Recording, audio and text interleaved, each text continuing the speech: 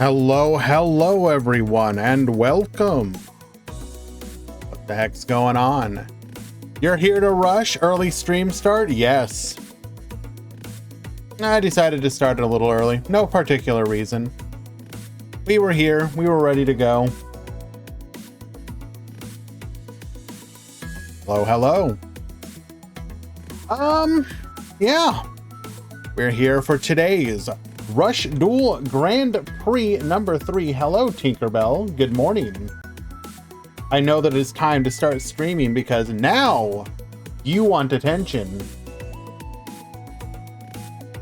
Come on, get over here. Come on.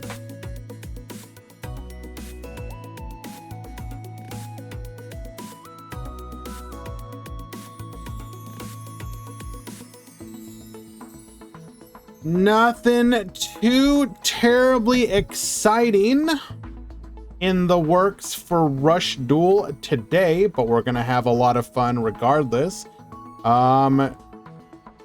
What's the happening? We have the new tag duel tournament, which will grant players access to the Harpy Lady, which, I mean, I don't think it's going to do anything. I guess it'll help out the bird deck a little bit.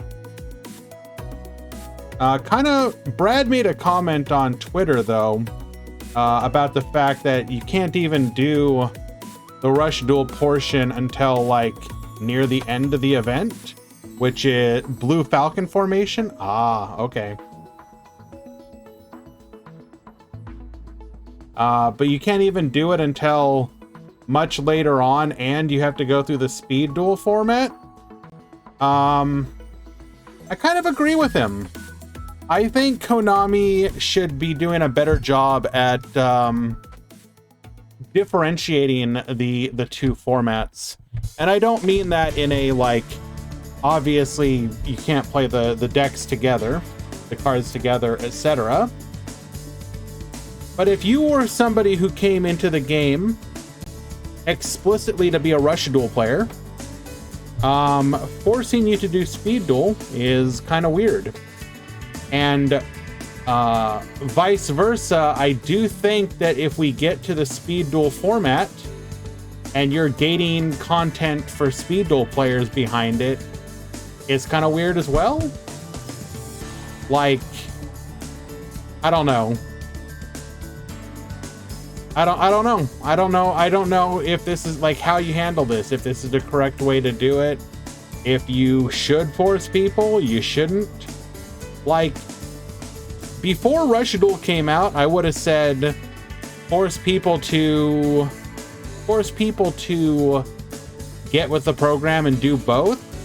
But I've kind of come around on it, and I don't think you should do that. I actually think you should incentivize and make it as easy as possible. But if somebody literally just wants to do Rush Duel or Speed Duel or vice versa, forcing them to do the other is not the way to do it. You, instead of forcing them, you should encourage it and make it easier. Whether that is through easier to get structure decks, or easy to get decks in general. I'm kind of not sure what the answer to that is, but I'm not sure this is it. That said,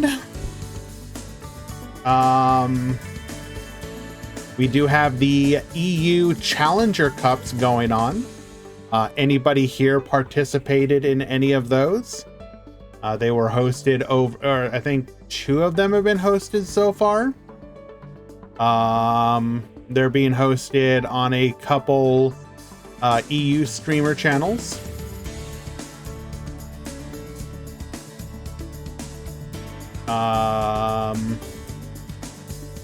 Could pull up the names if I go check. No, the one today, Brad shared the link. Where is it at? Where is it at? Oh.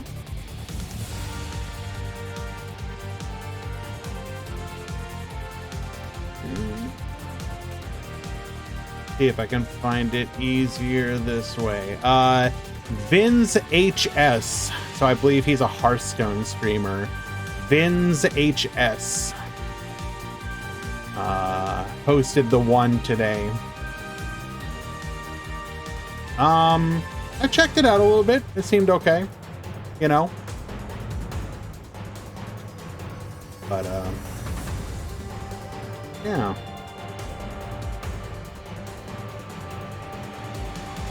What else we got going on? We got the mention of the YA Hearthstone streamer. So Elmaz, when you're trying to advertise something, you have two angles to do it.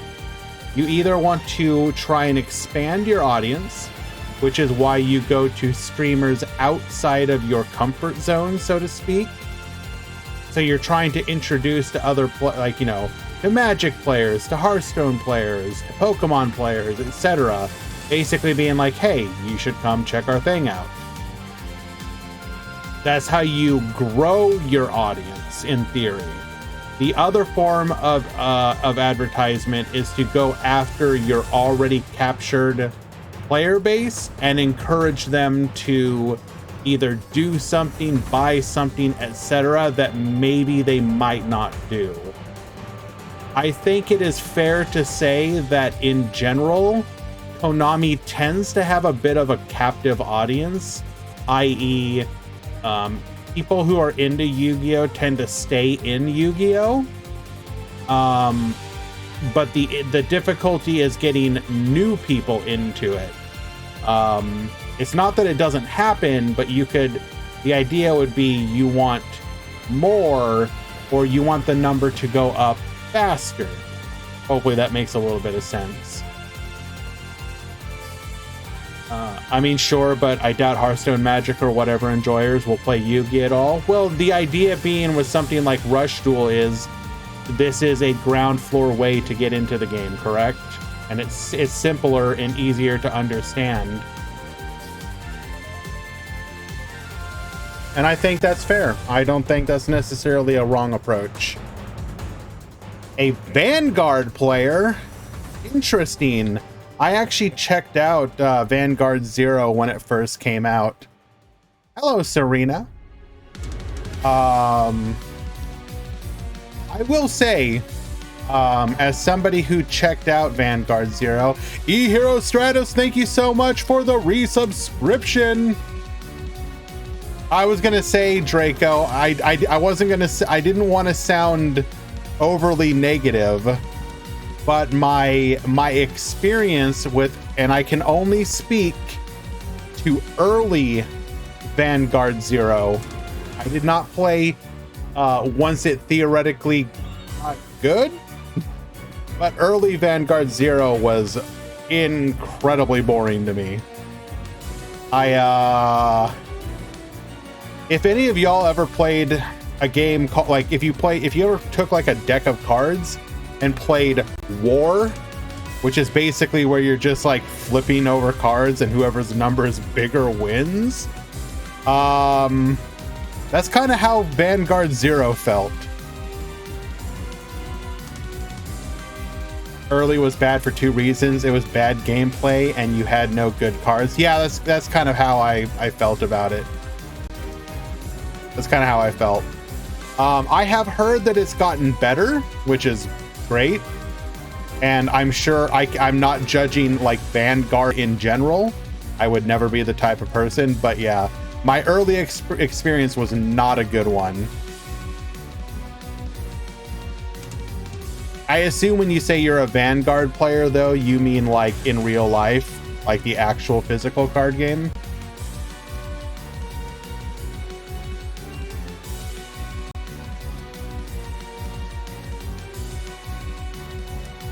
Okay, fair.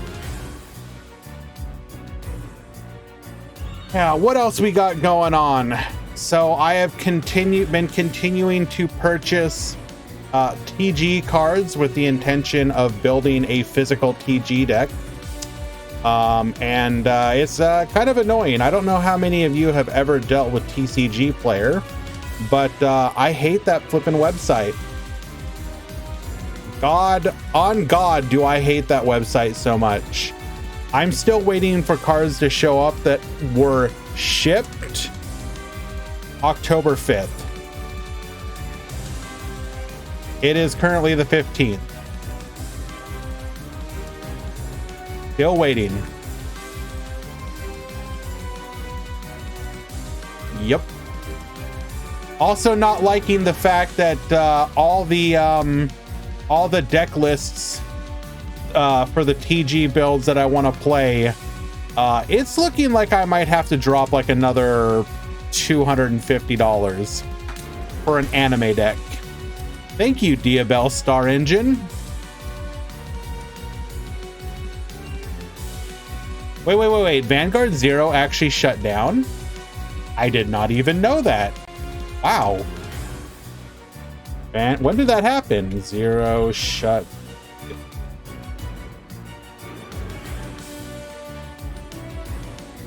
June 29th, 2023.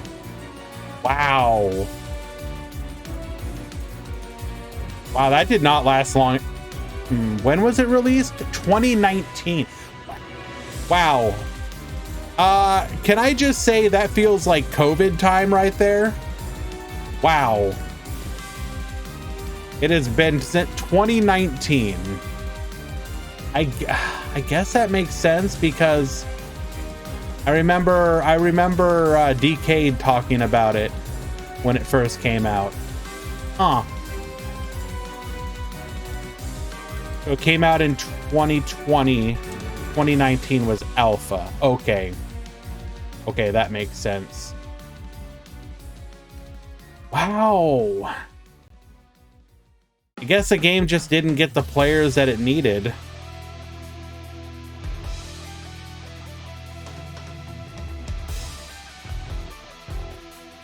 I'm checking this out real quick.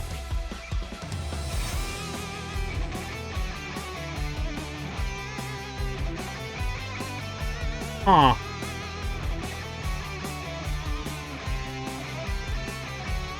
Wait.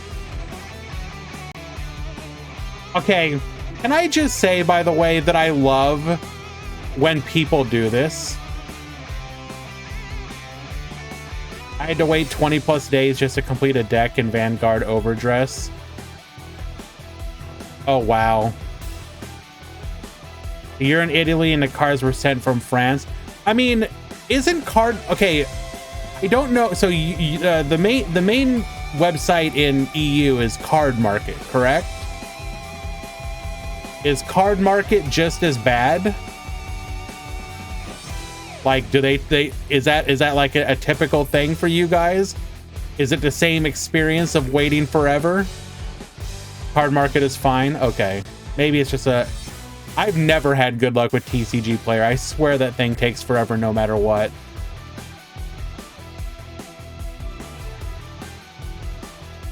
All right, let me check out a couple people asking for help. Yes, I see it. So I always love these kind of statements. I want to read this because, like, I don't know if this is them lying or what. It's like, so it's going to be like just like the end of service announcements.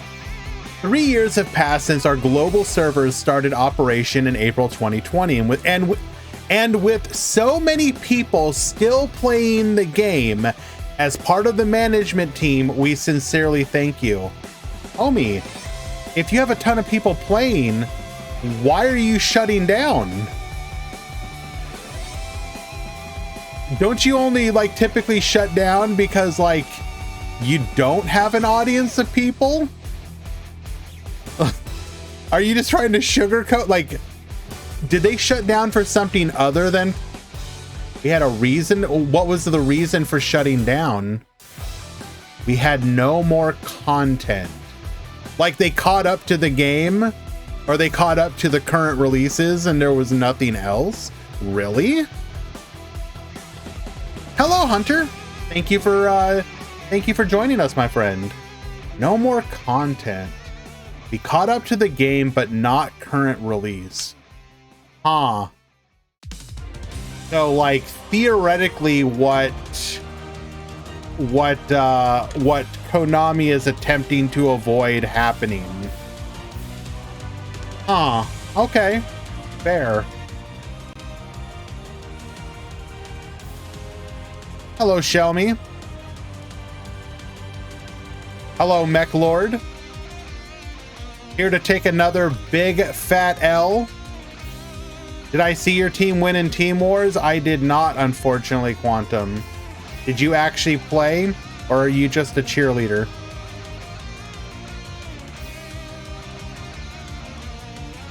You played? What decks did you bring? It's probably like Gandora Orchist. Of course you did. Yeah, I was gonna say, you can believe me or not, but I was gonna say BLS for the second one, but I knew you were gonna bring Gandora.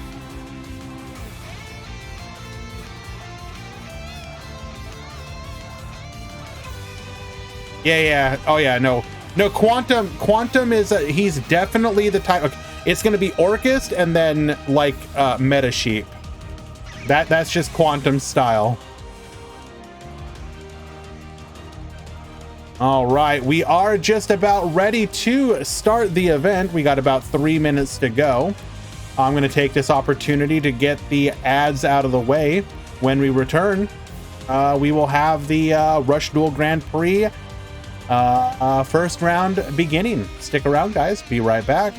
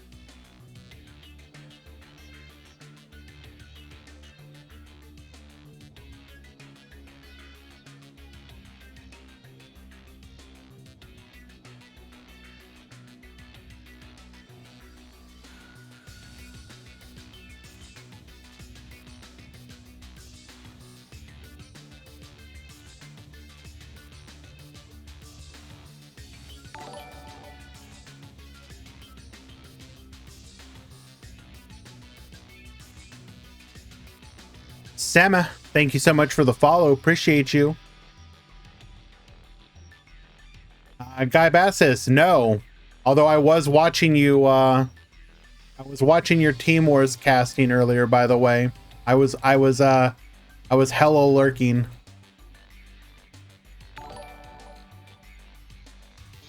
Bolt Talon, thank you so much for the follow as well, my friend. Yo, is that Rush Duel Grand Champion Bolt Talon? Thank you so much for joining us today, my friend. How you doing? Hopefully you are well.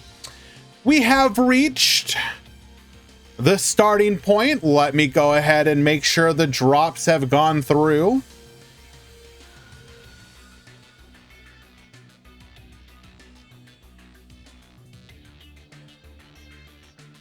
Looks like they have. So we are good to get clicking that button. Hello, everyone. Let's get that YouTube intro going. Welcome to the Duel Links Grand Prix Rush Duel Grand Prix. Start over Rush Duel Grand Prix number 3. Every single weekend, bros. We got 8, 16, 24, 32, 40, 48, 52, 51. Yeah, okay. That's an improvement over last week. Get starting. Tournament participants. The tournament has begun. Good luck. Feel the rush.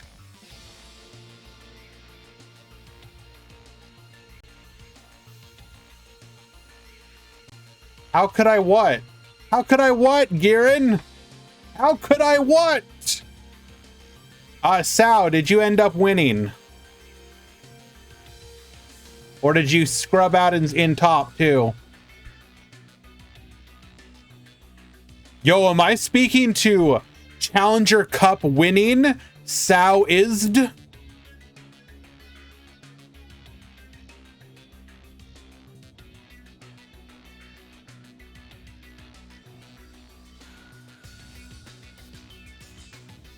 All right, Top Cut Simulator. We have 51 today. If we do 4 rounds, top 16. Ooh, you got second. Your hoodie got stolen. Okay, you know what? Don't talk to me then. I don't like this. I don't want to make it 5 rounds, so I think somebody's just gonna get screwed. The cutoff. You gotta love this. You gotta love this. 0.0 players at 2 and 2 will make top cut, and 19.1 will miss. Damn, bro. Damn. Someone about to get unlucky.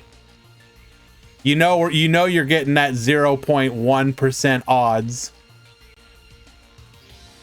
Ah, already a mod call. Excellent. Hello. What can I do for you?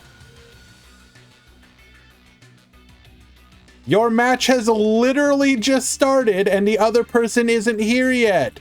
But please, what can I do for you, friend?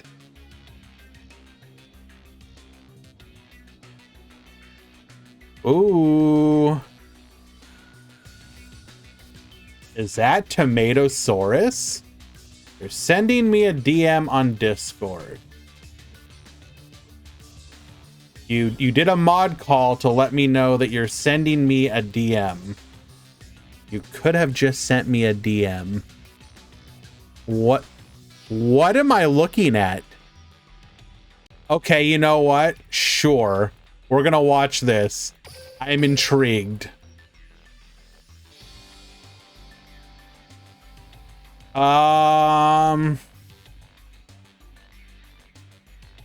Hunter, try logging out and back in. You have a match against Playmaker. Playmaker EY. Start GG may have logged you out. Log out and then back in.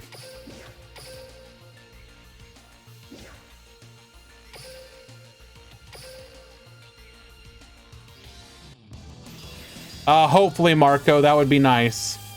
Brad, you don't change anything on the duel rooms except for turn recruit spectator off. Only change recruit spec off. Alrighty, we're going for a Dragius turn 1 and pass, but we are gonna triple set here and leave nothing else. Going for a, excuse me? A Spice the Elite Noodle Ninja. We are going to go for a full board clear. We're playing Spice and Dragius. Interesting. Interesting. Yes.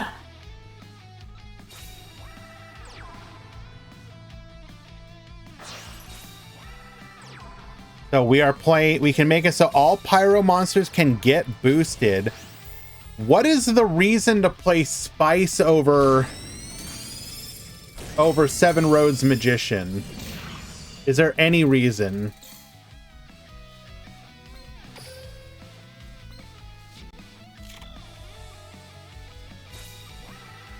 Gonna go for the Dragite here. No, it's not Beetle.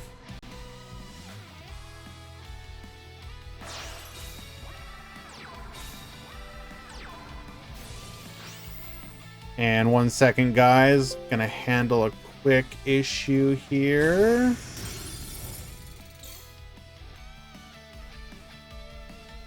Congratulations on people submitting a speed duel deck list, by the way.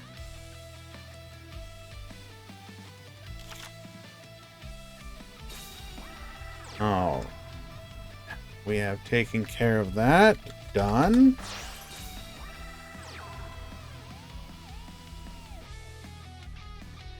Hunter, you need to make sure you check in.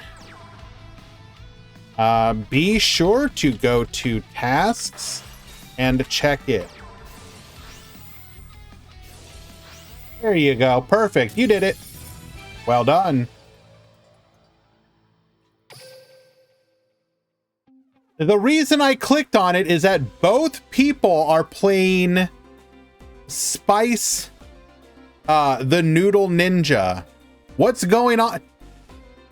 Have we conspired and built our decks together? Now, Tomato Soar did do extremely well in the previous tournament. And if you guys don't know, I do recommend you check out his YouTube channel. He does do Rush Duel content. So if you are looking for more Rush Duel content, yeah, like I said, I highly recommend it. But they appear to be on a very similar deck list, and I'm really intrigued as to why.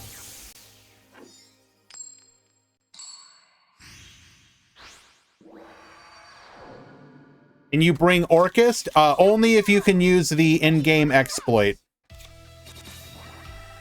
Going for another quadruple set here.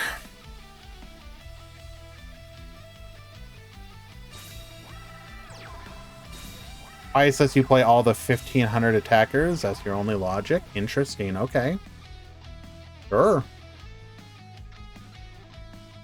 Well, again, the interesting thing is that both players appear to be on this deck list. So I'm kind of curious if this is something that's like, hello, Gabriel. If this is something that's like has started to float in the community. Like, it's very unusual to see something like this.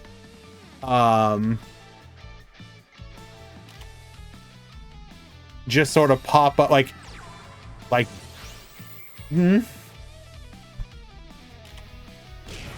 We are going to go attempt a full clear here. In theory, Thunder the Thunder might not be able to, but we do get the full clear.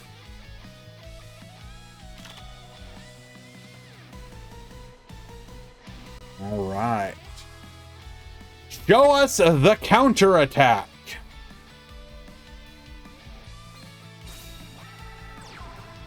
I guess the other idea is like what? It's a 2200, so are there any thresholds that matters? Because like the Seven's Road Magician is 21 base. I don't think 22 matters.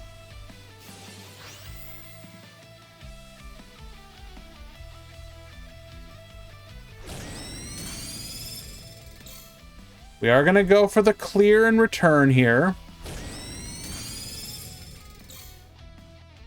Yesterday, Giorfio beat you 2-0 and said, GG easy, you're a noob, please uninstall. Well, one, did you uninstall?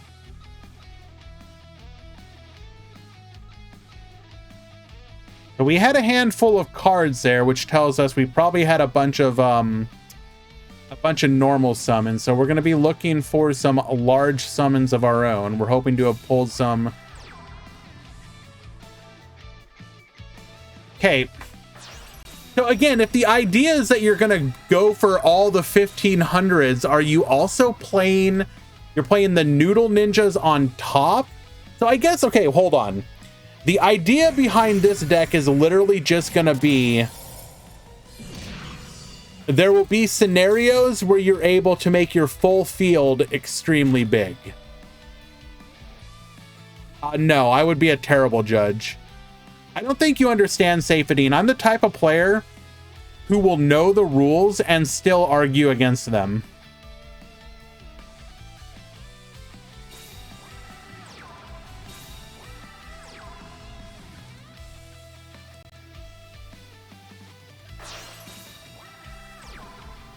Bringing out the spice. We gave up. Wait, hold on. We gave up. We could have boosted our stock, right? But I guess we're okay with that. We're worried about the Phantom Bind back there. How much bigger would that have made us? 800. That would have made our stock 1800. Yeah, not worth it.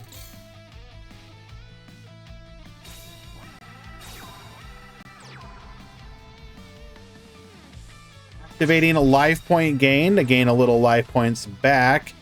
There is a Dragius, so we're going to be able to clear, get in 1300 damage, plus another 15. And again, we are worried about that Phantom Bind in the background. We need to be able to beat over that, so we need, Dragius can't do it. And right now our stock, or our spicy would be lowered by 1, 2, 3, 300. Serena's being mean. Get over it.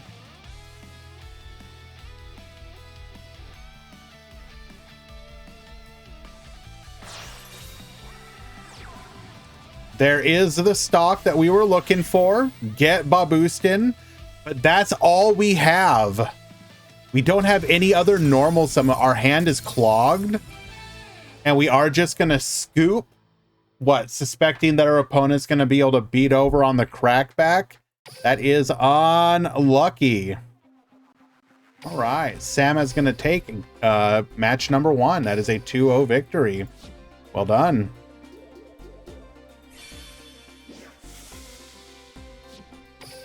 I would love to know the logic behind that deck, Tomato.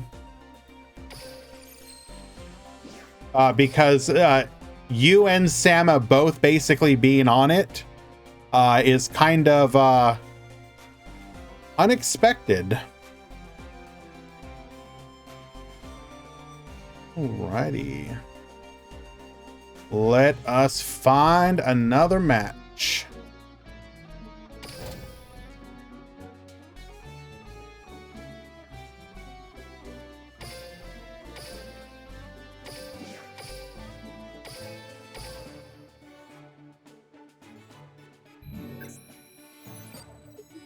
We got ourselves match number 2. All right, we're going to take this opportunity to do a quick deck breakdown. So bear with me, guys. Commentary will be light for just a few, but do enjoy the gameplay while I do so.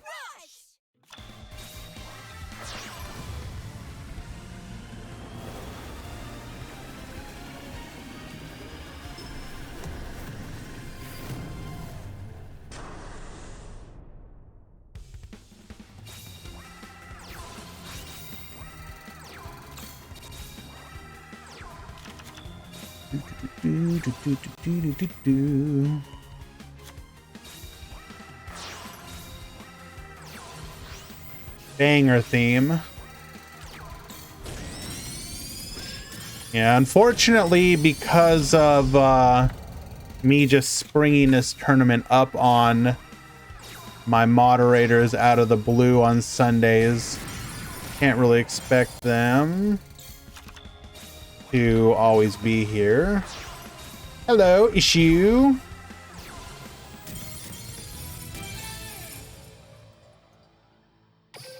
All right, we got a scoop game number 1.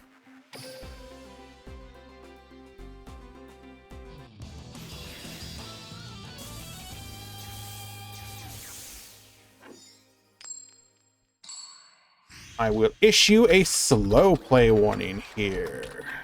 Don't do it again. Here I go! Get ready for the rush!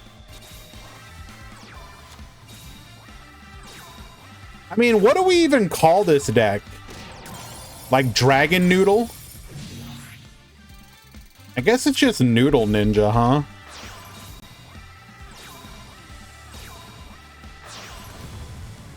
Sama or Tomato? Whoa, might help if I remove the blocker. Sorry, guys. Dragon Spice. Yeah, we're gonna need a name for this.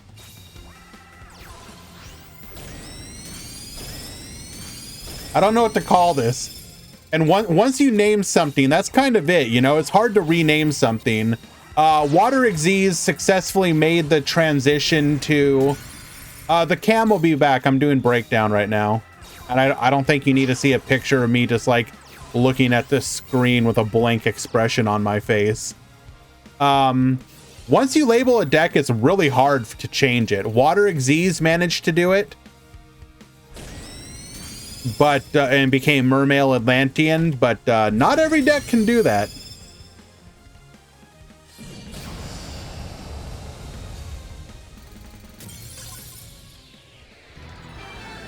Damn, Bubble Era taking it in a 2-0 victory. Well done.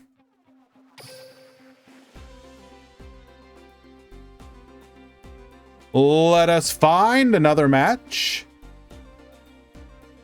Ah, this looks like a cringe matchup.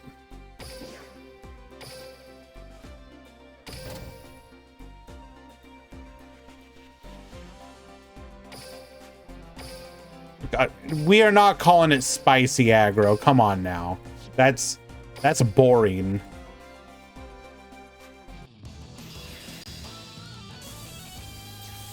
Dragon Spice, that's a decent one. Ramen aggro. Okay, ramen aggro is a little bit better. Here I go! Get ready for the rush! Okay. We continue the breakdown.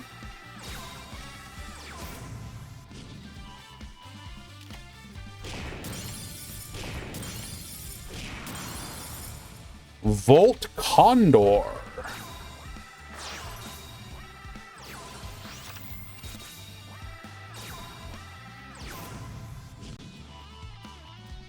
That is Spellcaster. That is Bubble Era.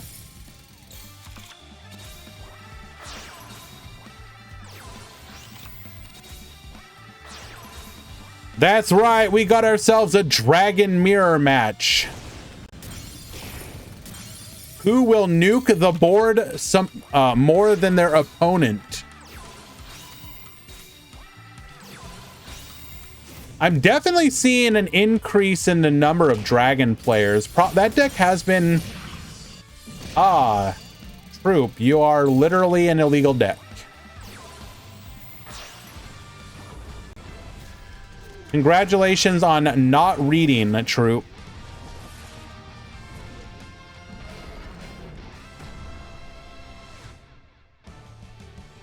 Go ahead and drop them.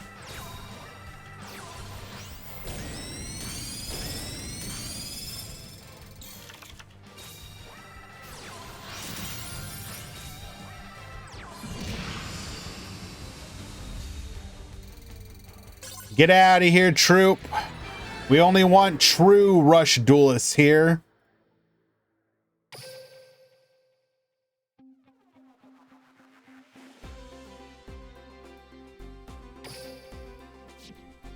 Waiting for the next game.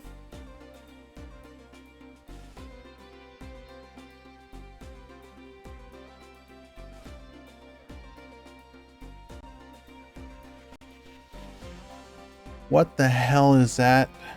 Okay, that's just Dragoncaster. Lame. Are we slowly evolving into a 2-deck meta? Question mark.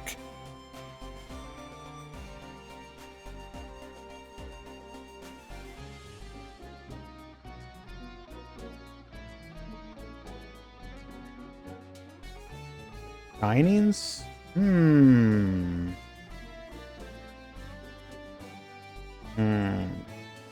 Yeah, you just get to be called aggro, unfortunately. Sorry. No funny names for you. I am definitely noticing a trend, though, of the Aqua engine starting to overtake the Karibos, or in addition to the Karibots, I should say, rather. That is definitely very interesting.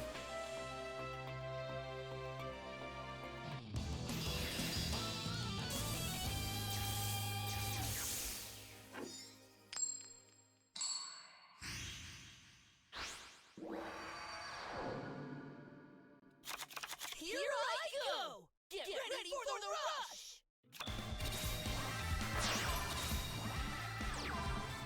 rush! Almost done here. Do you guys think, I know this is probably a rhetorical question, but do you think the inclusion of Harpy Lady is enough to elevate Blue Condor at all, or will it still be a meme?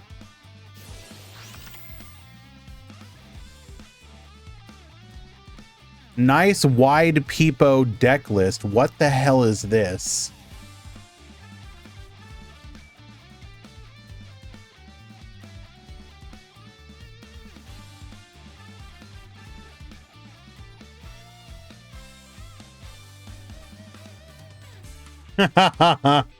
I cannot express to you how wide peepo this deck list is.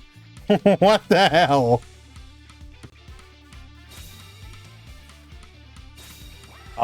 More bubble era. Okay, hold. You'll love to see it. Even though the deck list isn't good, or rather, let me take that back. I don't want to be mean, because I do like the deck. Even though the deck is not like super meta, it can definitely win games. Nice to see people on it. What do we got here? That is Dragon Caster. I think the most interesting one, though, is like just how far Yami Ruler has fallen. You saw a lot of people on Yami Ruler initially, and now not so much. It really fell off.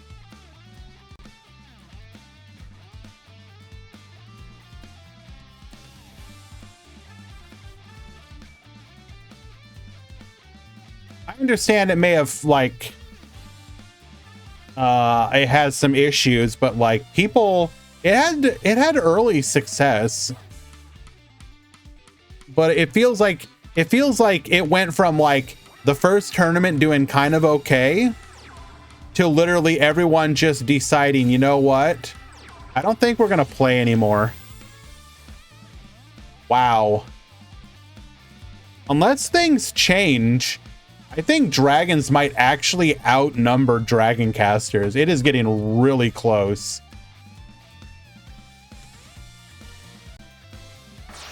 Yo, is that beatdown? Yo, beatdown. Props to them.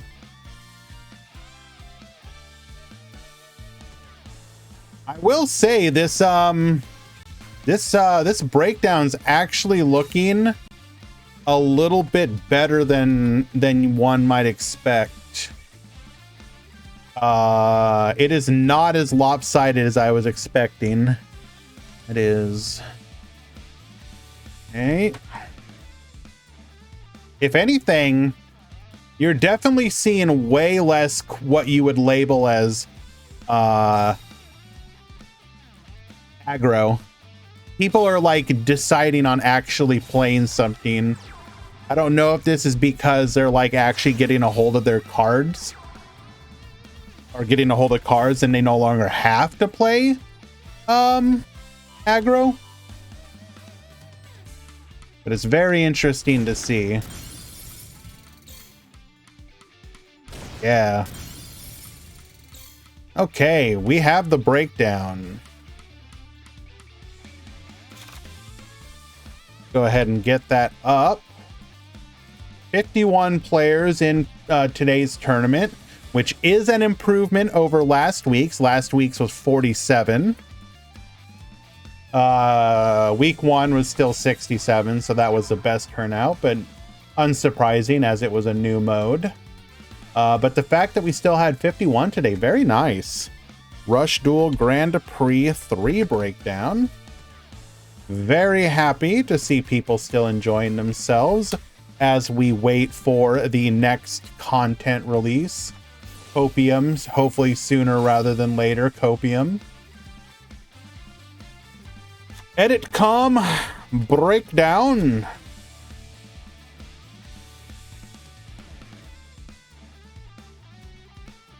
Okay, and this is currently game number 2. Go ahead and bring that breakdown up. There we go. 14 Dragoncaster, 12 Dragons, 8 Spellcaster, 5 Bubble Era, 3 Aggro, 3 Noodle Ninja, 3 Yami Ruler, 1 Beatdown, and 1 Volt Condor. That is your deck list breakdown for today's event. Dragons didn't quite manage to beat out Dragoncaster, but it was pretty close there for a while. Yes, you're talking about the heavy Draco Worm Cavalry thing. This is a deck in tournament day? What do you mean? I'm not sure I understand what you meant, my friend.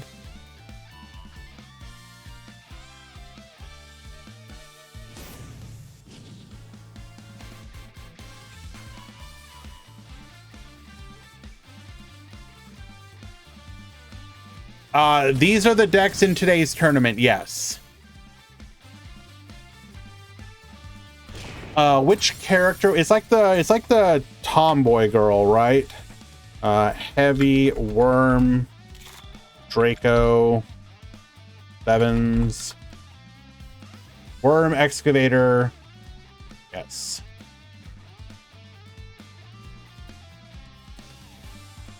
Worm Excavator, the Heavy Cavalry Draco.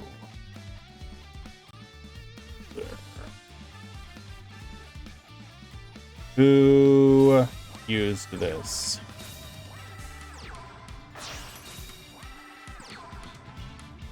Asana, thank you. Asana Yu-Gi-Oh! 7.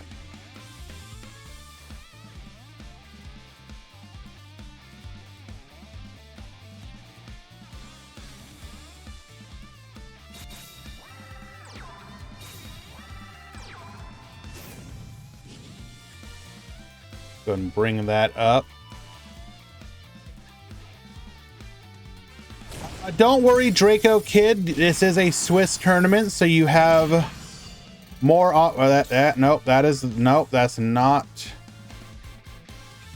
the one.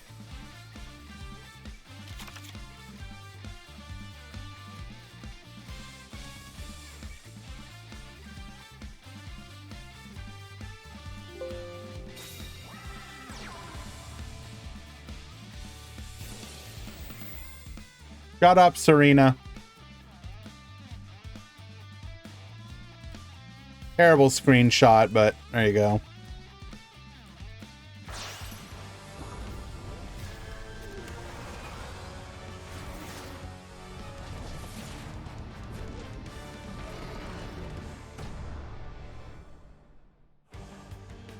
Somebody who really loves their heavy machinery. Whoa, hold up. Jesus. Unprofessional streamer.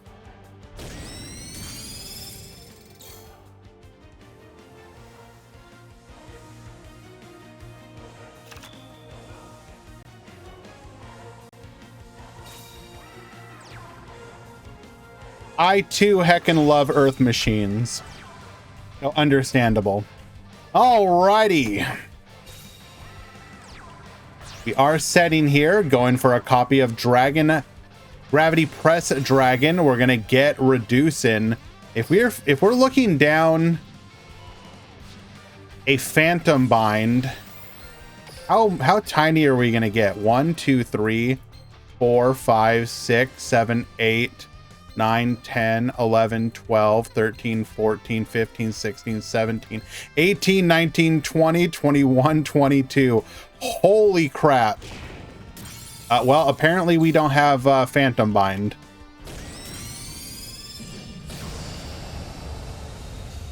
The downside to playing pure is that Phantom Bind can actually really destroy you. Thankfully, a lot of people have not switched over to actually running it yet.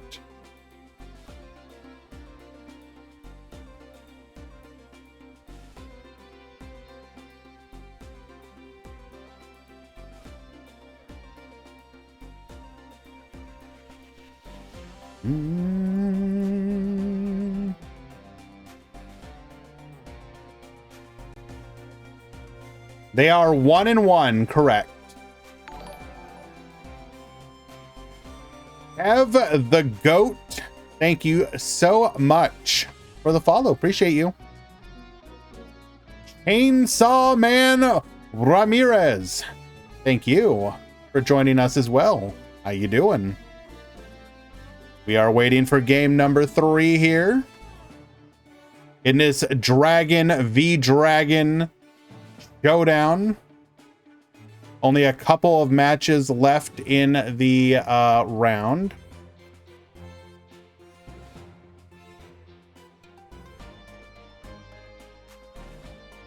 Bracket, 2 to be exact. What does Pot of Green do?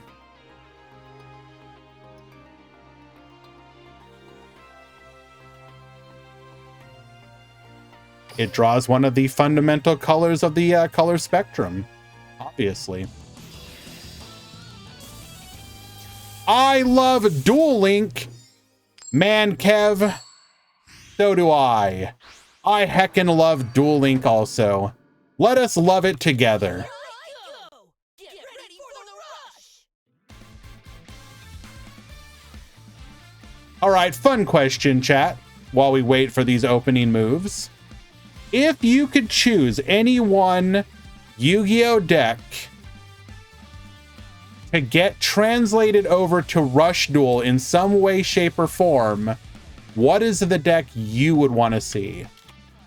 Obviously, I'm excited for the fact that Harpies exist in the format, and so as soon as they come, I will be content. Other people love a deck like Cyber Dragon, so the fact that Light Machine. But what archetype do you think? Okay, I'm gonna make this a twofold question. What archetype do you want to see a version of? And number 2, what do you think would be the best initial version of Synchro, Link? So like basically the other summoning types.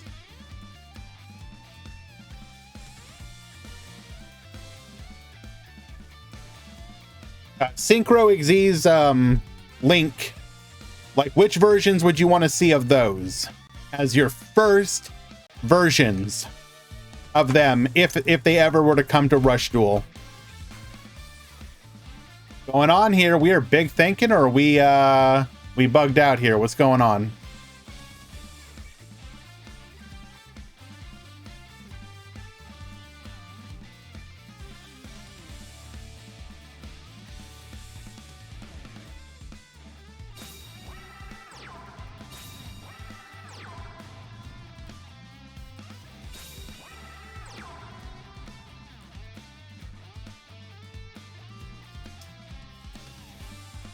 I think they came to chat.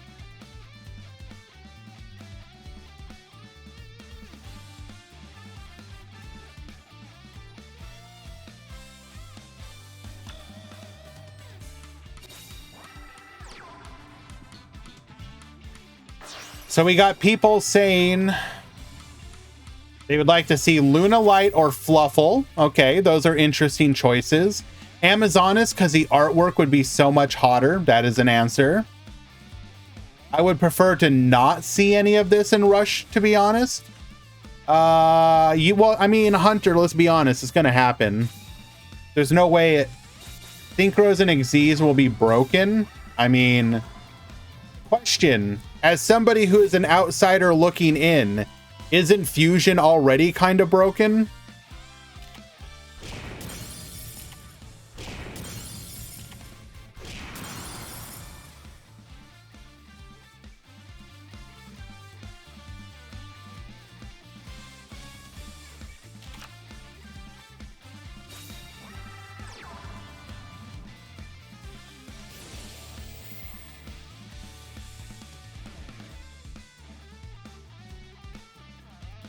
No, because Fusion needs 3 cards to happen. I mean, isn't the argument for that, though, something to the effect of, like, you can just set, like, the Fusion card, right? So just like how spellcasters will set, like, Recovery Force and then have it for a following turn, if you're not trying to shotgun your Fusion turn 1, then it's less of a minus, kind of. Hello, Russosaur. Absolutely. Going for the counter attack here. We're going to be able to take out 2 of our opponent's monsters, leaving the 3rd on the field. 5 new cards.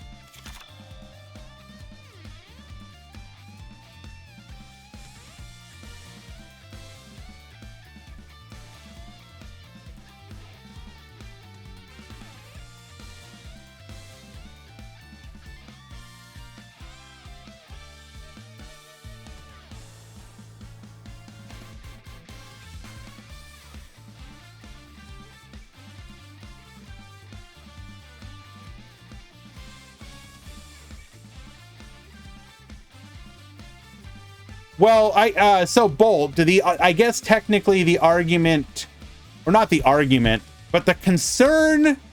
So I'm going to speak again as an outsider looking in to Rush Duel. So I don't know the meta as well as a lot of people who have already been in the game. But what I've noticed is that there's 2 things. One, blowout cards are huge, right? So stuff like Mirror Force, Dark Hole, and the like are pretty big because if you blow your opponent out, you open them up for, like, you know, OTKs and what.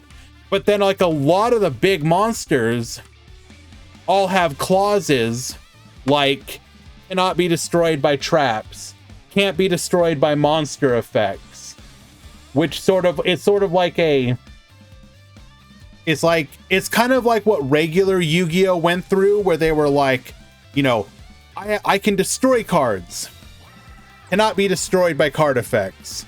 Okay, well, I'm gonna banish, can't be targeted. Okay, well, now I'm non-targeting banish. It's, you know, that like arms race of effects, basically.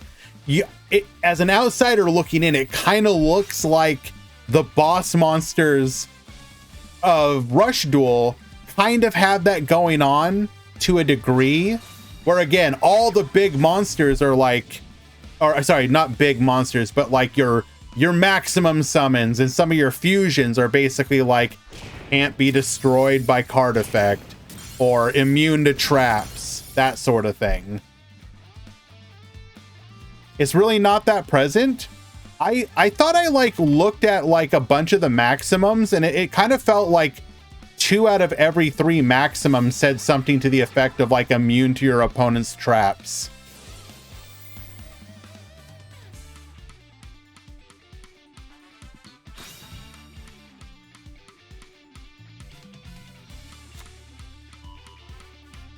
Really? We gave up the Dragonic Pressure here.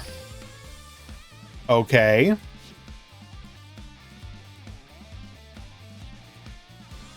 Maximums in general aren't that common at the moment. Okay, fair. Although in theory, assuming that they don't put any sort of like, so like in Duel Links, I could almost imagine them putting some kind of restriction on maximums, like only giving you one copy of each maximum piece or something random like that. We don't know if that's going to be the case for sure, but you could see it happening. We are going to go for a partial clear here.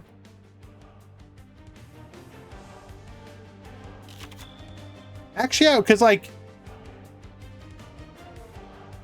because in a 30 card deck, if you can play 3 copies of each maximum, doesn't that make it like theoretically like super easy to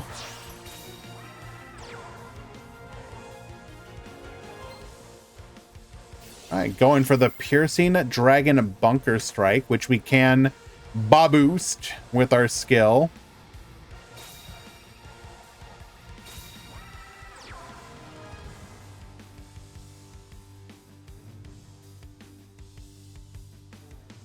Yes, Shelmy. And as long as you have all 3 pieces, you can just drop them on the board.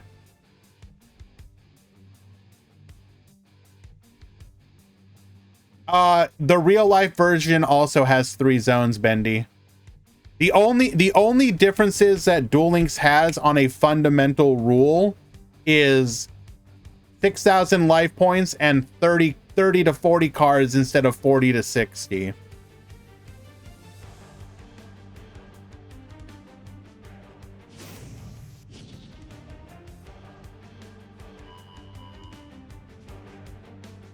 Well, yes, obviously, and skills. All right, not quite lethal, but we are putting our opponent on a very limited clock here.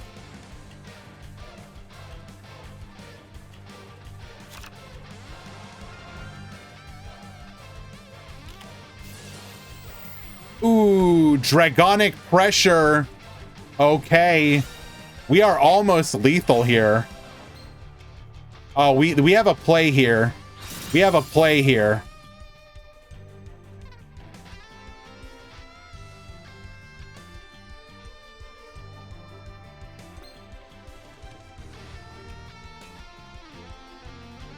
We have a potential play here, maybe. Okay, never mind.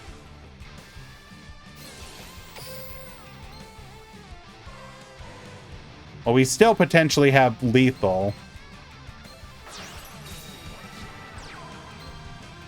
Going for the gravity press. Okay, we got it. Wait, yep, that is lethal. Get Boboostin. 2,000. Ignoring the restrictions of the Sports Slugger and Pitcher by boosting us up to level 8 and 10 respectively. Gozu number 2 will fall in game 3.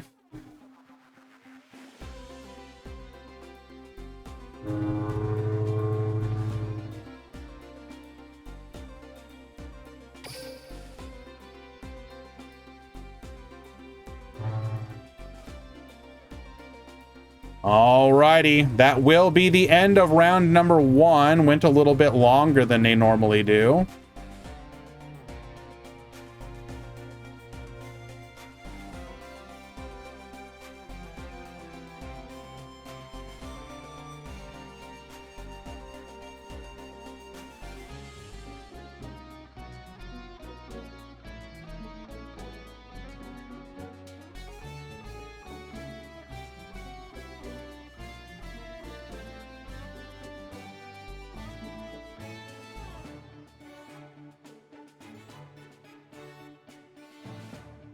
Tournament participants, round 2 has begun.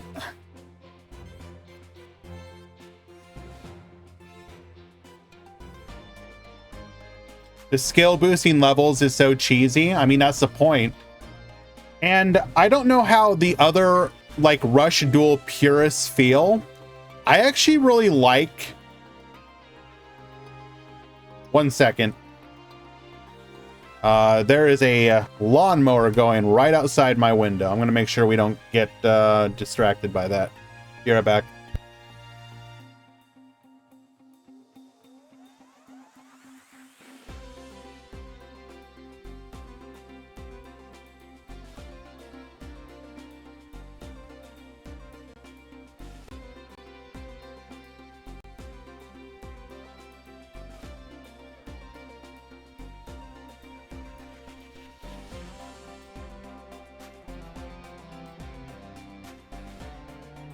Also, we're going to do some adges while we wait for the round to start.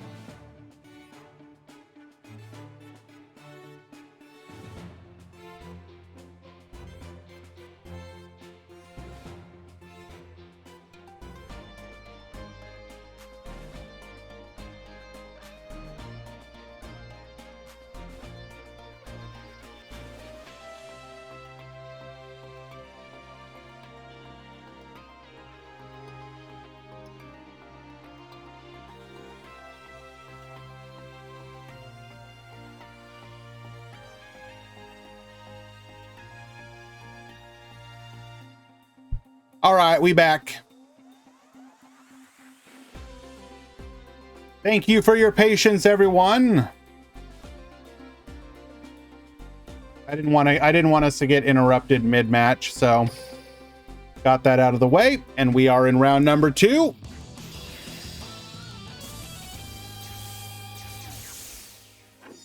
We got Voltalon at the top. We got Dark Knight at the bottom. Both of these players are 1-0. All right, Mystic Dealer going for another Mystic Dealer. That is 2 Tornas discarded, by the way. That is a hefty cost, but hey, it has gotten us to our turn 1 Sevens Road Magician. Milling 1, sending a recovery force. We are going to set 3 on the other side. Sevens Road Witch, discarding the Dark Magician. We're going to go for a full clear here. Ripple setting and 2 back row. Double Sevens Road Baboost. We're going to continue to clear here. Set 2 into our Yami Ruler, revealing that Voltalon is one of our Yami Ruler players.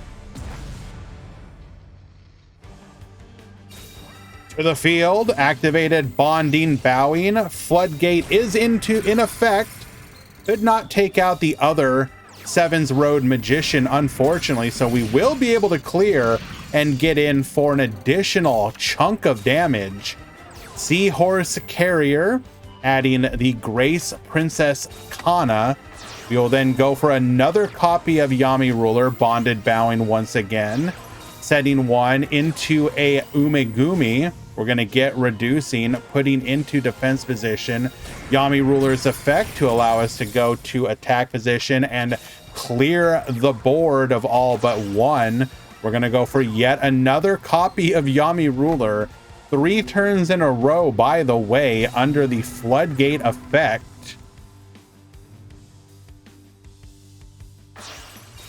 But we are getting extremely limited on resources here.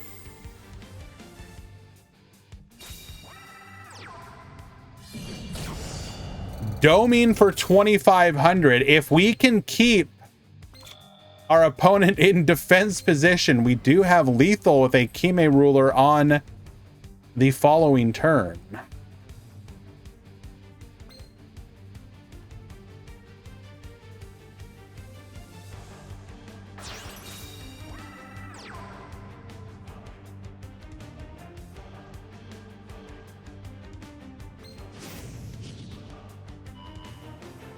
Hold. Wonder Splat. Get butt boosted. Now threatening the Kime Ruler. Phantom Bind. Get reducing. That is a chunk of damage. And now we clear with just a single additional monster on the board.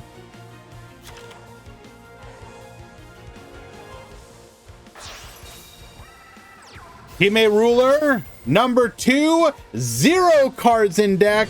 Direct attack, 2,500. Lethal.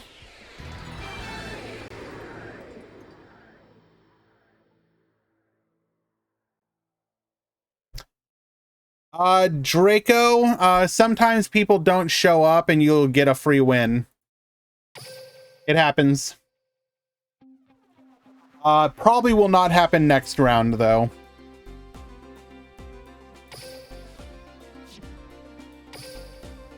In infamous words, we take those. Indeed. Alrighty.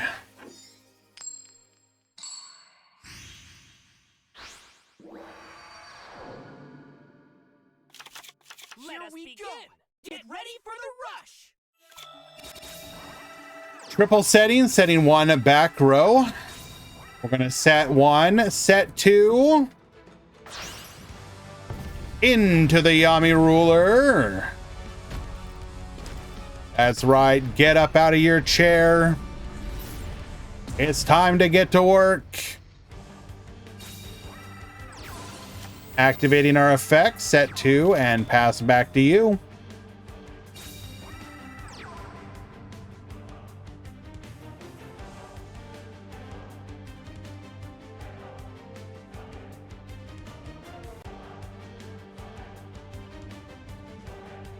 I mean, to be fair, Draco Kid, in game number 1, not so much. We had to wall up for like 3 turns before we could start.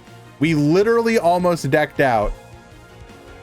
So always draws into it? Yeah, because we saw our entire deck. To be fair.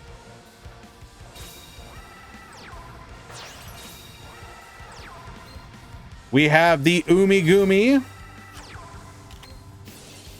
Going for the Pierce here. Setting 2 more. Oh, hitting the Doriado wall. And another Doriado, only getting in 1,400 damage. Or rather, 1,100.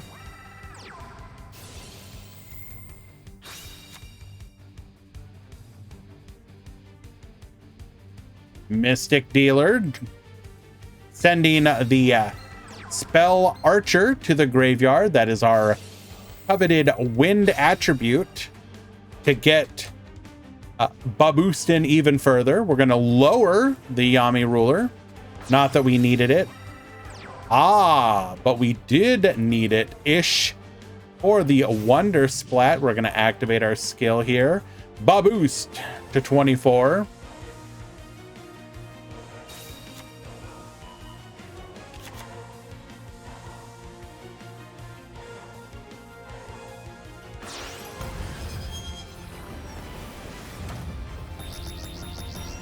Seven's Road to the Field is going to give us even more damage. Recovery Force.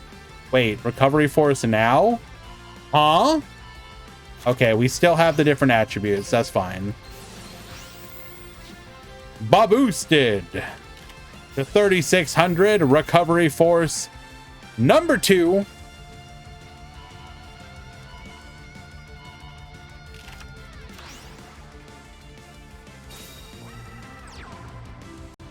And another Mystic Dealer. Now this won't be able to beat over anything, but that Torna sure can. We are going to go for a full board clear here, unless we have ourselves a copy of the Phantom Buy. Does not appear to be the case, however. We clear the board completely, getting in for a whole lot of damage. What is that?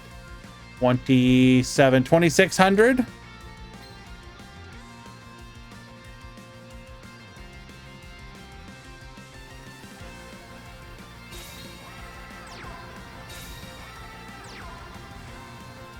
Set 1, set 2. Into the Yami ruler, we've got the Bonded Bowing. Prepare to be under the lock.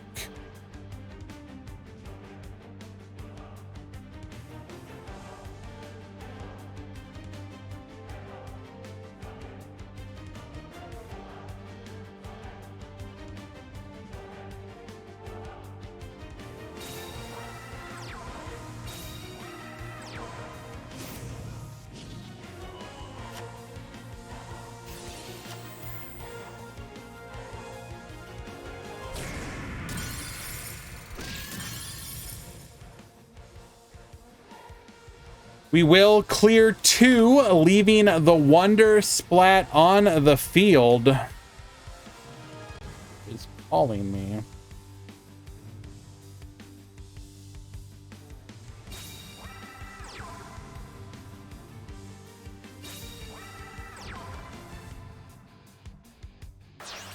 Not right now, Tink. We do have the DMG. We did see Dark Magician earlier. But there was a world where we get Baboostin. Not enough to contest the Yami ruler, though.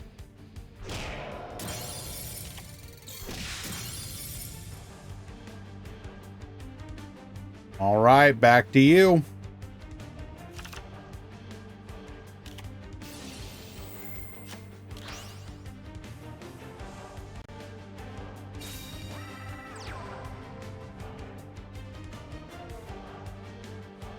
Now, normally you don't want to activate the Bonded Bowing on a Yami ruler that has already... Oh, well, never mind. We have another one. I take back literally everything I said. We are going to put us under the floodgate once again. Clearing both of our high-level monsters and getting in enough damage to bring us within a similar range. Putting both of our additional summons into defense position. This once again will open things up to a Kime ruler, and with as much of our deck as we have seen, it is no surprise that we get it here. That is double Kime ruler. 2 direct attacks, 25 lethal. Yami ruler taking it in 2. Well done. Is Rush Duel worth it? Well, you are currently watching a Rush Duel tournament being enjoyed by Rush Duel players, I think they're going to say yes, they enjoy the format. As an outsider looking in, I understand why people like the format. I think it has a way to go, however, before it is what it can truly be. Or what it should be, rather. Right now, for example, there is a distinct lack of like interaction that I typically am looking for in my types of games. But the counterpoint from people is probably going to be, oh, but no, there is actually there is a level of strategy still.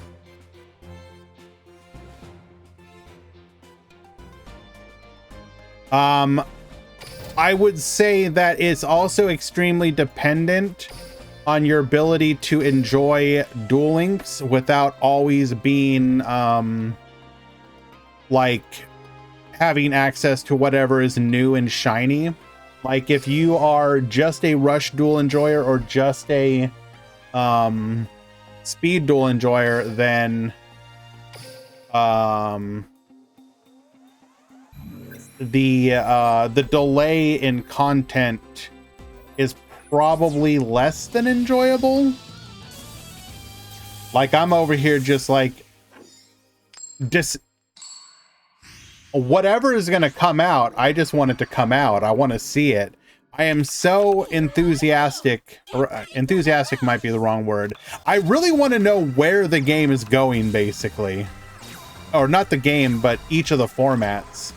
Because like, if the Speed Duel box that we're about to get is what I think it's going to be, it has the potential to be one of the most exciting boxes I've personally witnessed in a very long time.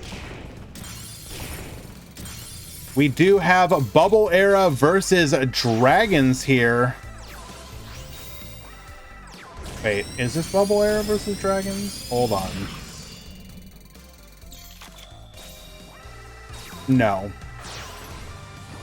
It is a different form of Dragoncaster.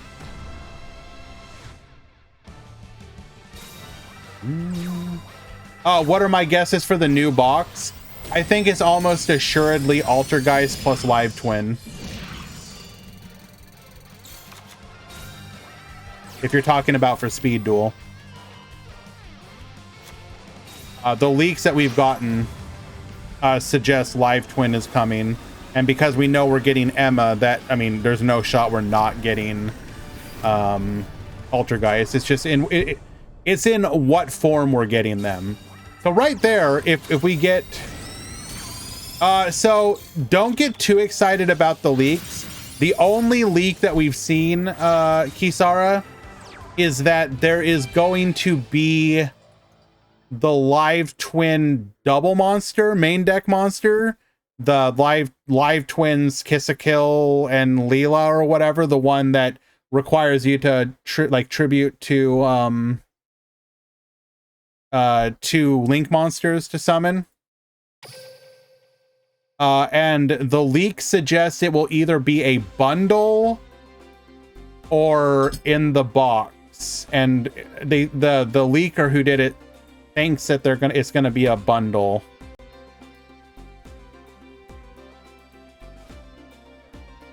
So yes, they got put into the game a while ago as an NPC deck, but the leaks that we're talking about here is new data changes, basically. So the odds of us getting Live Twin are fairly high. It should be a bundle since apparently there's sleeve stuff for it. That makes sense. Thank you, Brad.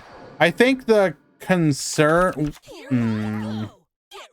Is there even really a concern with that card? Like, it's a strong beater, and it can, if your opponent overcommits to the board, it can kind of even it out a little bit. show the leaks. I mean, I'd have to go look up where I put it. Like, come on, man. I'll try. I'll try and find it really quickly.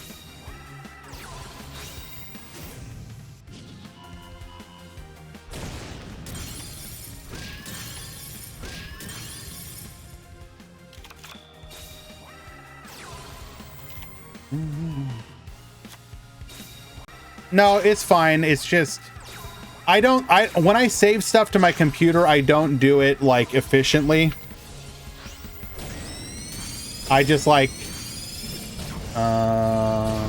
actually, you know what? If I search from Brad, I has image. It shouldn't be too hard to find.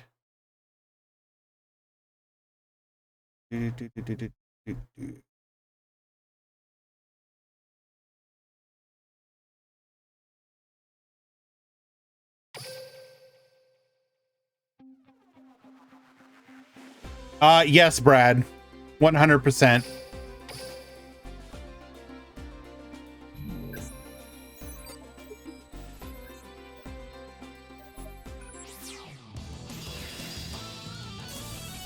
I cannot search the secret channel. Okay, let's try this again. Here I go! Get ready for the rush!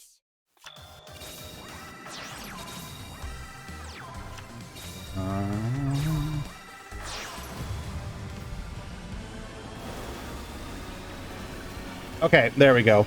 That wasn't as hard as it could have been.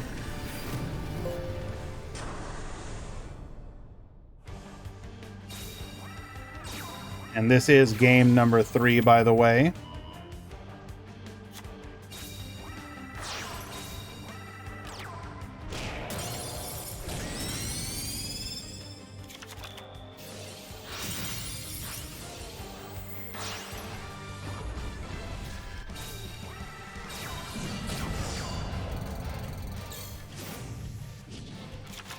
We'll show it in just a second. We'll finish this match really quick. Actually, I guess we can go down here. So as you can see, what does that look like?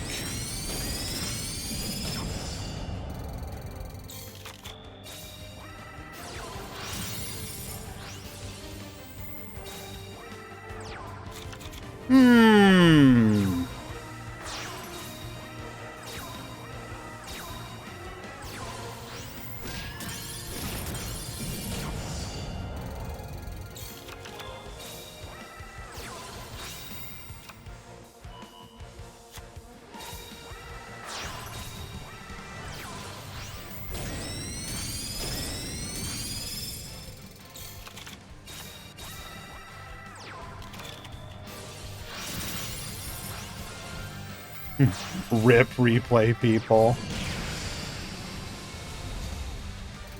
Do you really think that card is like limit worthy?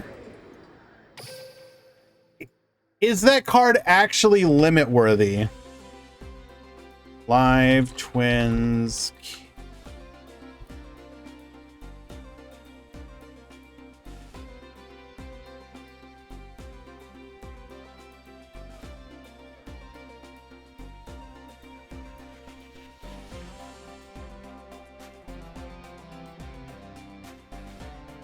Ba-ba-bum.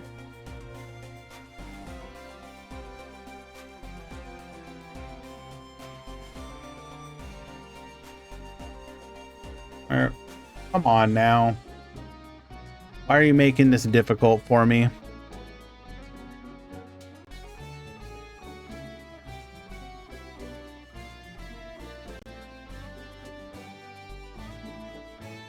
Evil Twins.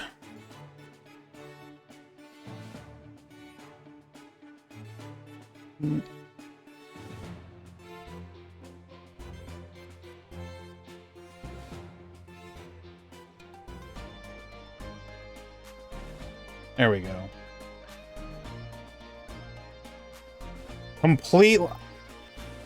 completely on top of my game here. Cannot be normal summoned or set. Must be special summoned from your hand or graveyard by tributing 2 link monsters. If this card is special summoned, you can activate this effect. If your opponent controls 3 or more cards, they must send cards to the graveyard so they control 2 cards.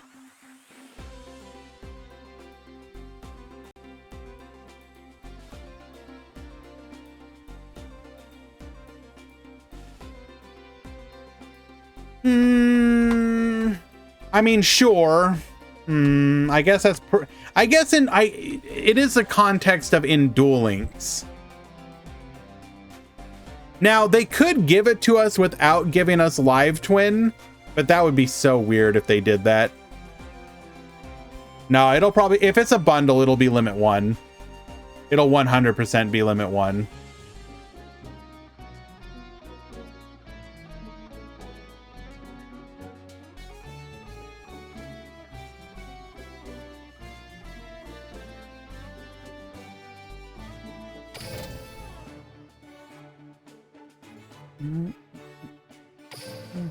I mean, the thing is, in theory, you could play it in any Link deck.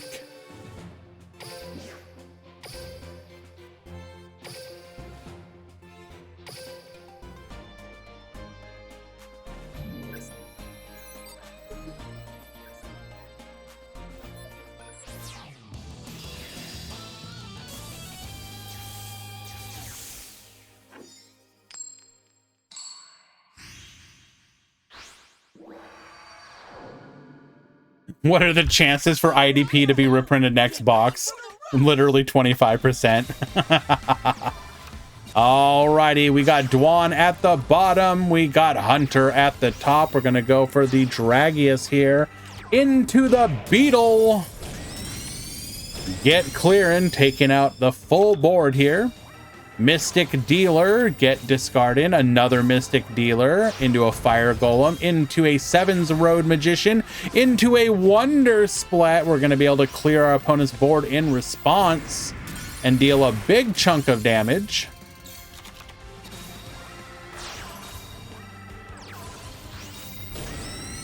Live Twin would be interesting because it would be a very good control strategy.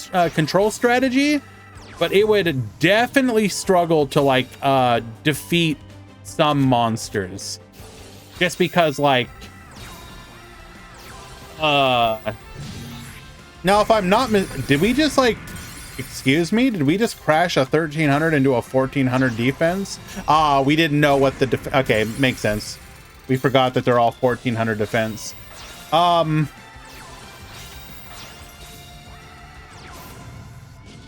How do I get over FOMO and start resetting my boxes?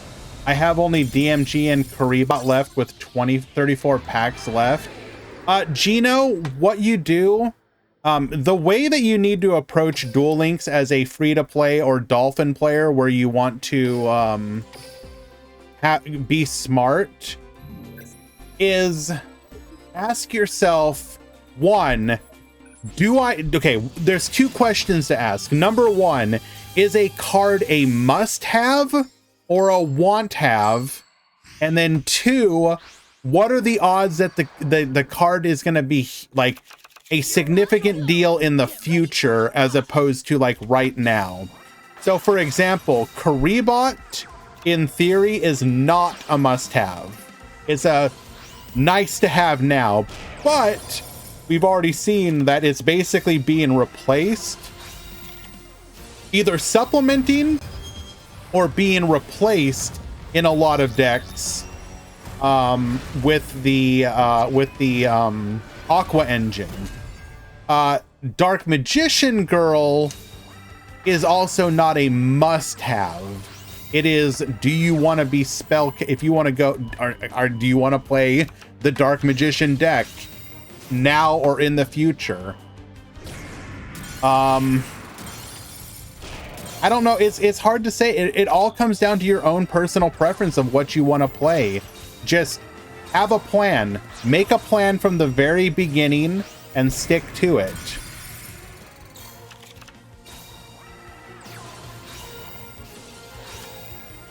Yeah, like the only must-haves out of this box are Dragius and Seven's Road. Anything else is going to be, do you want to play that deck? But Dragius and Seven's Road, in theory, are going to be always applicable going forward because they have so much...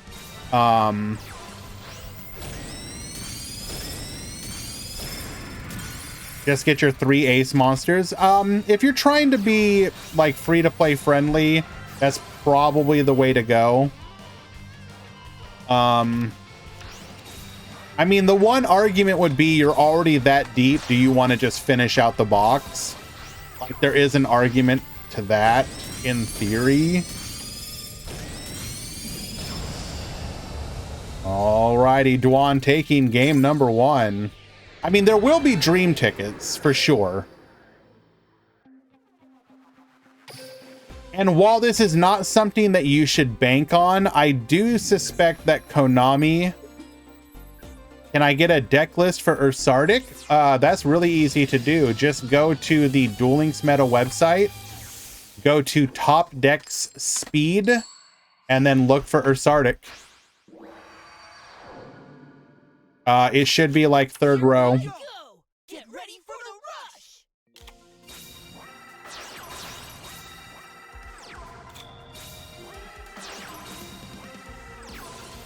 Looks like both of the final matches are finishing up here.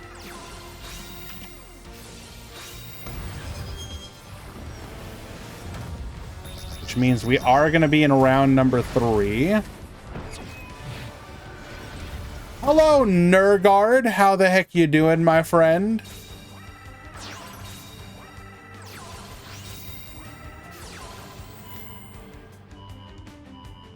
You know the one thing that you have to look forward to, Nergard? Every day that passes is one day closer to Tearlaments and Duel Links. I'm just saying, it's literally a factual statement.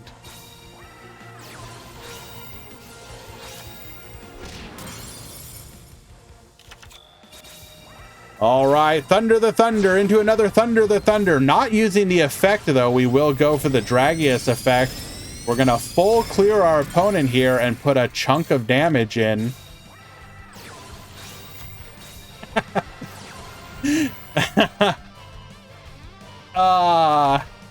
Well, see, here's what you do, Ner.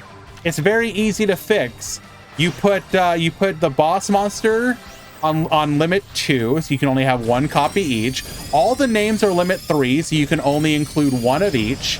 Easy. Balanced from the very beginning. Also, by putting all the names to limit 3, they can't be played with limit 3 traps, so they already come with that weakness built right in. We're galaxy brain out here, bro. Alrighty, game number 3. Ash and Duel Links? No. God, no.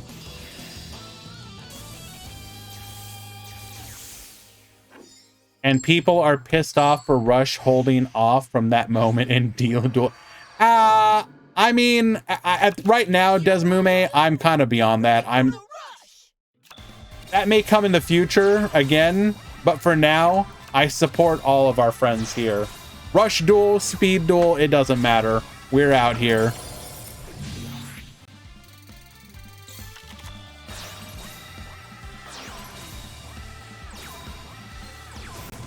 Activating Seven's Road Excel here. We're going to go for a a recovery force as well. Get drawing. Clearing and getting in for 1200 on top of it. Set 2 into a Yami Ruler, the Dark Delayer. We're going to get Reduce in and have the ability to beat... Hold on. Bruh. Oh, this is just rude.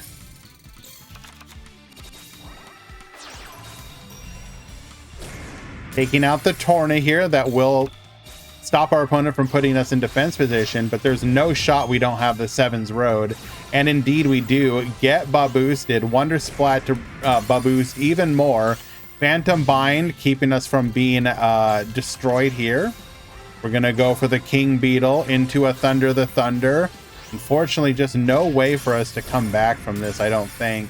All our opponent has to do is get to another Sevens Road Magician. We have the Sevens Road Witch activating our skill here, searching for the Sevens Road Magician. We can just special summon it out with the Witch, get boosted, and just like that, 2,500 lethal. Juan takes it in game number 3.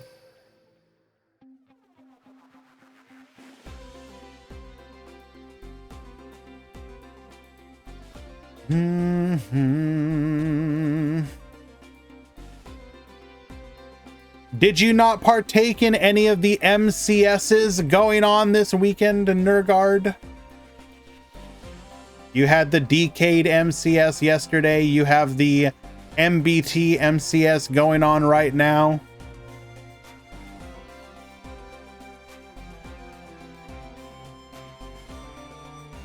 I don't know. Because you heckin' love Yu-Gi-Oh?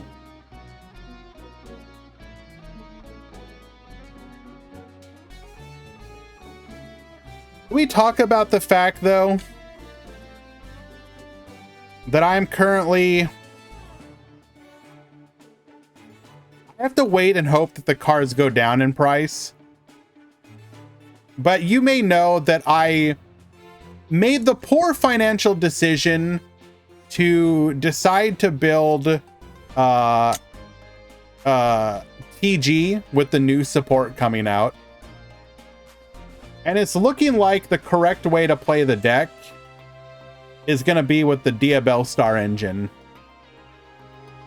And oh boy, I'm not looking forward to having to purchase those.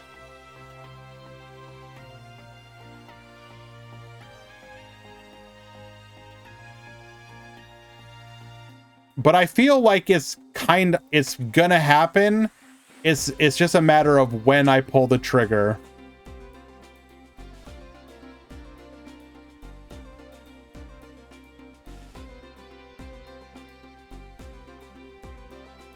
Oh my god, Tinkerbell, go lay down.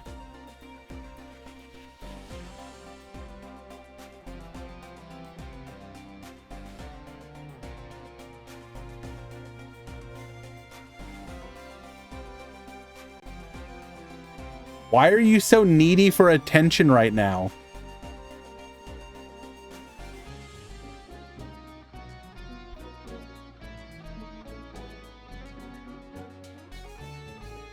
And for those of you that don't know, the Diabellstar cards are like, for the full engine, it's like $250 to $300. For the pre-release prices. The hope is that they go down in price. Or not 300. Let's say like 2 to 250. X1s will top, Hunter.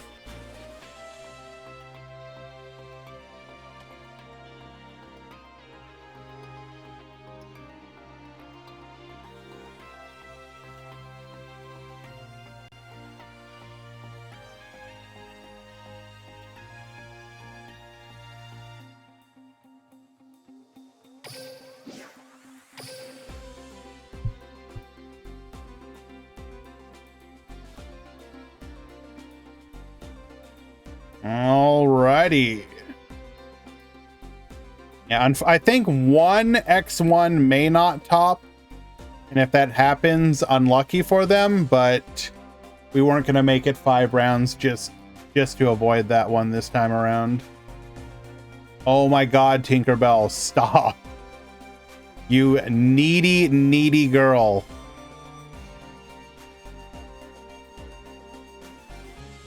Yeah, get mad.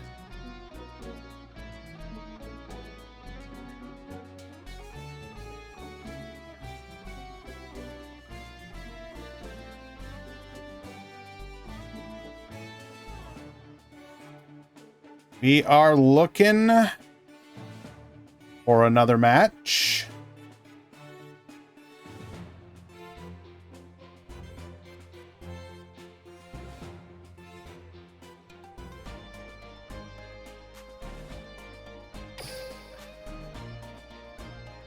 Yep, get mad. Get mad, stay mad, Tink.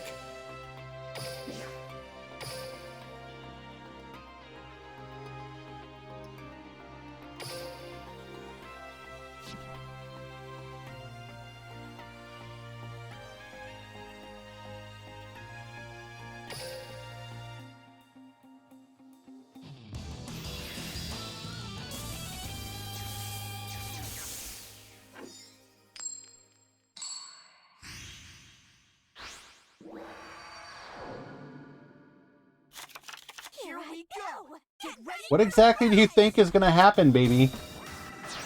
You're the one crawling into the weird spots. This is self-inflicted, baby.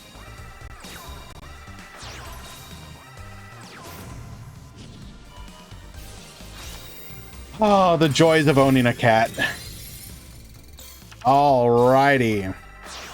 Now we watched Tomato Sores, round number 1. They are on the Noodle deck, and we are watching Bubble Era as the deck opposite. We're gonna go for Thunder the Thunder, get discarding, get reducing. Bubble Elf into the Rice Terrace Secure. We're gonna be able to full clear, but we're leaving ourselves extremely vulnerable on the crackback, except we're actually not, because we did not draw anything. Seahorse Carrier adding back a Kanan, the Sword Diva.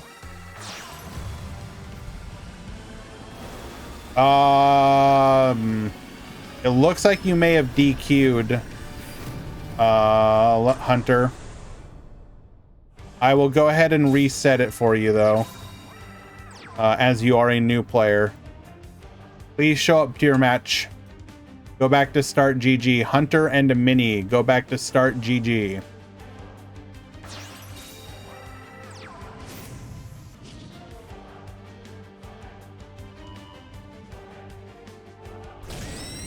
Return to start GG.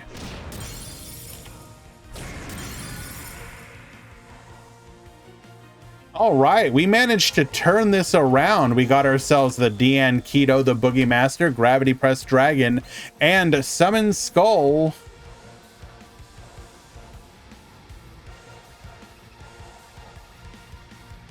Try refreshing or log out and log back in, Hunter.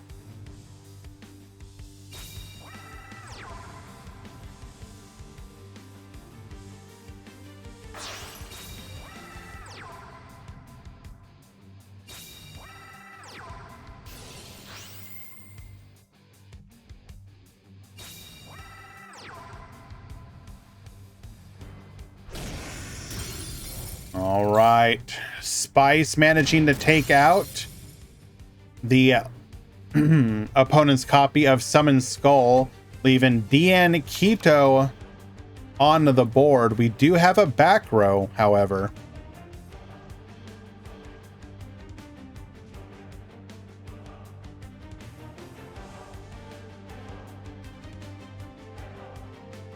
All right, good luck, Hunter. Good luck, Minnie.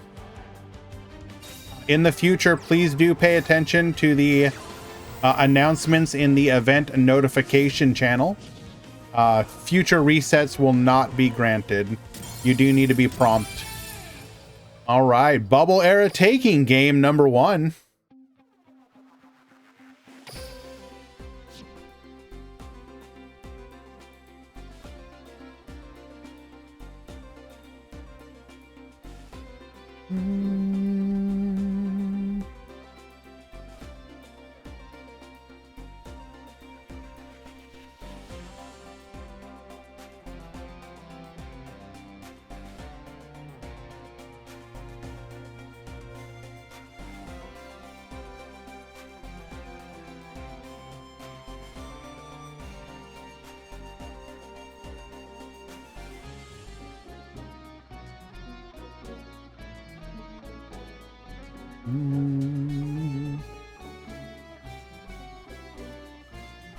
All right, game number 2.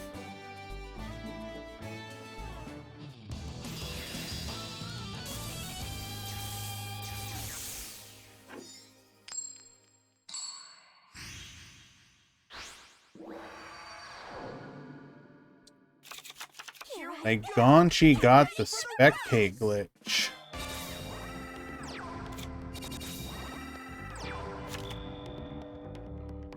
I can confirm the spectate glitch. Surrender. That game does not count. Restart. That.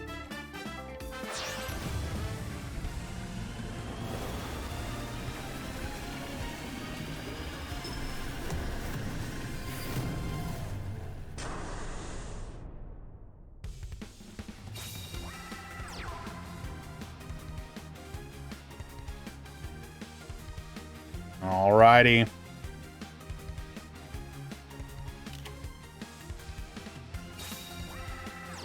Summoning out the Seahorse Carrier. Seahorse Carrier is going to be able to return the Bubbly Elf to hand, which we will immediately discard.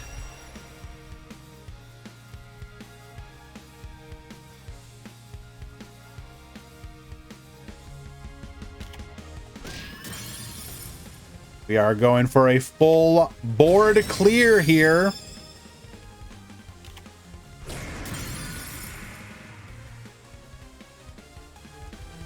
Bonko, let me get that for you. I do not have that updated. Sorry.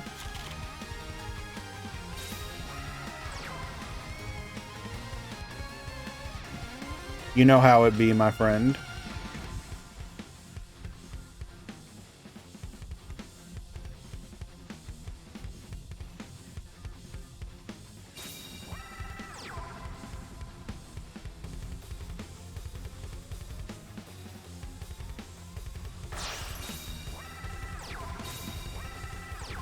Chaotic Chibi, thank you so much for the raid. Appreciate you. Oh, bracket. There we go.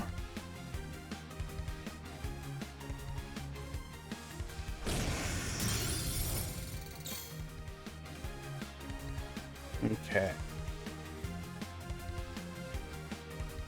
Leaving the Deanne Keto on the field as we're not able to beat over her.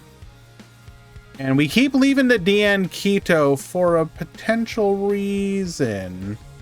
Bonko, it's 4 rounds top 16. 4 rounds top 16. Give a shout out to Chaotic Chibi. I really appreciate you keep raiding. I really appreciate it. It's very kind of you. I wish I could return the favor, but unfortunately, whenever I stop streaming, you're never online. But that said, y'all should definitely go check out Chaotic Chibi. I do recommend it. I lurk from time to time myself.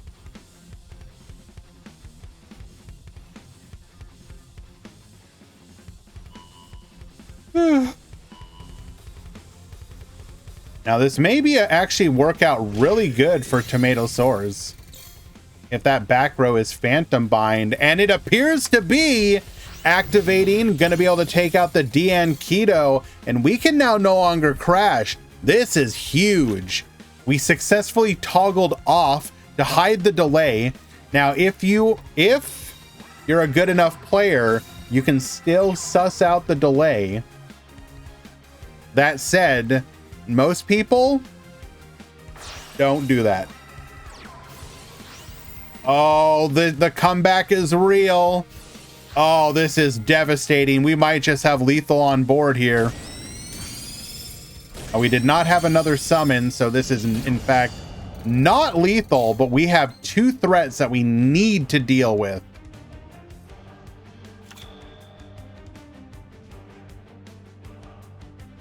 A single normal summon would have been game.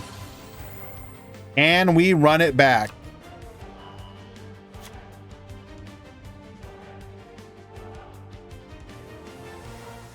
We do not talk about legal cheating.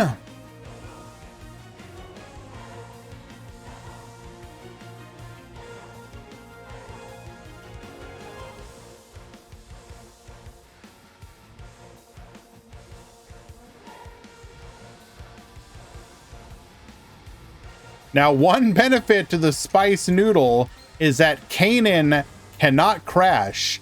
Kanan can crash when boosted against a Sevens Road Magician. So, if you were worried about Bubble Era, maybe that's a reason. Take care, Chibi. Have a lovely day.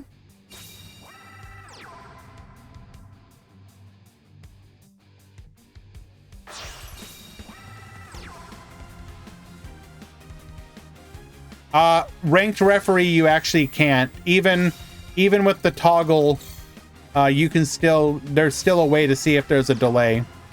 It's because of the way that Duel Links is coded, it'll still flicker even if you're toggled off.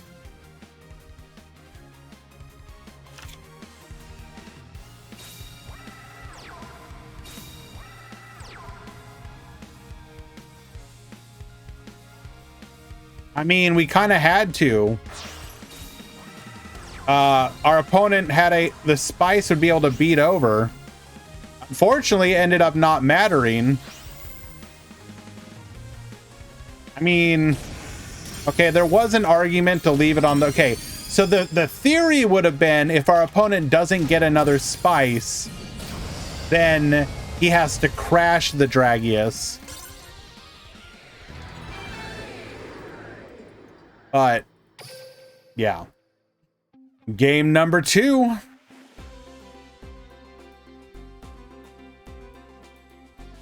So basically that was the equivalent of the Gamba there. We were going for the Gamba.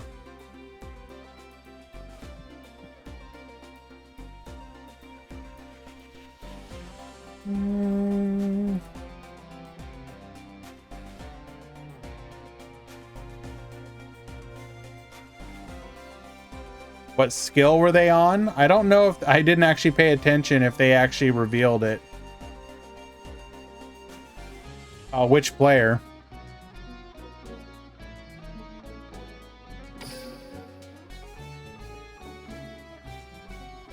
Game 3.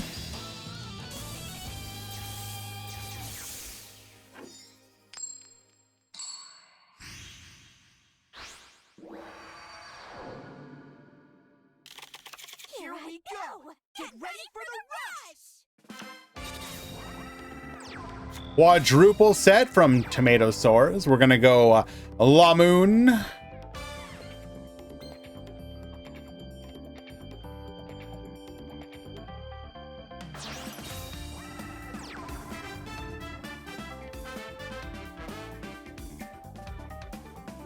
Into a Torna. That's a bit spooky.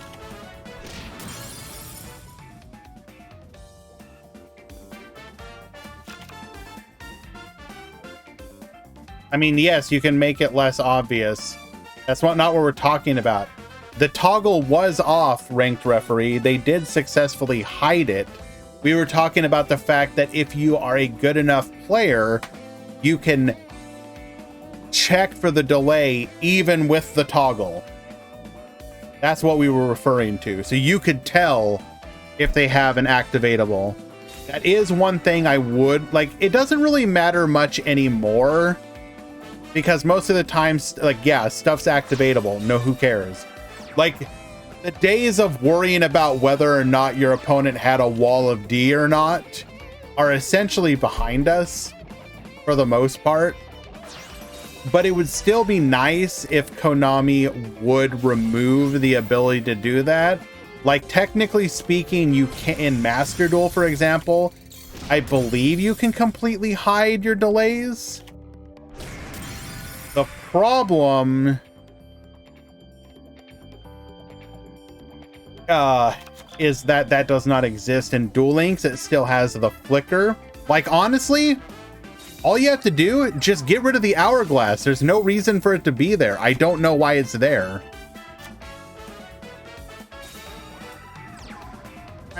Giorfio, I believe we're playing Noodle instead of Sevens Road Magician. Like, literally it's like Dragon Caster, but with Spice over Sevens Road.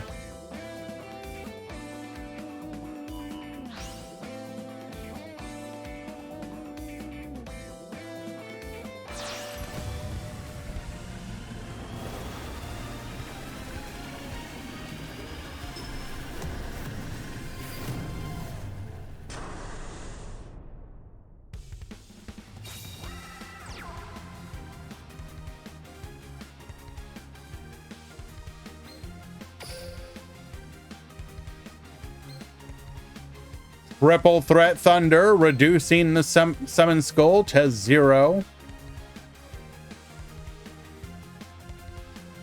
How did your team do, by the way, Giorfio? Hopefully you guys won. Uh-oh. Oh, wasn't even playing. Got it.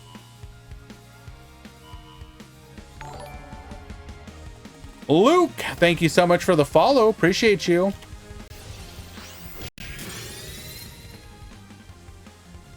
Phantom Bind ensuring that we have a crash at the very least.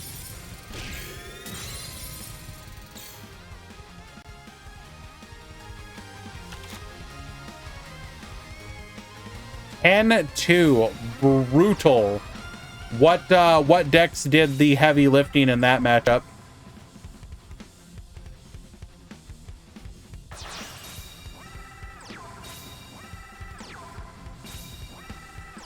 Nine wins. Yep. Well, sometimes Blackluster Soldier do be lusting for those wins. Alrighty.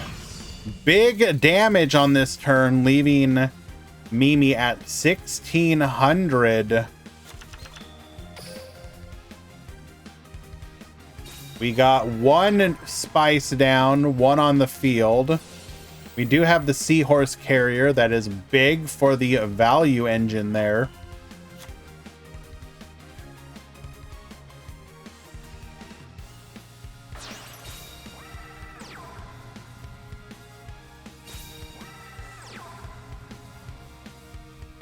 DLE also had a tournament. I went to go watch the VOD, but like the VOD didn't exist. You guys know what's up? Did Rye mention something about why they didn't have a VOD for the tournament?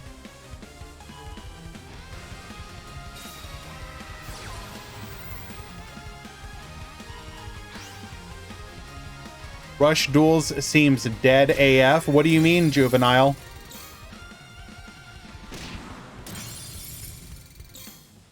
Perhaps you can clarify what you mean by that. Counter clapping, leaving our opponent on 1500. But here comes the potential devastating counterattack.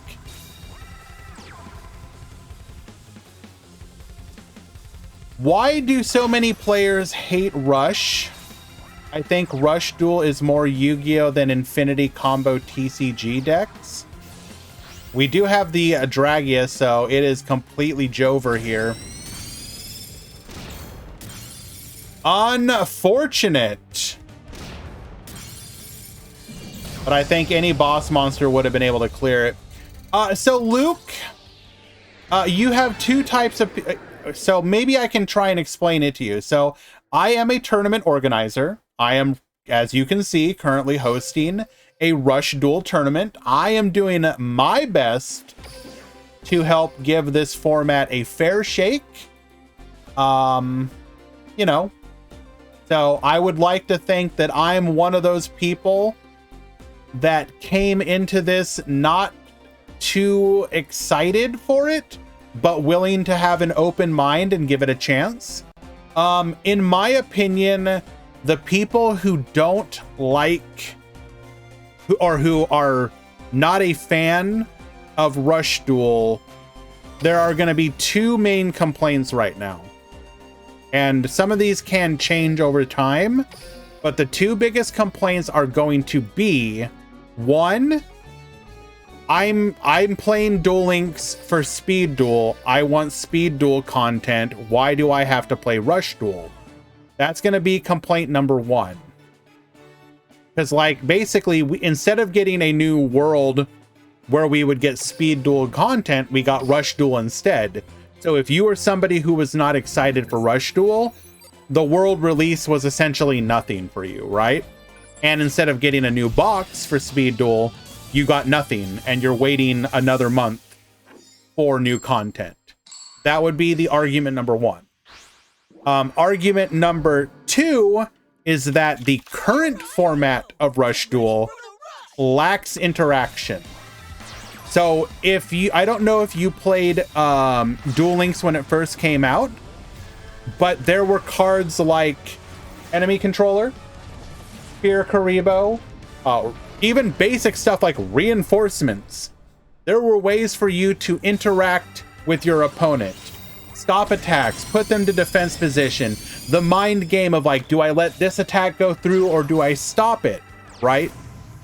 Unfortunately, with the first box release of Rush Duel, we don't have that yet. Like, that is something that will change as they introduce new cards, but currently, Konami's current focus with Rush Duel is they do not want interaction. They want you to just attack, let your opponent go, attack, let your opponent go, attack. Like, it will change eventually. Konami will have to give cards. Hey, Fatty, thank you so much for the resub, my friend. Appreciate you. If you guys don't know, Fatty Power was the reason we had nice prizes for the first couple Speed Duel tournaments. He is a big fan of the format, and I am a big fan of him. Thank you so much. But yeah, like, so currently, you know, for example, the Bubble Era deck came out, right? The Bubble Era deck actually has some really nice trap cards that if we had literally any of them, just one trap, the deck would probably be tier contention worthy, of like top tier. Unfortunately, it doesn't have that. If it had gotten more copies of Triple Threat Thunder, it would probably be tier worthy. But Konami was like, nah, you don't get those cards, sorry. Just attack. All there is attack. So that would be the second reason that people may not like Rush currently. That said, as somebody who is giving Rush a chance, I do hope that Konami is going to get to the point sooner rather than later where you do have that good back and forth interaction between both players.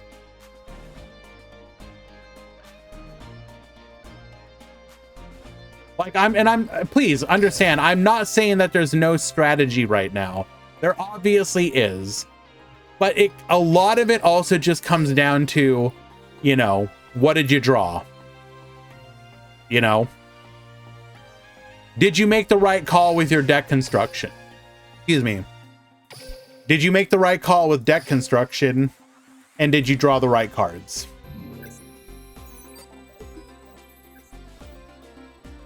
You know, other things too, like, are you attacking the right target? You think you realize Konami's reasoning? What would that be, Bendy?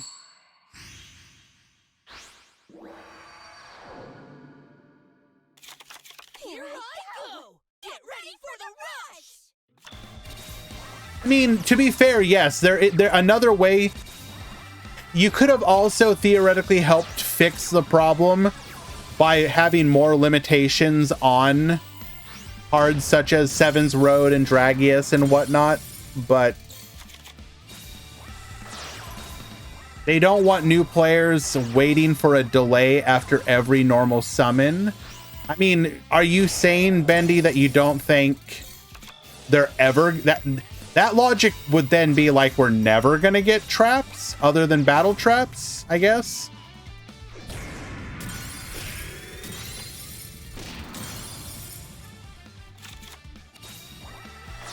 I mean, I don't know. See, like, okay, let's take what you're saying under advisement.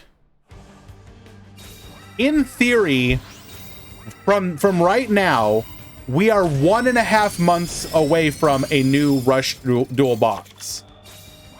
If you are really pushing to get people to check out the game, which Konami is doing currently, I don't know if I would necessarily say the way that they're doing it is the greatest, but they're hosting Challenger Cups. They're getting people to play the game and stream it and put it on their YouTube channels and the like. If you tell people, come check out the game,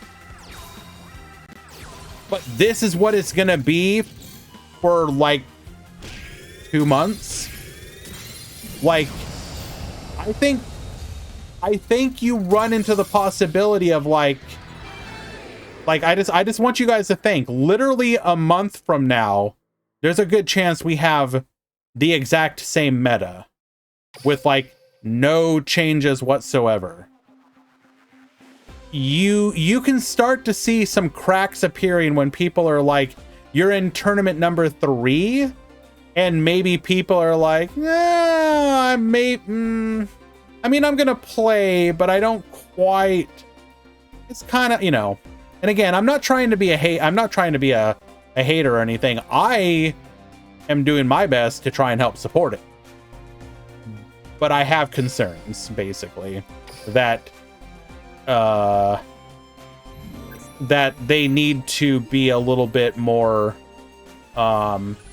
even if it's like just like 1 or 2 cards that might shake things up. Like, I can't claim to understand Konami's reasoning, but for example, with this speed duel event, or not speed duel event, with the tag duel event, that looks like a bugged game.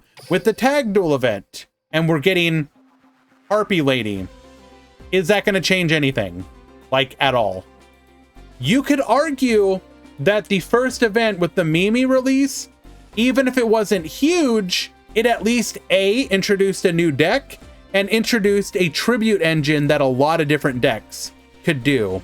Okay, so while the Mimi event went on for maybe a little bit too long, although counterpoint, if you want to make sure that people get into the game and have a chance to get those cards, then running that first event for a longer time was actually probably smart.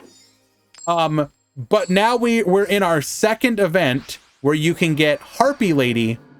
Will Harpy Lady change anything? That's what I want to know. Does the inclusion of Harpy Lady change anything at all whatsoever? I don't know. Like, I'm told that Blue Tengu or Blue Falcon, but is it going to make Blue Falcon like a deck? Like an actual deck? Or is it just like, yeah, now it's like tier 6 instead of tier 7?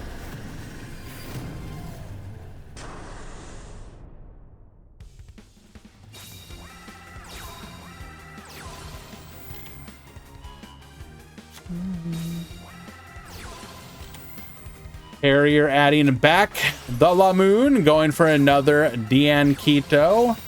Get Baboostin. Attack in. Should we have boosted the Diva instead? Oh, but we do triple set here. We cannot break this board, though.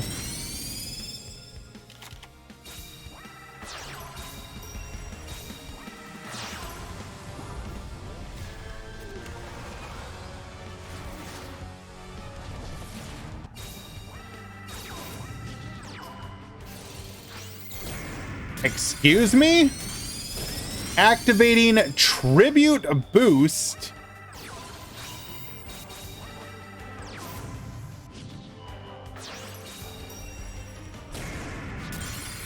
Interesting. Phantom Bind.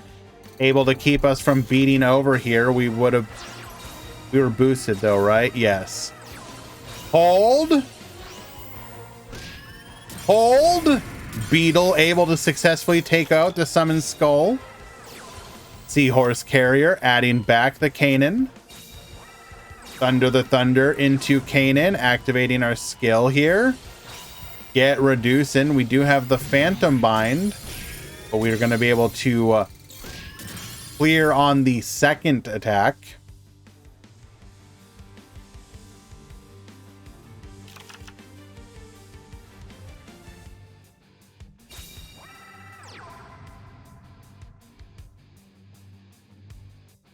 I guess though, Bendy, my thought is, especially for your first release, I think you want as much excitement as possible. You know what I'm saying? Also, this is big spooky. Okay, hold. We have to win this turn or we draw out. Okay, hold. How do we lose this? Bruh. Bro, how do we lose this? Wait, no. We're in a live game. Never mind. I thought this was a replay. Attacking in for 25, 17. 39, farmed them. Hunter taking it. And is that actually a 2-0? Did I get that correct? Is that a 2-0? No, that is a 1-1.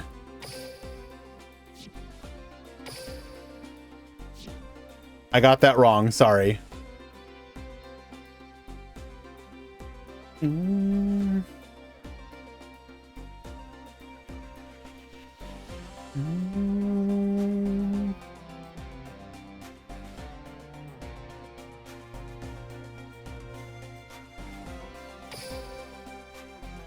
Alrighty, this is it. Round 4 will happen after this match finishes.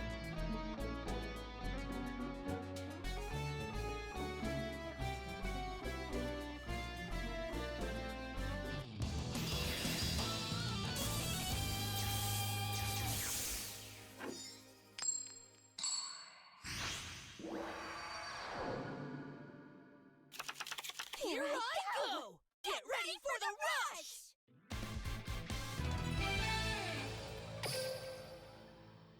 We do not take those.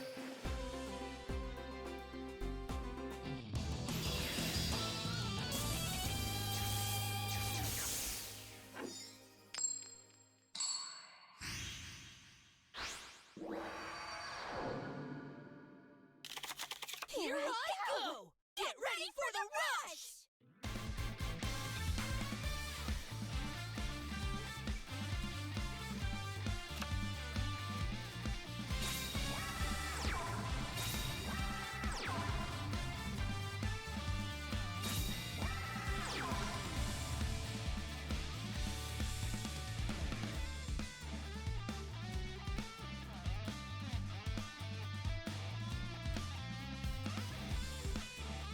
I think in particular, though, Bendy, was kind of got me flummoxed about it is to just kind of expand upon what I'm talking about.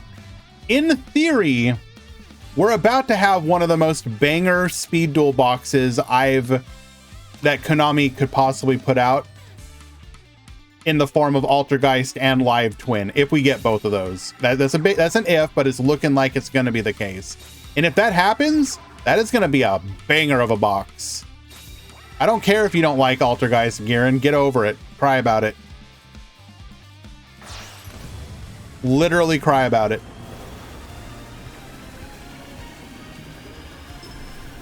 Get mad, stay mad.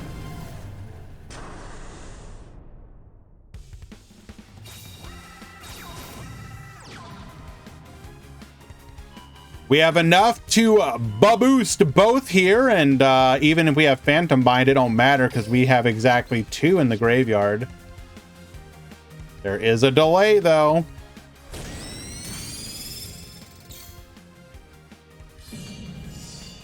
How come Live Twin? We talked about it earlier, but there's a leaked bundle of the Evil Twin, Kiss a Kill, and Leela boss monster.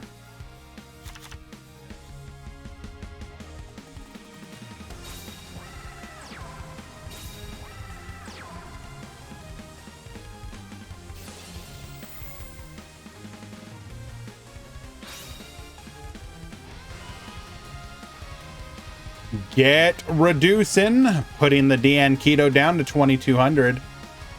Give Profure more money? No. How would Altergeist do with 3 back row? It depends on what kind of monster lineup they have. Like if they have like 3 multi-faker, that kind of stuff, it goes so hard even through that.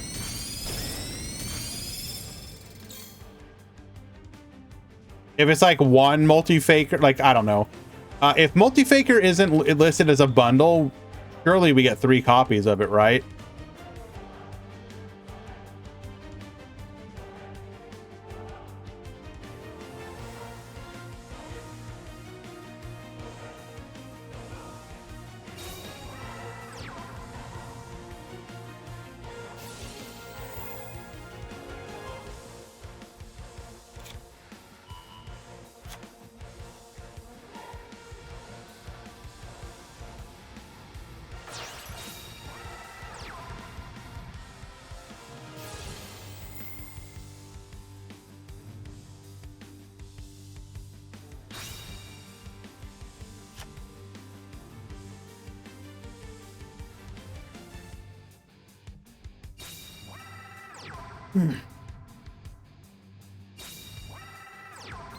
Putting the Dragius into defense position, we're going to be able to beat over this regardless. All that a Phantom Bind would do here is 3, 4, 5. Okay, hold. Wait. I think this is lethal, even with a Phantom Bind. Almost. Why pierce for 100?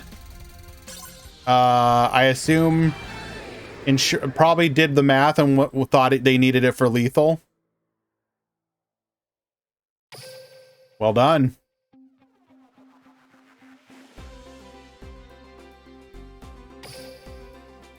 As a 2-1 for Mini.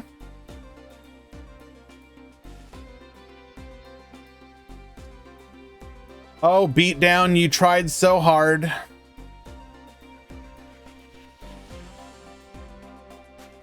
All right, that does mean round number 4 will be starting right now. Round 4. Notify the Discord. We got final round, X1.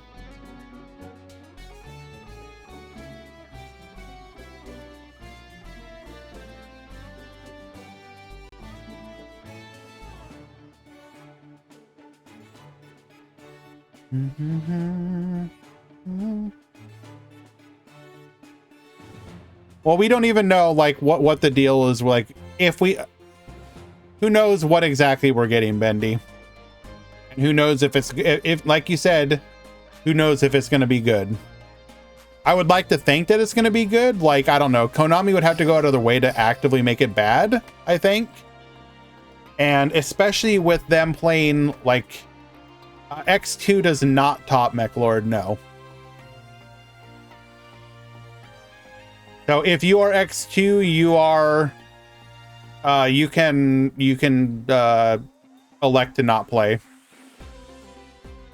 It'll 100% not top.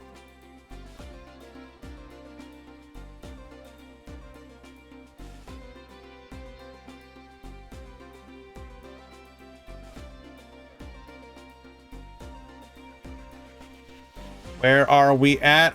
We're about to hit edges, so I'm going to go ahead and push that through real quick, guys. Please stick around afterwards. Round 4, before the top cut.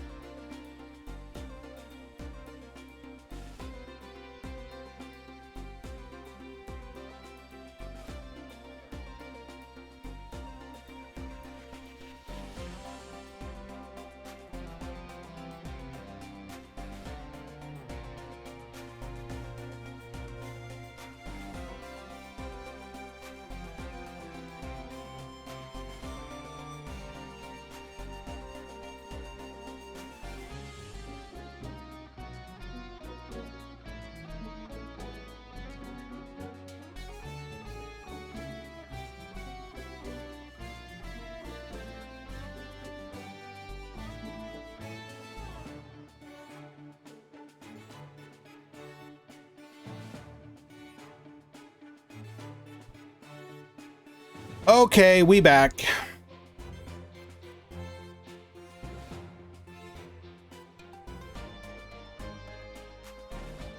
We are back.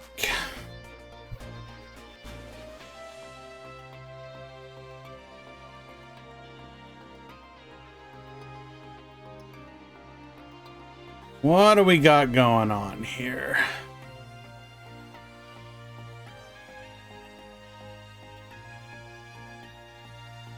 Do my eyes deceive me?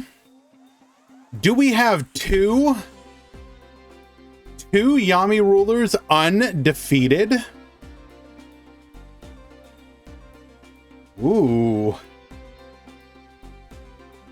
Ooh.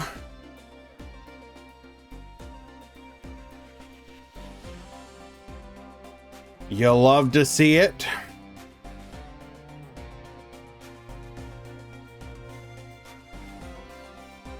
Go and watch one of them.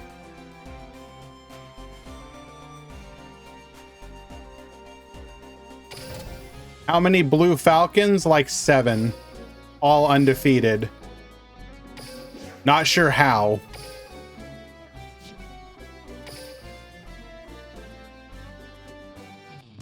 Can we hate on Dark Magician for no reason? Absolutely. Anything goes here, Wanted. What I am gonna do, however... How many speed duel decks in Top Cut? What I am gonna do, however, is eat some rice. Alright, we have Yami Ruler allowing us to attack directly. Bring out the Dragius. Mystic Dealer into a 7's Road Witch. We're gonna go for the clear and a whole boatload of damage. Bro, that is brutal. Activating Celerity. Misaki into Celtic Guardian. That is going to be a full board clear, but we are really susceptible for another Dragius. 7's Road Witch. Oh, okay, we're just dead.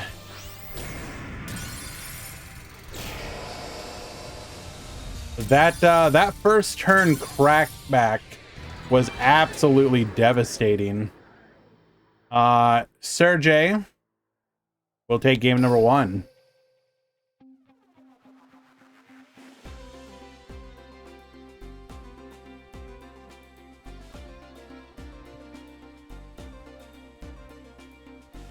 New tournament rule. If you can get the game to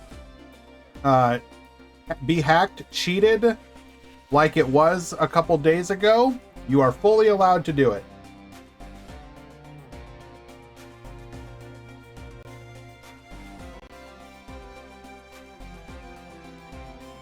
Why is that bundle not leaked on DLM? Probably because it's not like confirmed. DLM likes to be fairly positive.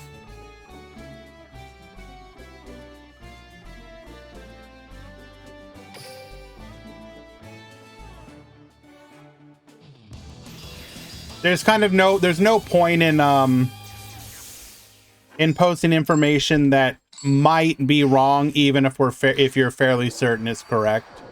Basically, if that makes any sense. Let us go. Get ready for the rush.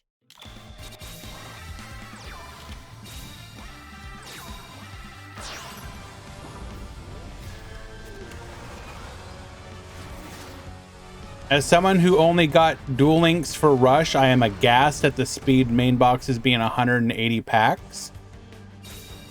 There's pros and cons to it, Geno. Where can you find the link, the leak? I'll post it in the Discord in the Duel Links chat.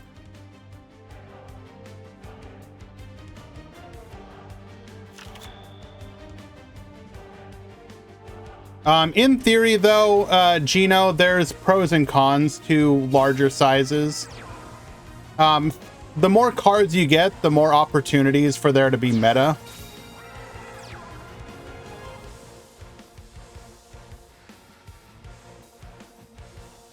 We also don't know if that's going to be the case going forward.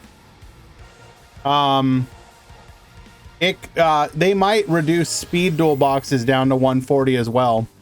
We don't like, part of why October is so exciting is we don't know what's going to happen. Right? Like, we don't know. Correct. Main boxes used to be 200 and minis were 80. 200 for main, 80 for mini.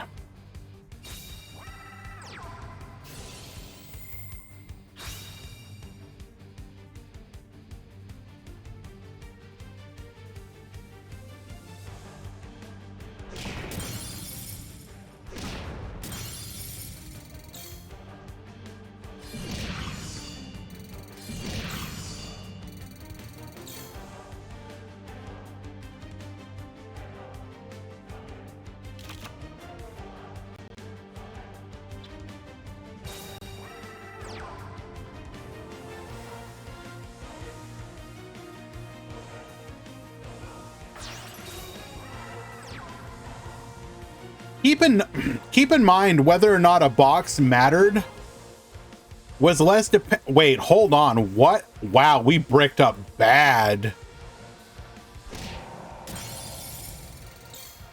Showstopper, that was almost one time only, and then they stopped that from happening. They realized that was going to be a dumb idea. But yes, if you are new to Duel Links, you are discovering what a lot of us have already known, Gino.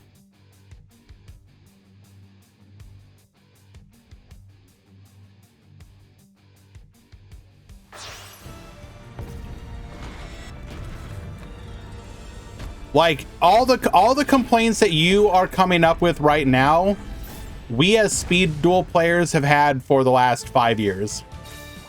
Trust me. You like, you may have, you might have a new one, but I think you would be shocked. You should not be shocked to know that most of the complaints we've had as well.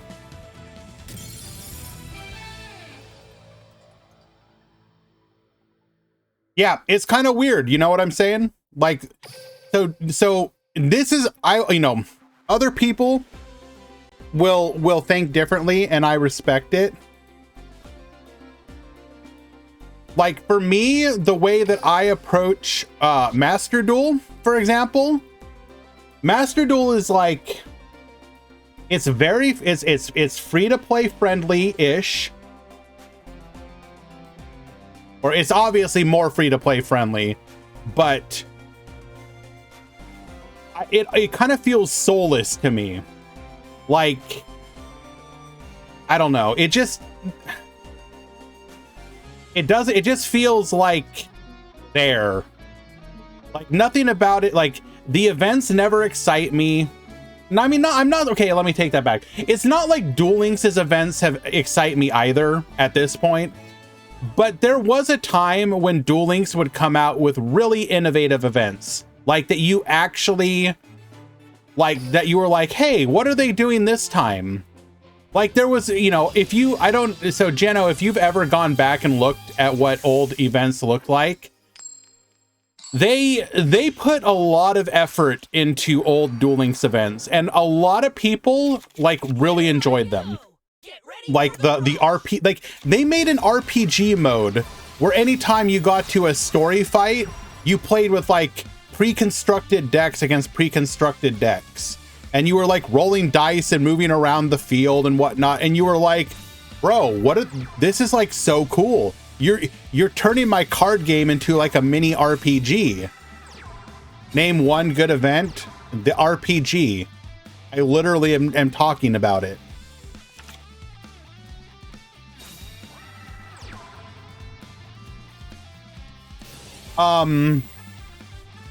But the downside to Duel Links, obviously, is that it is less free-to-play friendly.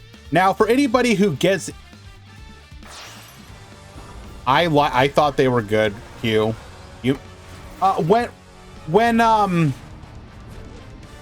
When Raid Duels first came out, especially, I thought Raid Duels were actually pretty cool. I agree with Bendy. Like, Raid Duels were kind of interesting. especially when they made you jump through different hoops to maximize them. Like, the other thing about early Duel Links that was actually really cool was the way that people would have to figure out the most efficient way to farm a duelist, right? Because like right now, most people can just kind of cheese farm it. Like you don't have to you just like click auto duel, do ×2 or ×3 rewards, and you just farm it like that. Original farming events, like the community would literally get together, and this is what was so cool about it. The community would get together and figure out, okay, so we're gonna mill out the character's deck so we know every card that they're what they're using. Okay, so we know they have this card, and this card. We know that on the kill turn we need to do this, and this. And then people would figure out the optimal farming strategy, and that was fun. Like it was like the closest analogy I have to it is anytime a game does like an ARG, right, where like the community at large gets together to figure out like what the hell the ARG is, like what we know, we're gonna decipher the code. We're gonna figure out what the company is doing to find out whatever information, etc. Right, and that was fun. At least to me, that was fun. Now, that doesn't really exist anymore, unfortunately. What we have instead, like the event that I like right now, is I'm a big fan of action duels. I would like turbo duels, except that they limit the characters you can use them with. But action duels are like a fixed version of turbo duels. And I love when you layer on like those kind of additional abilities to the game. I wish Master Duel would do, like, I wish a Master Duel event would be like an action duel or like a turbo duel. Like, I would love those additional layered on rules. Because the problem right now is that any Master Duel event is like, it's literally just deck building restriction. There's never anything interesting like, oh, I can activate some weird effect or whatever. That's what I want out of an event. I want weird things to happen. Instead, what you get is like, again, you know, something like, oh, you can only use Xyz monsters. Kind of technically bendy. I think skills are really cool. Even when skills are dumb, I think there are times when skills are really cool.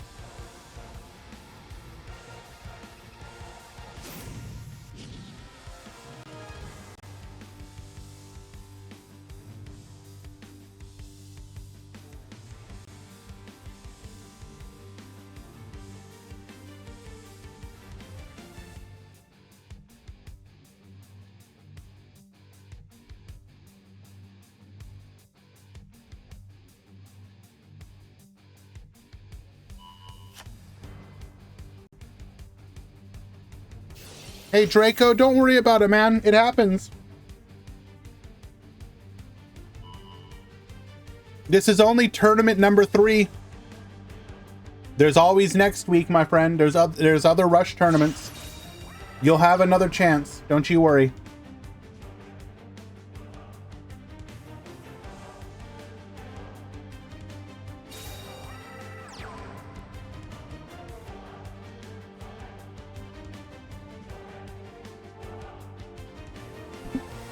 Reseline, just make a normal link. That's fine.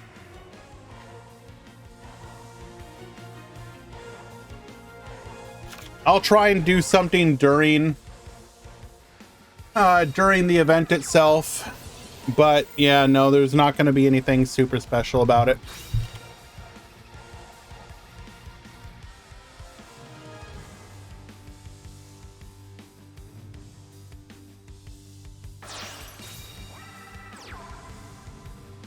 Ooh, we have the Why are we activating Dragia's effect?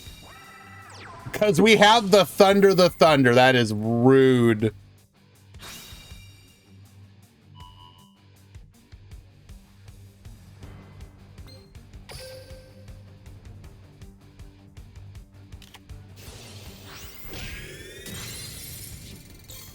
Not quite enough to keep the Dragius from being able to just kill.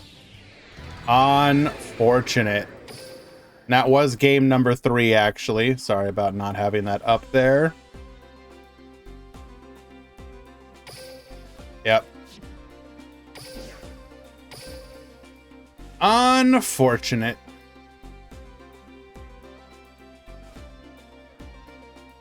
That said, both of these players were 3-0, so both of them will be going on to the top cut.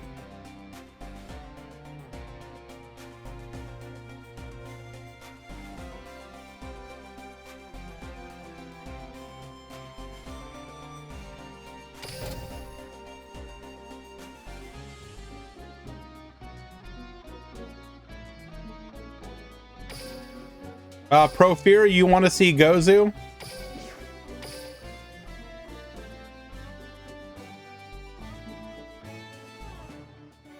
Dang, wow. Wow, throwing Gozu under the bus like that.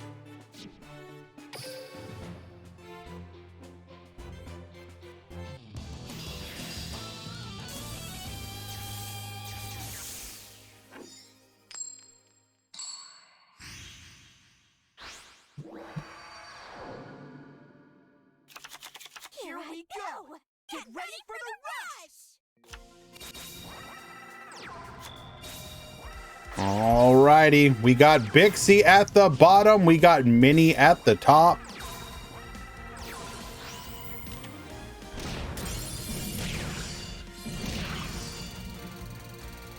Getting in for a ton of damage here. Bubbly Elf into Seahorse Carrier, adding back the Kanan. Summon the Kanan, triple threat thunder. Ooh. Ooh, we're about to clap back.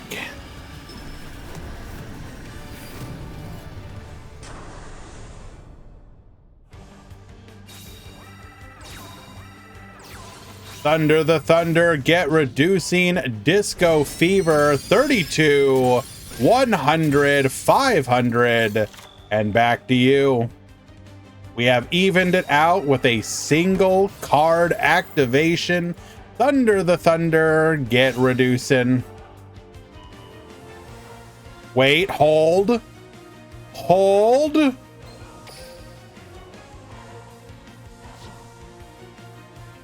I think we're going for lethal. I think we're going for lethal.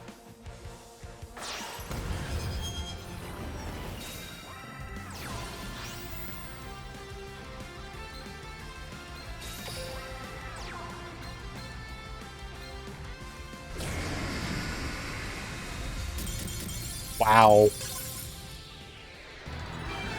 Wow. We had it. 26 over 24 life point, 2,400 life points. That is going to be a 2-1 victory for Bixie, and this was a top contention decider, as both players were 2-1.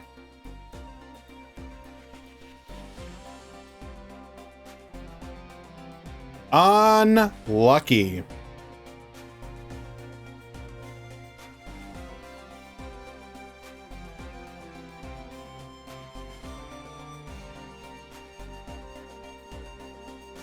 Just one game left in the final match of the Swiss rounds.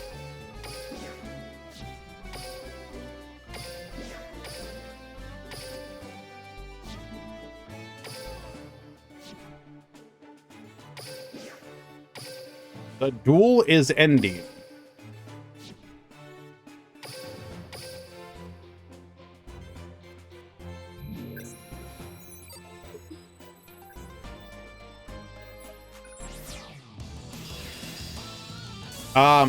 Do you want the breakdown before Swiss rounds have ended. I just want to make sure I understand that correctly, Serena.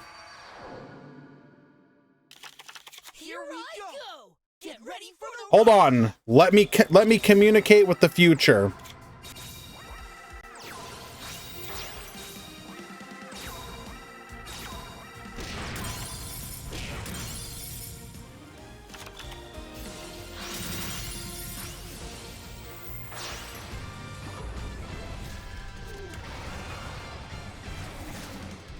Oh, thank God. No X1s. We have no bubbles. There are no bubbles.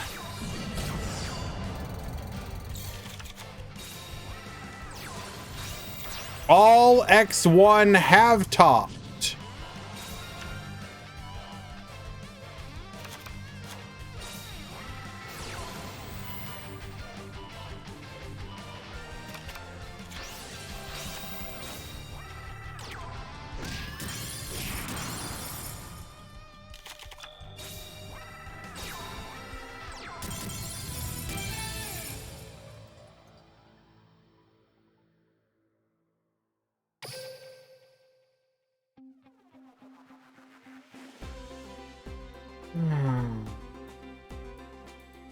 Unfortunately, DCs are a game lost.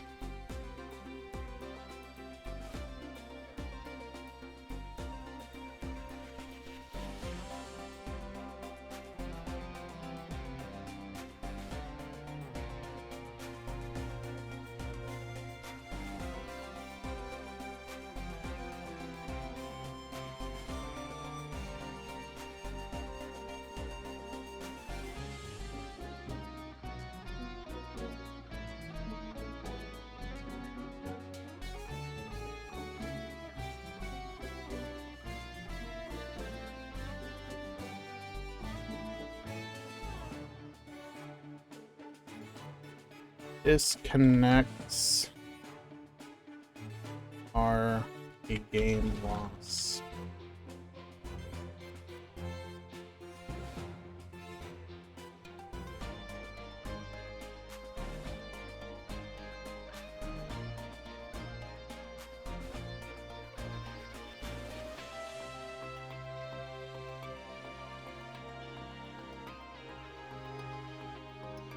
Alrighty, Raider from Guy Basses, thank you so much, my friend. Gonna go ahead and do the breakdown now.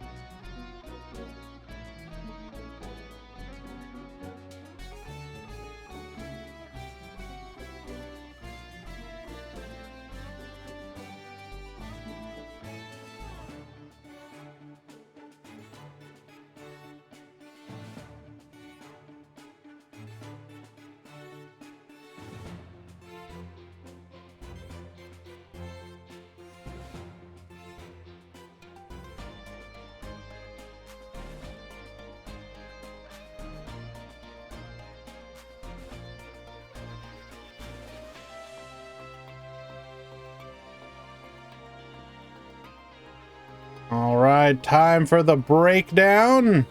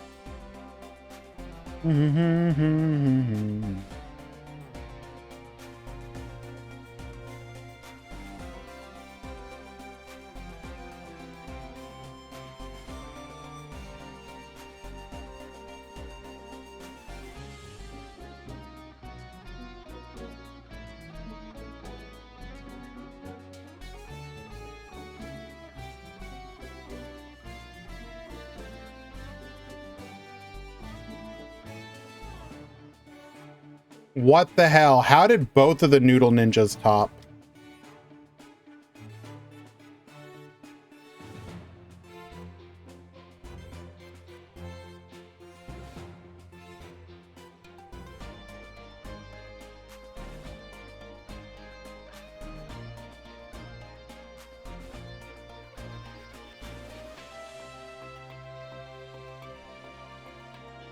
Rip Bozo to all Bubble Era enjoyers.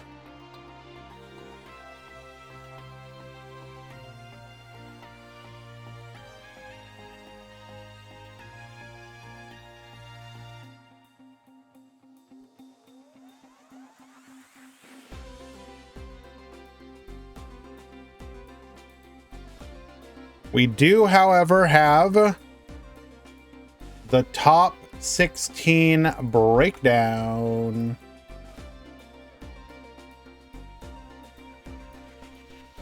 Rush Duel Grand Prix 3 top 16 breakdown.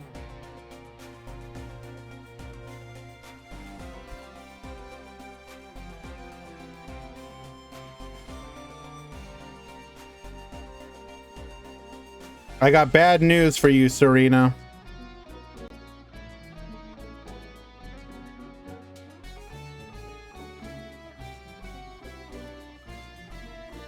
Bubble Era, Bubble Bust.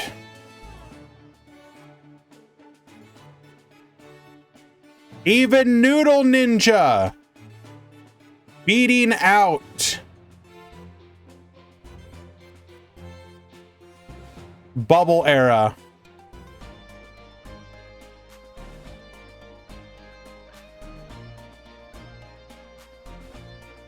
You want to know what basically every single one of these decks has in common? Well, okay, not every single one of them.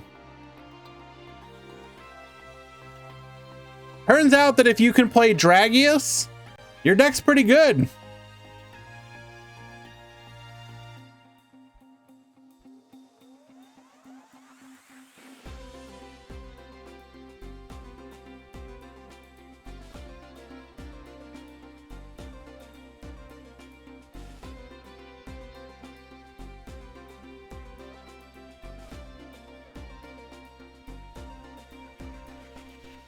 Oh, explaining to a player why disconnects equals game loss. I feel bad for them. I feel bad for them. Fel, you need to check in.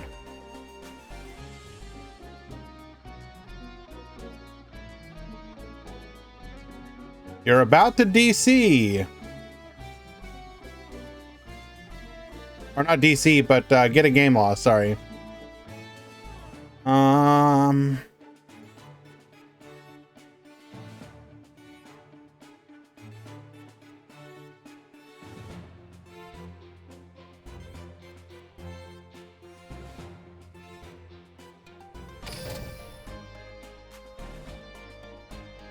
Pretty much Draco, yeah. It's basically Dragoncaster. You are correct.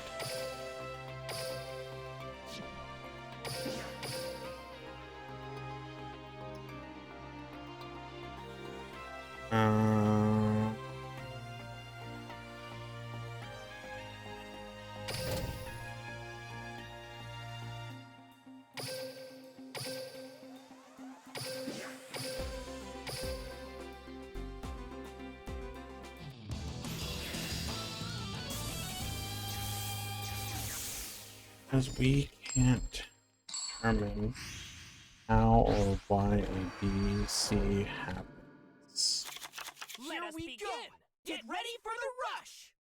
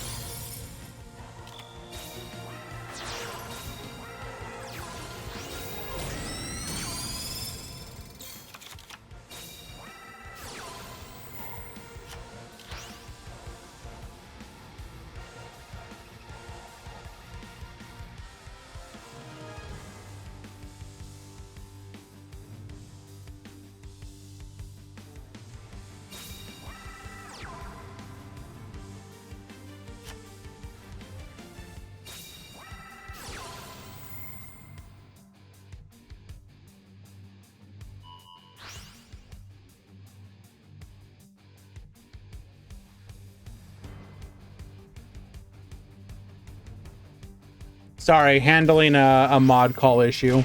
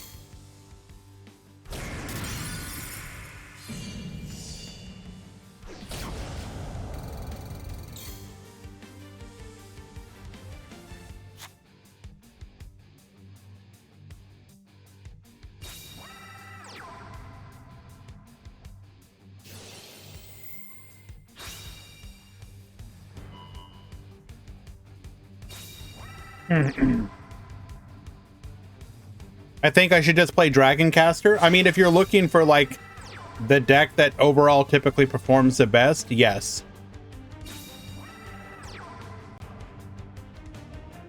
Every single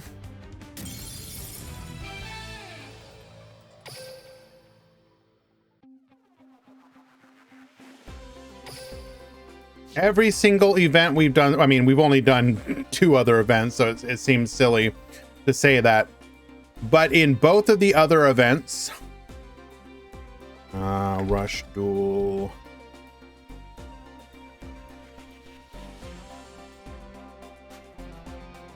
Here was our first event.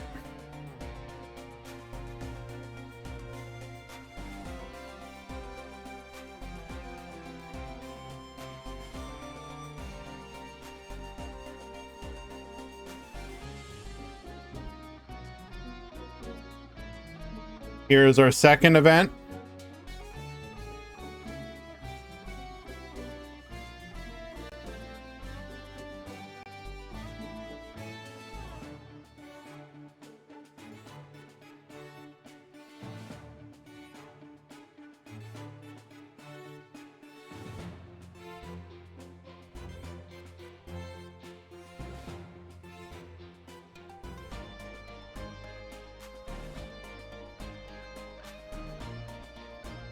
And third event. Dragoncaster at 7 decks in all 3 tournaments.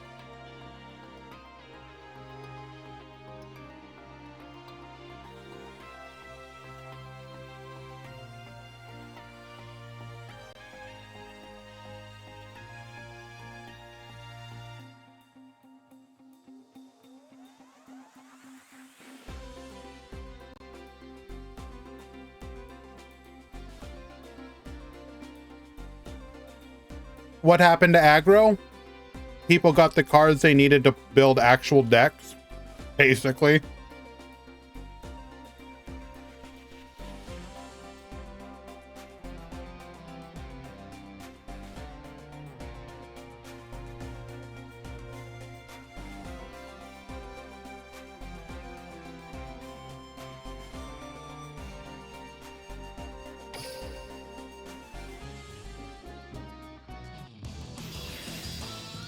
I mean, every deck is basically aggro.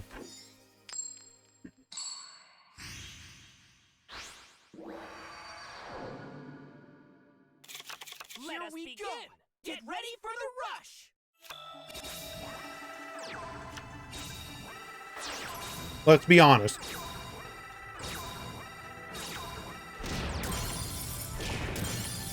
Alrighty.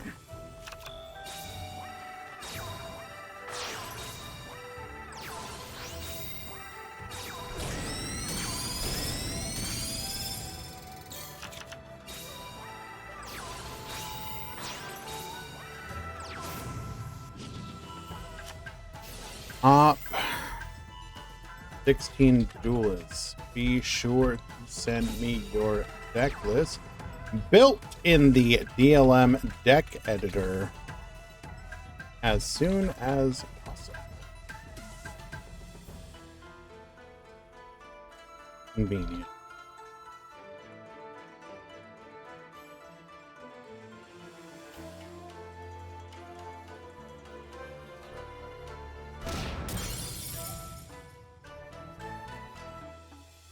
Show you Ninja Noodle. I will attempt to do so as soon as I can.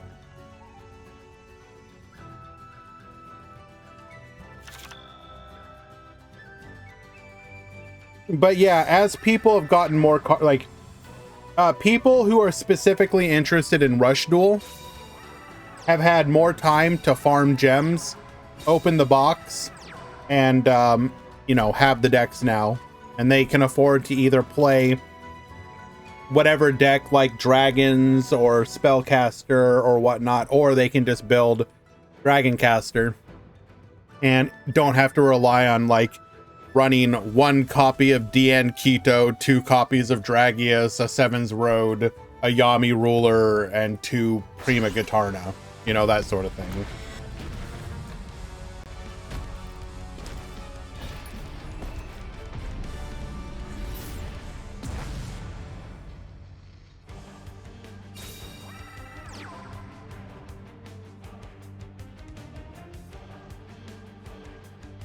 Serena, you should probably have started a new account for it.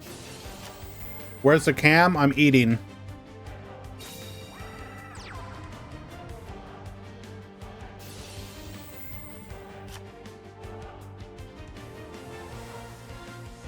Is Dr. Dinosaurio still cringe? Yes.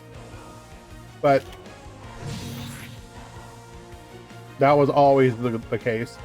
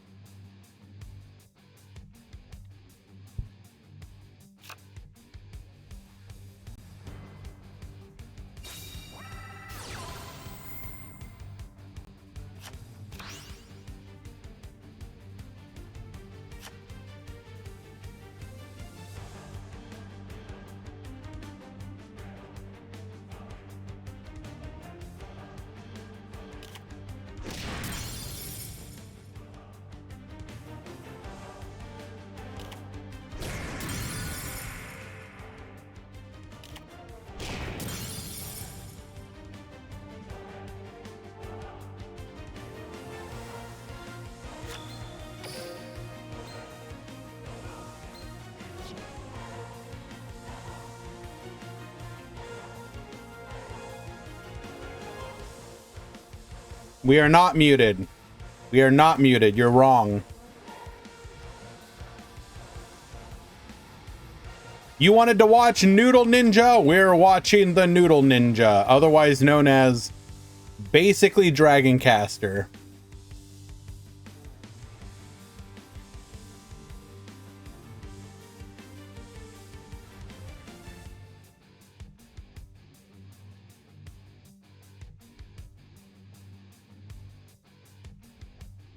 What's the game plan?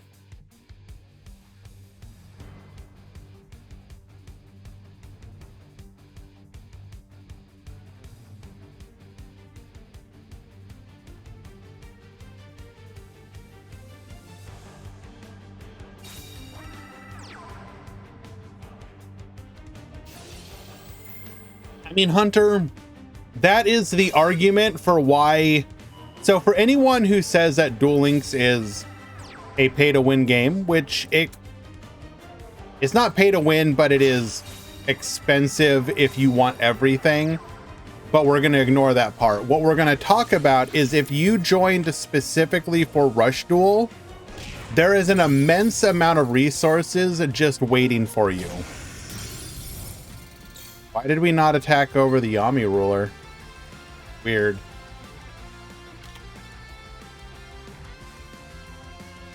Like, if you actually farm, as long as you endlessly farm the speed duel characters, there are so many gems available for you. And especially if you are making that account specifically for Rush Duel only, and with the amount of time in theory between each release, you should be able to play it completely free to play without having to spend anything, like, at all. Like 2 months of farming should easily get you most of each box when it comes out.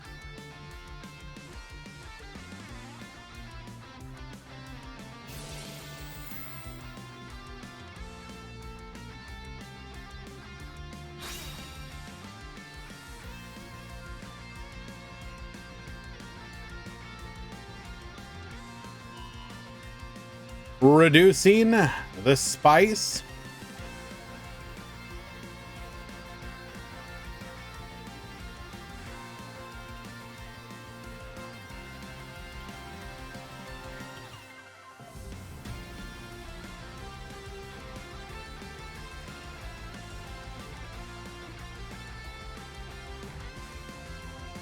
And that's the thing, Hunter. For people like you, they should have, like, I do not understand why they don't adopt good structure decks. Phantom Bind able to keep us from being OTK. Oh, that's why. Giga Brain. The reason why is we knew that we were going to be able to bait our opponent into attacking with the Yami ruler, and it was enough to reduce it below. Very nice. If Konami was smart, for people like you, Hunter, they would adopt, they would make better starter decks and make them fully gem capable. Basically entice someone like you to go like, Rush Duel is my main focus, but I can build this, like, whatever, ninja deck, Salaman Great deck, just like Master Duel does it. Basically more or less free to play with, like, just gems only, right? With the 3 structure. Maybe I have to dig a little bit for a tech card, but, like, I imagine even somebody like you, if you could get like 90% of a deck free to play, like, just from the structure, you'd probably be like, yeah, I mean, why wouldn't I? I mean, I'd like to be able, I'd like to be able to have, dabble a little bit.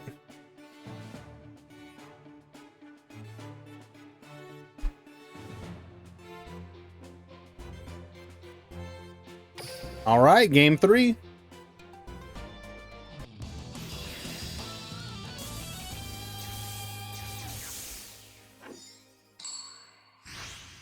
Okay, NE going first. We do have the opportunity to potentially set up the Yami ruler lock. We don't have it. I hate tribute monsters. They're literally buses. I don't know what. Oh, you either see none or two come at once. Fair. Hello, Acceleration Gate. Good to see you, my friend.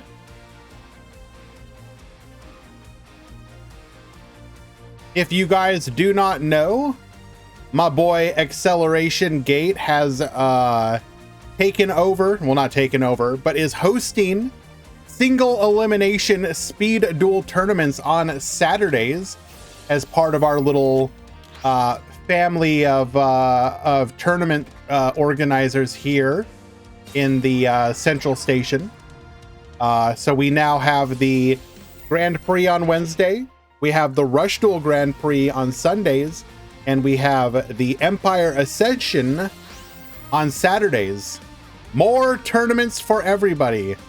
If you have not already done so, please go follow Gate and pay attention to the tournament sign-up link in the Discord labeled DLEA Single Elimination.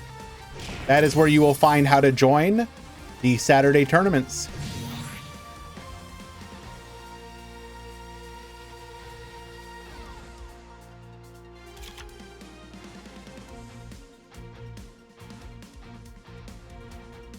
Good morning, by the way, Gate. The tournament is about what we expected. This is the overall breakdown for today, which is incredibly consistent with what we've been seeing from the from previous tournaments. Dragon Casters has gotten 7 of the top 16 in all 3 tournaments so far, with other assorted decks taking up the other top slots.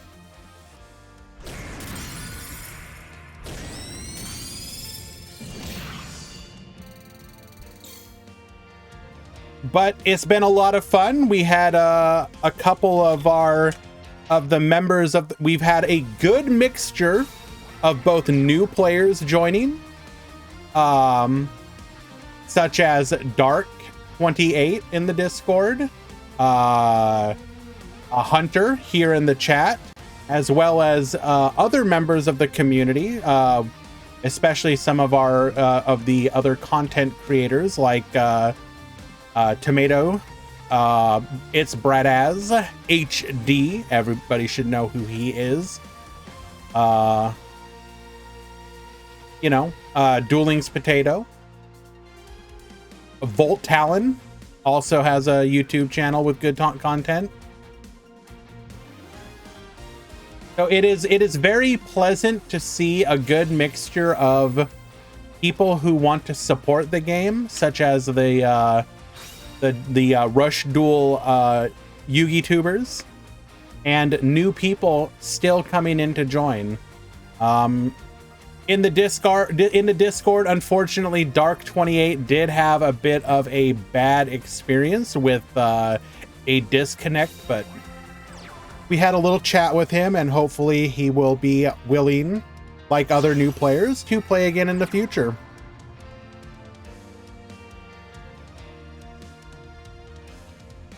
Well, Desmume, that something like that's not going to happen. I'm just doing my best to. So, like with Gate, for example, the reason that we have, it's just easier to just work together there. But I just want Dragon's considered a top tier now. Been seeing a massive surge recently. They're probably like the next best deck besides Dragoncaster. Ninjetti, I would say yes. Besides the fact that they are one of the better supported archetypes in the first set, they have performed well in a couple of the recent Challenger Cups.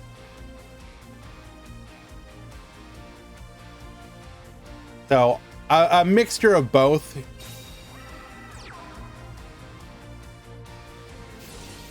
I think people may also just be looking for something different to play besides Dragoncaster. Dragino, I would do it instantly in a heartbeat.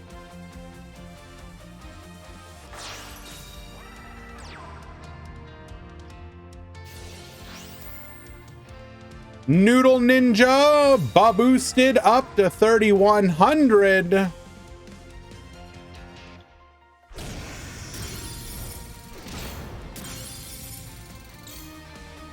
Hello, Valk.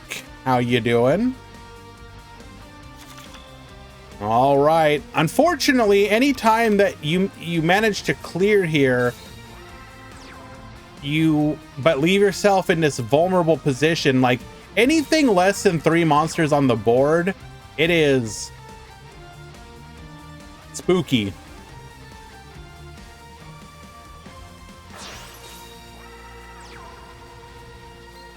We do have the Kime ruler here. If we have Pierce, this is big spooky.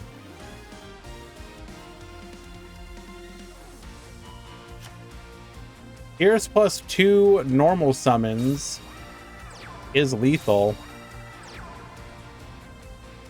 We do not. So we're going to be able to board clear and get in a little bit of damage. But then this is now Tomato Soar's game to lose.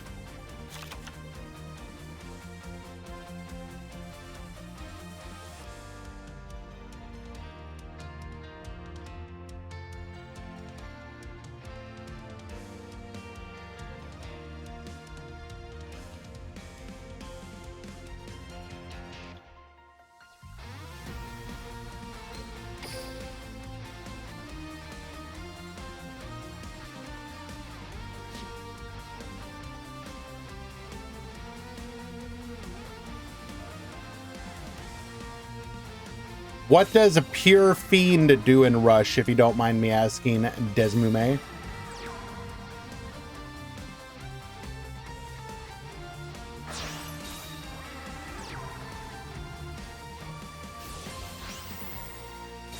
Oh. Oh. Oh no! Even with the Phantom Bind, it's not enough! Tomato Soars taking game number 3. Yami Ruler will fall. Unlucky.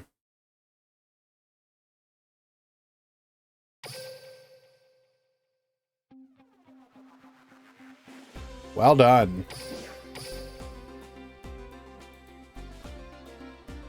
Hello, Atlas. Good to see you, my friend.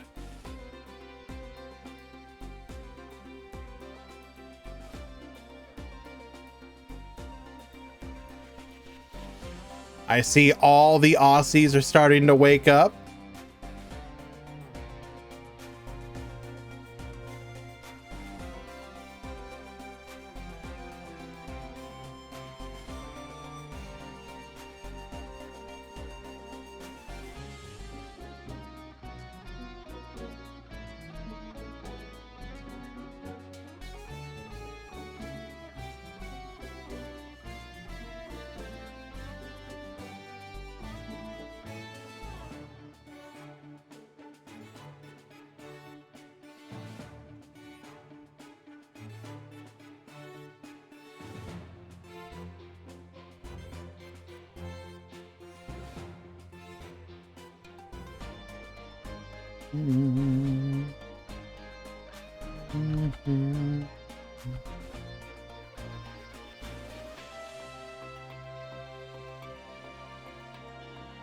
All right, let's find ourselves another match.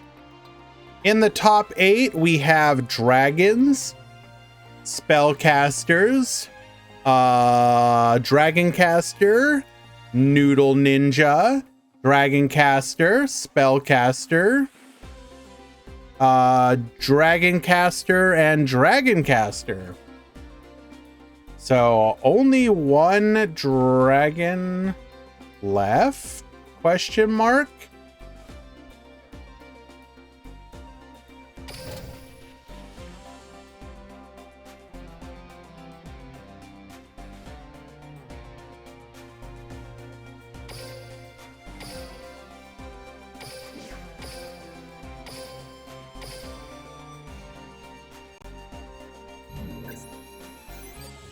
We are in the top 8.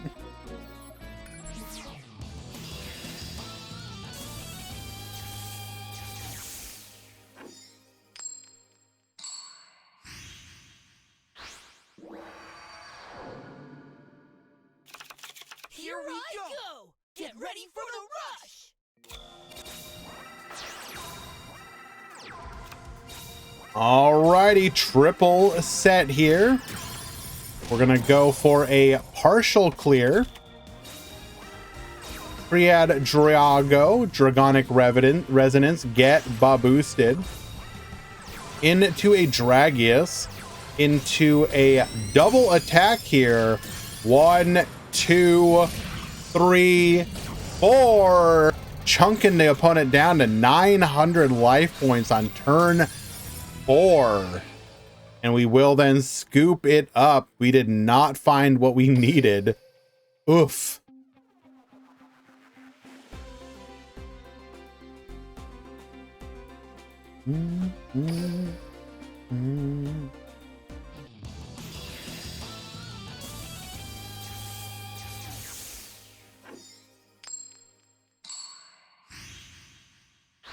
Let's get that right. Gonchi won game 1. Here we go! Get ready for the rush!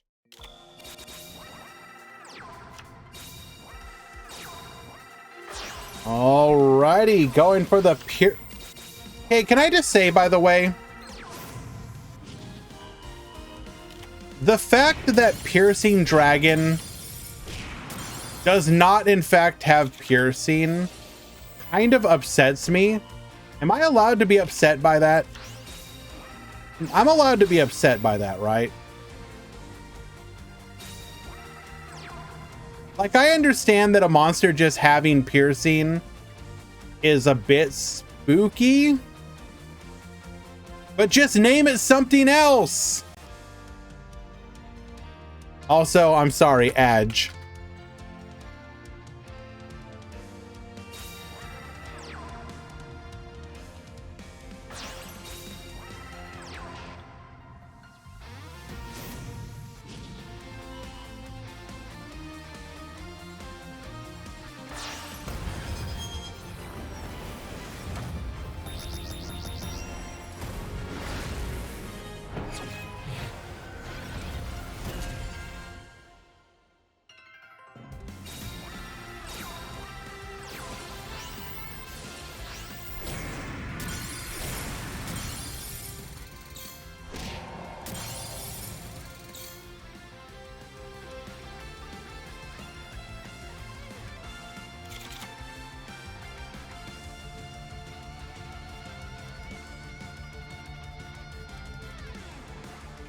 Wait, do we have edges or not now?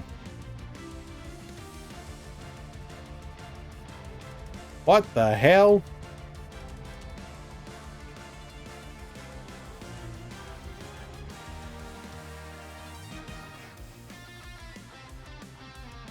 No, I'm looking on my back end and it's telling me they're over.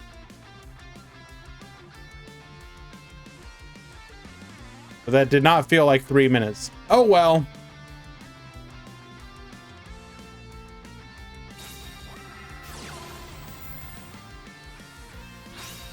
Dragonic Pressure. Wipe the field. It has all got to go.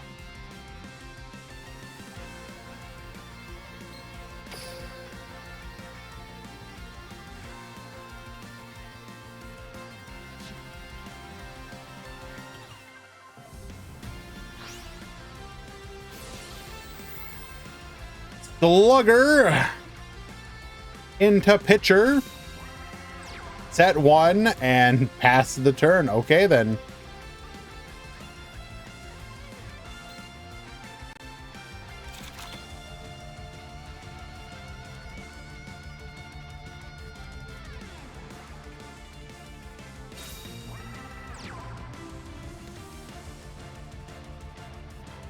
Your Fiend's only thing is recycling the boss monster, which acts as removal / boost. Let me guess, the deck isn't good and was never meta in the physical game. Am I correct?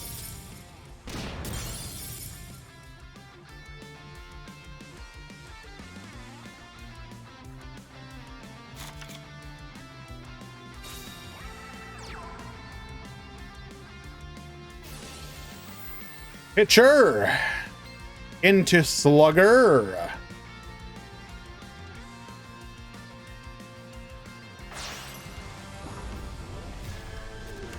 That is our one card into a multi-strike Dragon Dragius.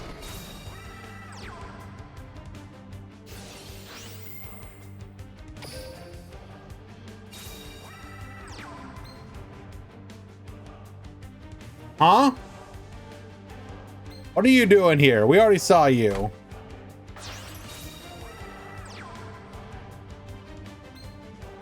Gravity Press Dragon. We have a normal summon as well. Is anything special happening for Meta Weekly 300? Unfortunately, not really, John. I will be hosting it per usual, and I will probably be doing a retrospective on all the previous Meta Weeklies. But that's probably about it.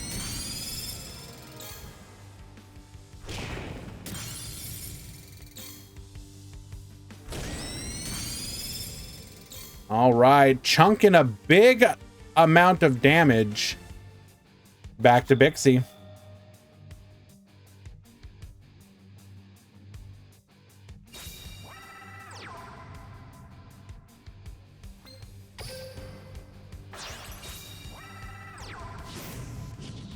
All righty. Tributing over the Sevens Road Witch. We're going to be able to boost with the skill. Styles, thank you so much for the follow.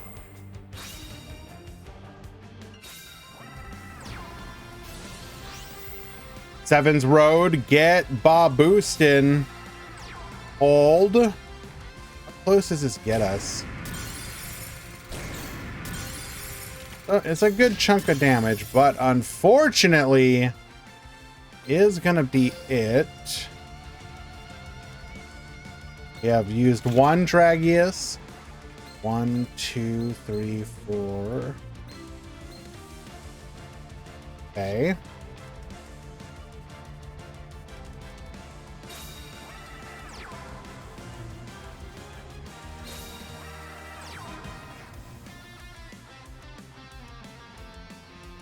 All right, a little spooky.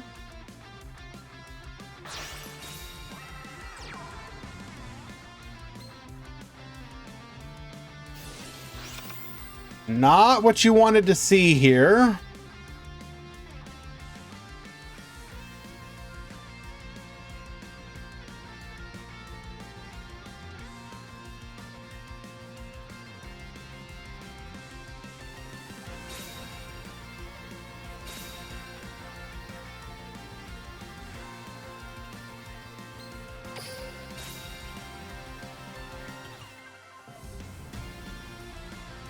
We do not have any more Sevens Road, so once we clear this, we're in a pretty good spot.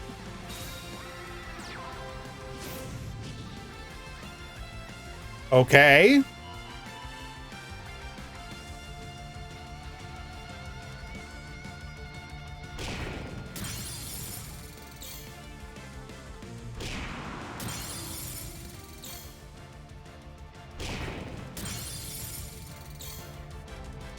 We have evened things out. Back to Bixie.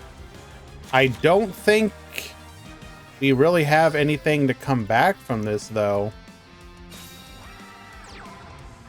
Okay, Karibot into another Karibot. That's fine. But one. Okay, so what's the biggest we can do? We can do Splat.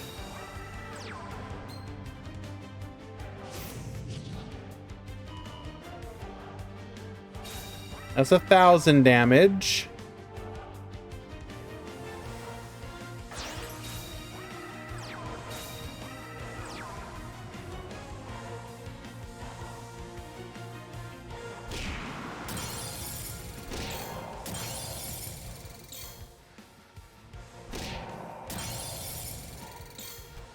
Okay. Hold.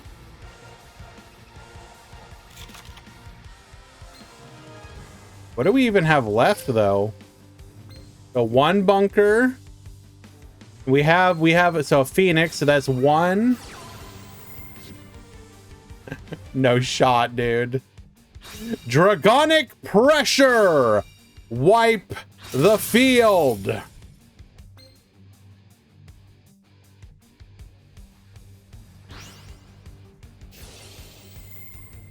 Slugger.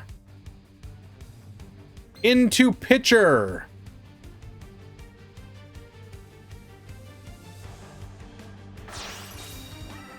Into the piercing dragon bunker strike. Lethal on board. Gonchi will take it in game number, was that 3 or 2? 2. That is a 2-0 victory. Moving on to the top 4. Dragons still have a chance of winning this out all the way to the end. Well done. It wasn't Dragoncaster, it was Spellcaster.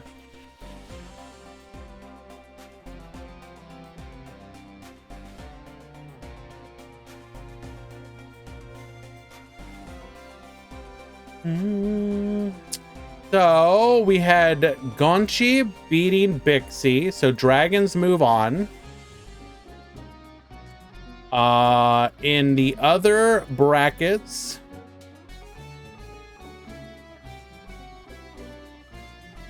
we have Twitch Pro Fear defeating Tomato Sores. That's Dragoncaster beating Noodle Ninja.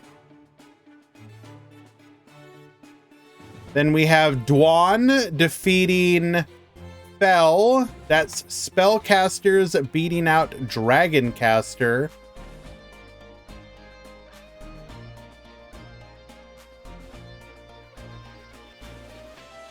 And then Bendy Tendy with Dragoncaster over Dragoncaster. So your top 4 is Dragons, Dragoncaster, Spellcaster, Dragoncaster.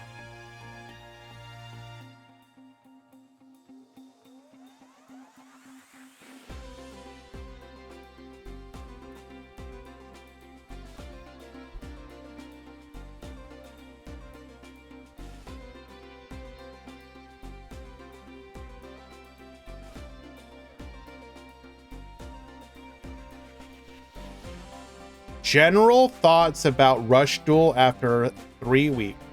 I continue to say this on again, off again, Oren, but if you want to hear it again, I don't mind. I understand why people like the game mode. But I think it needs considerably more interaction before it'll be in a place where I personally will truly like it.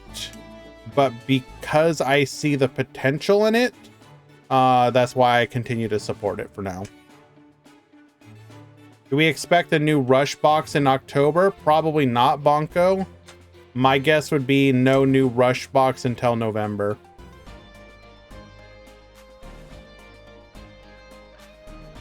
That said, I will preface that again, as an outsider looking in, I have concerns about Konami's design philosophy when it comes to Rush Duel. Looking at the physical game, it kind of feels like they've repeated a lot of the same mistakes that they were trying to avoid. Making lots of archetypes that are just bad. Having broken tier 0 strategies that stay broken and tier 0 for a very long time. And I hope that they find a way to correct that in the Duel Links version.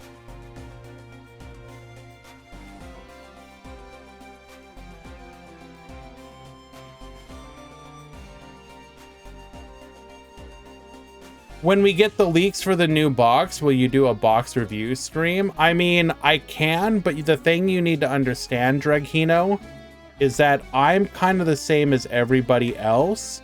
I will give my take on it, but I think that there are other members of our community who have more knowledge about Rush Duel than I do and would probably be better resources than I am. So for example, Volt Talon, Tomato Soars, and the like have YouTube channels. I would highly recommend you follow them. I have personally been really enjoying Tomato Soars' recent Rush Duel videos because he very clearly has some knowledge of the game and offers a very nice perspective, specifically on the Duel Links version of it.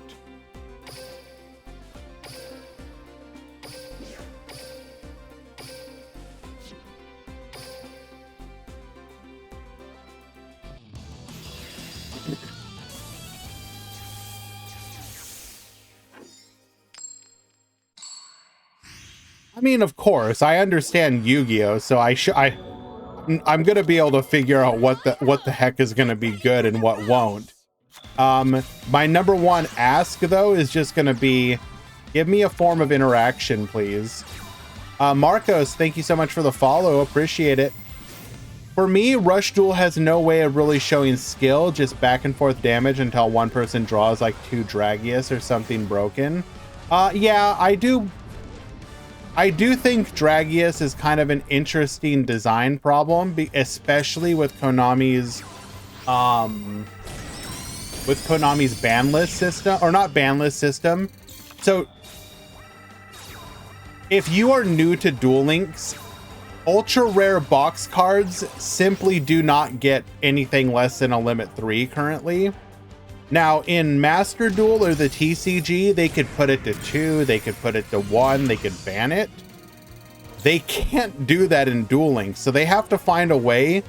Like, let's say that we're like 6 months down the line and everybody is still using Dragius.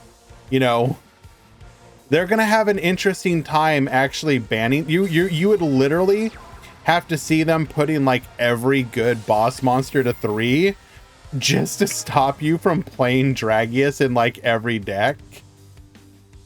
What spell / traps can we get to make Rush more interactive? I mean, there's a bunch of them. Like, a lot of archetypes have their own in-archetype things. I think what Konami is scared of, though, is they probably feel that any one trap activation means that person wins the game, or at least that kind of seems to be how they're treating it. So as an example, the one I keep bringing up is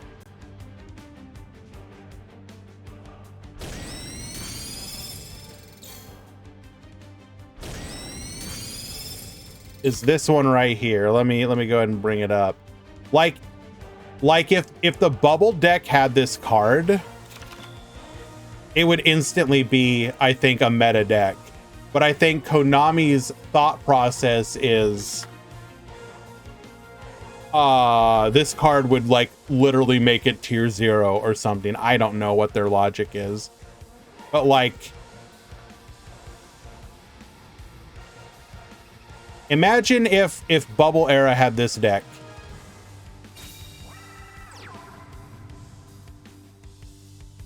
So I'll go ahead and just, I want to leave stuff on the screen as well, but I'll go ahead and read it. So it's a trap card.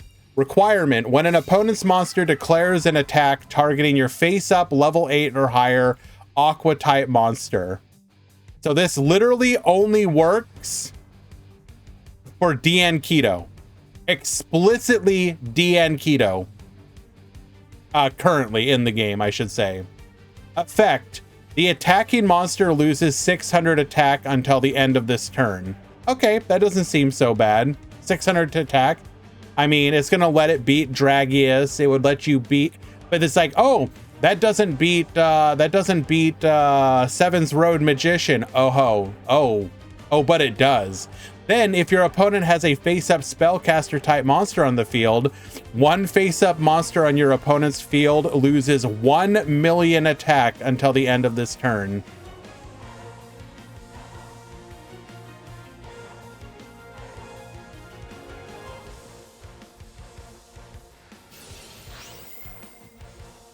But why? Because she's taking him for all of his money.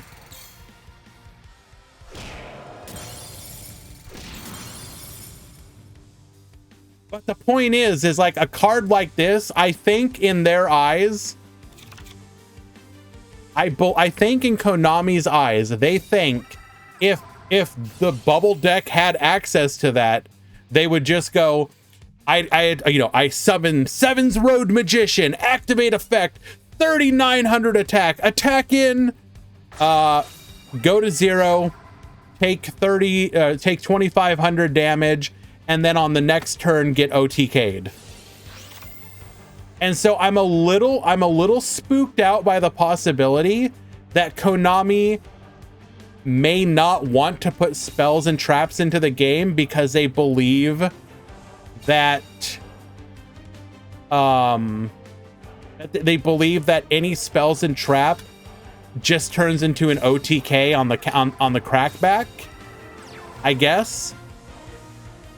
And so if Konami's philosophy is decks simply won't get good spells and traps, then that's a little concerning.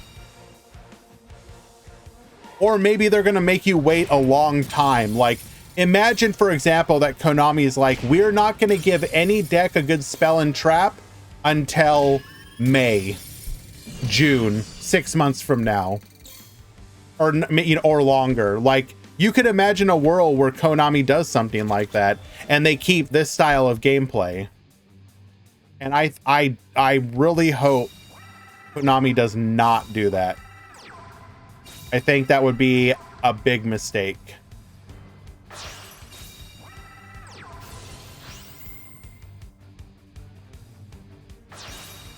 Okay. Profear is simply built different.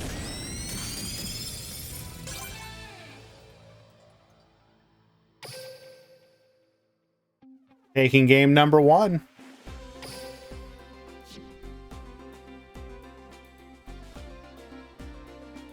I think I'm sure most of you already know, but for example, like, you know, spellcasters literally have a card called Dark Revelation, which reads, if you're a spellcaster deck, you get 4 copies of Mirror Force.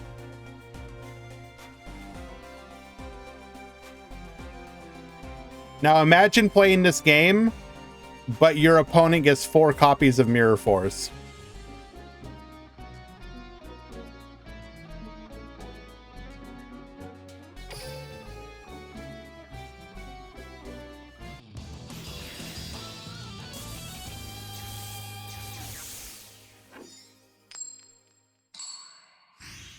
Yeah, so Dark Revelation is probably one of those cards that they literally never add to the game. Because how the hell do you ever add that? The only way would be to, like, is if Konami either decided to make cards legend specific to Duel Links, or soft limited it to 1 and made it limit 1.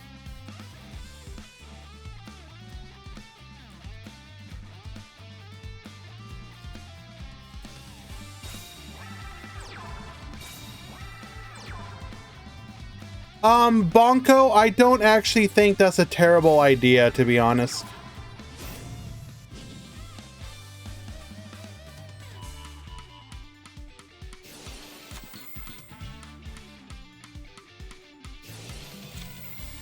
The thing about Limit 1 Gales is it would have to be like a bundle card, because that's the only way they release Limit 1 cards.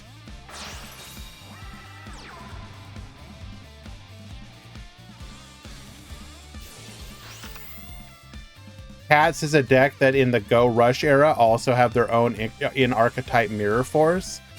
Well, I do have a question about that, Tomato.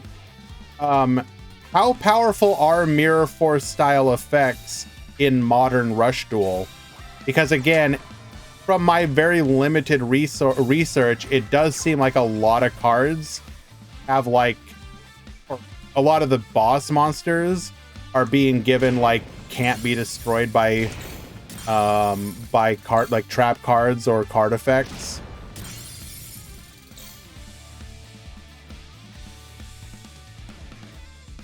Or they do like this weird thing. What's the other thing I've noticed? Like a lot of the powerful traps will be like you have to shuffle in cards. So like obviously Dark Revelation, you got to shuffle in 4.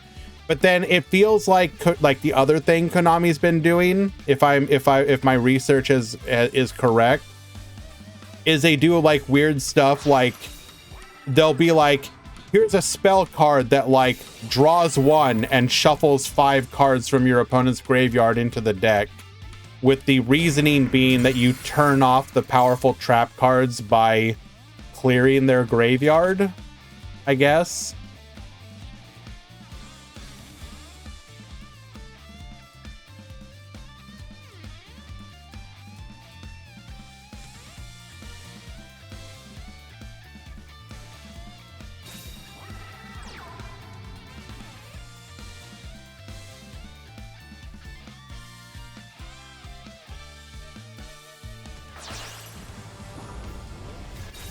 Bragius to the field.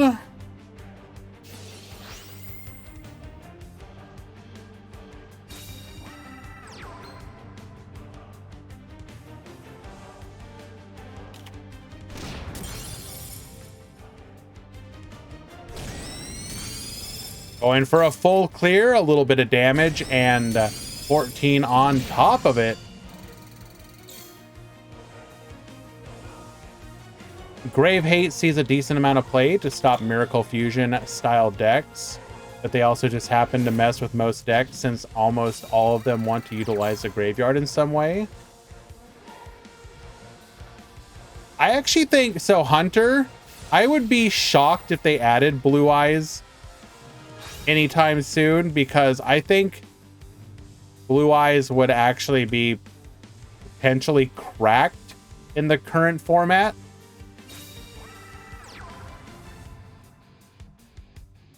Like a lot of decks would have trouble dealing with it without good back row. Sorry. You would basically cement Seven's Road as being necessary.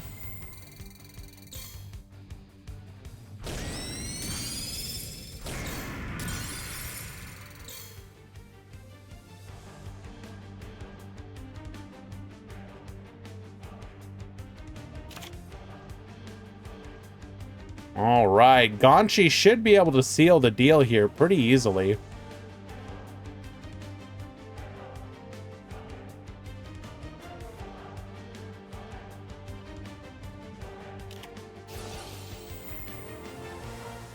Activating Dragonic Pressure, wipe the field.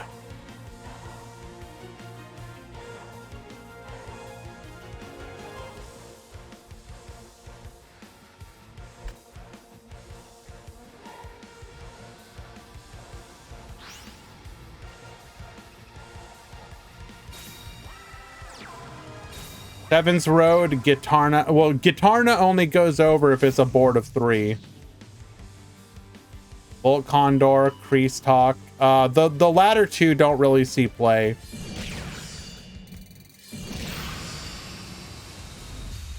Alrighty, we're gonna tie things up 1-1. Dragons still have a chance.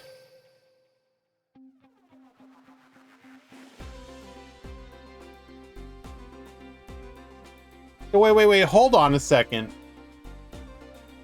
So Red Eyes Red Eyes is a legend card, I assume, correct?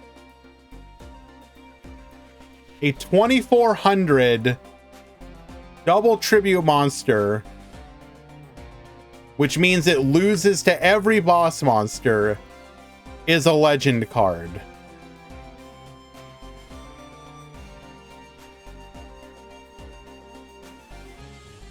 Can someone explain that to me? What about that makes it legend worthy?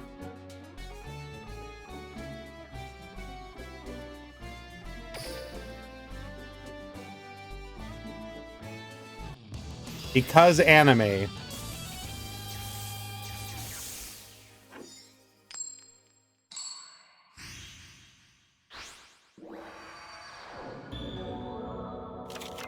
I go. Get ready for the rush.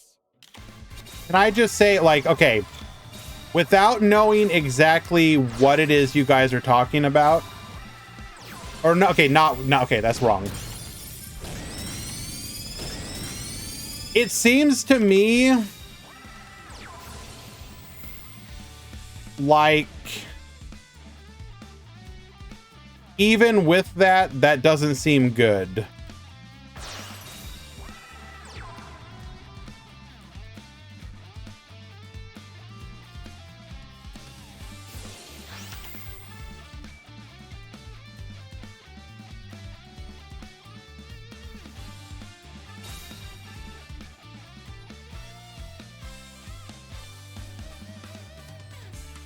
Like the whole legend mechanic for monsters specifically seems bad for most of them. The legends on spells and traps make sense, I think, obviously. But I don't know, as an outsider looking in, I don't know how I feel about that. Going for the gravity press here. Okay. I don't know how I feel about that.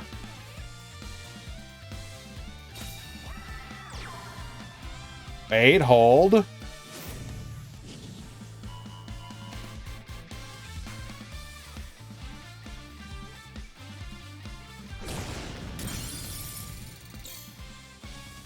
We'll get a skill that gives it plus 200 attack. Don't worry.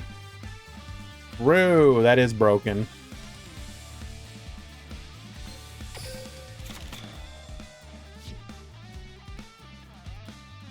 I mean, skills do have the ability to fix a lot, but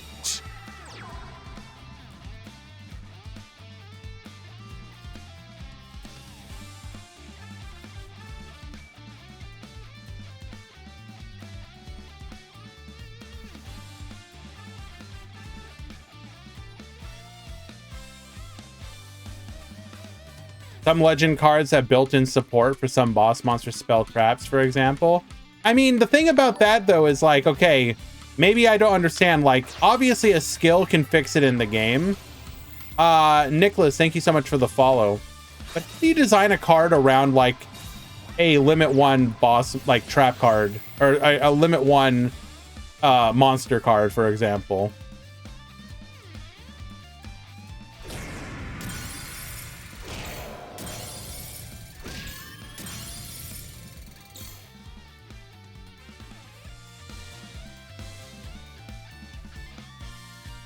Like, how do you guarantee that you see it? That's going to be the issue.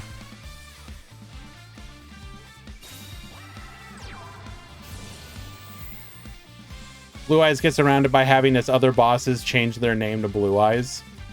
I mean, that just feels kind of silly, but sure.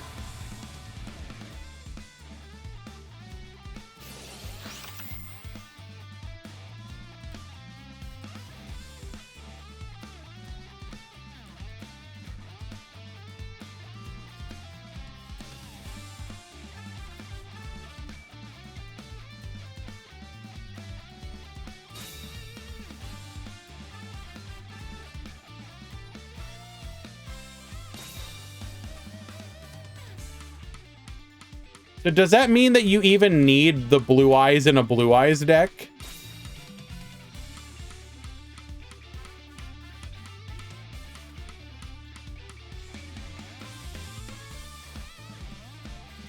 You get extra benefits for it. Okay. Got it.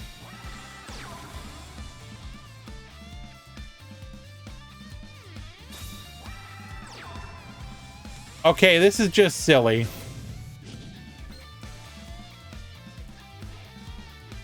Wait, why did we do this?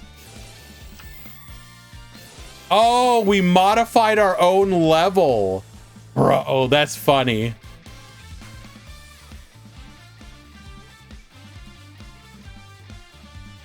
Yeah. Oh, I was wondering what they were doing.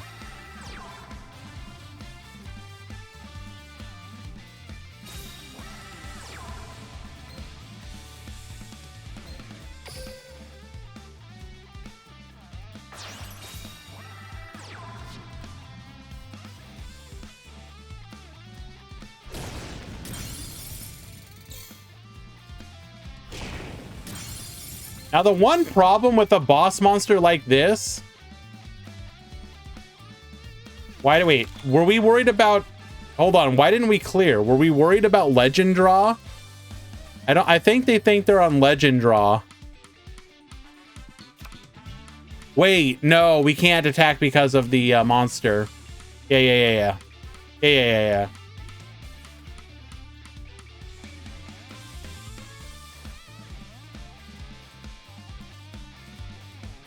What is Legend Strike? Let me look that up.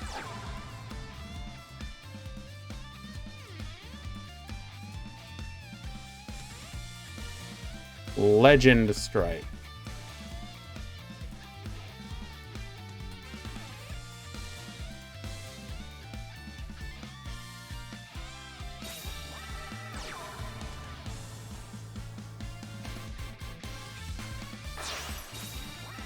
Duel Legend Strike.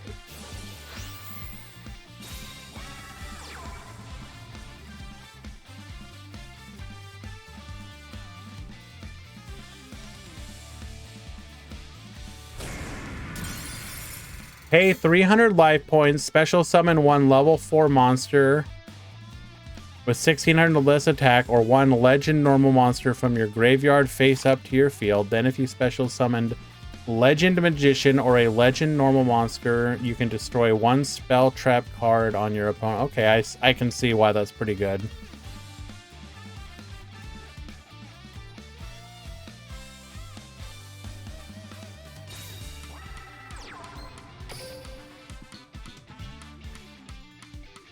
So what have we used up? We've got one Dragius, two Dragius, 1, 2. So once we out to Seven's Road, all we have left is one Dragius.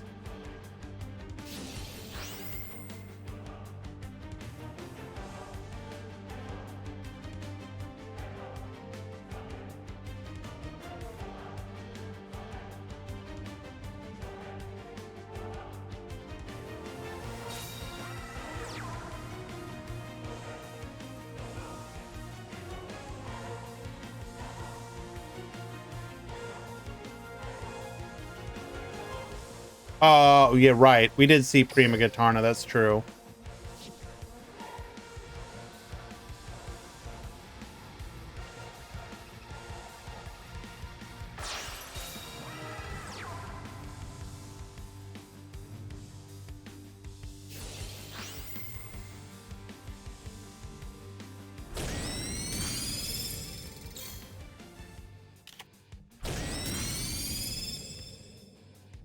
Okay.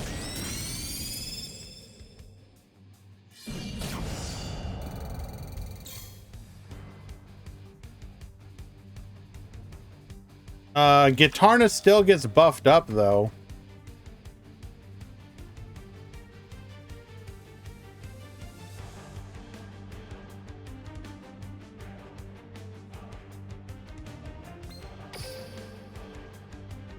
I guess in theory, this board, Dragius can't double clear.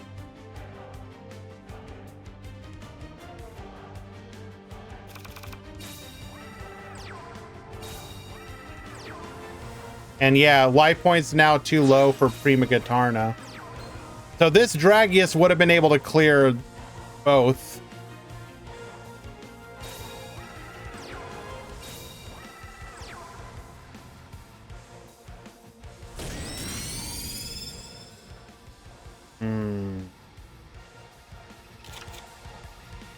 Okay.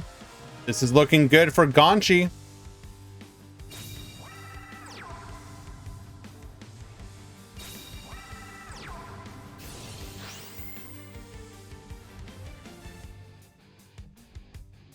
To battle.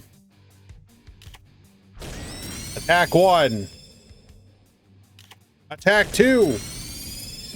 Lethal Dragons going into the finals. Well done, Gonchi.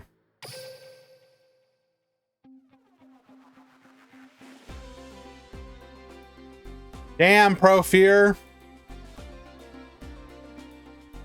Good job, my friend.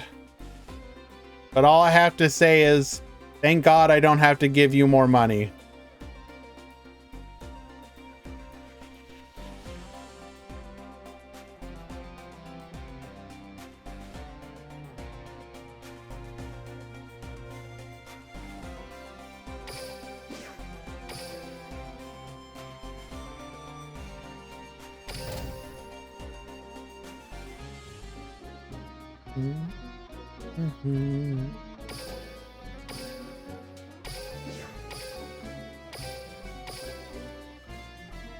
On the other side of the bracket, we have Dragoncaster versus Spellcaster.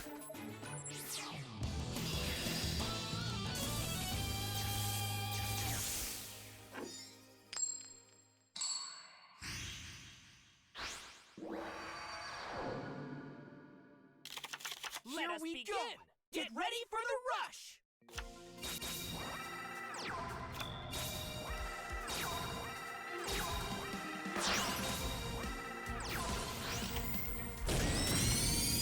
Bendy is the Dragoncaster and Dwan is the Spellcaster, by the way.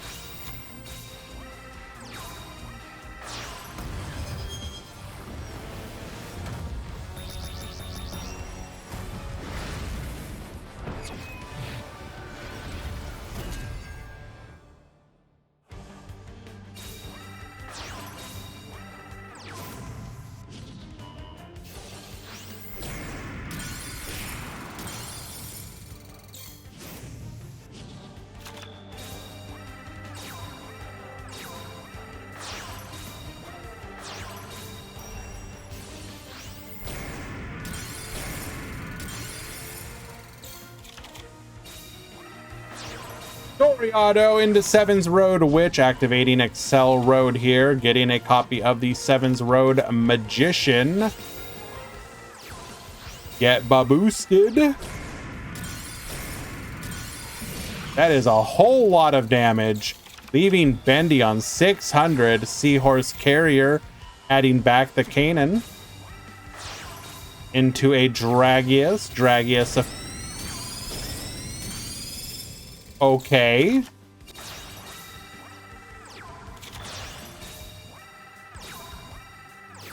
That's just lethal. Wait, no! Aiden chose the wrong one. We live. Recovery Force.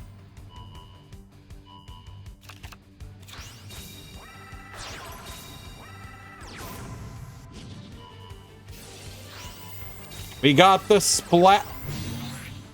Bro. The Phantom Bind, punished for playing pure. Deserved.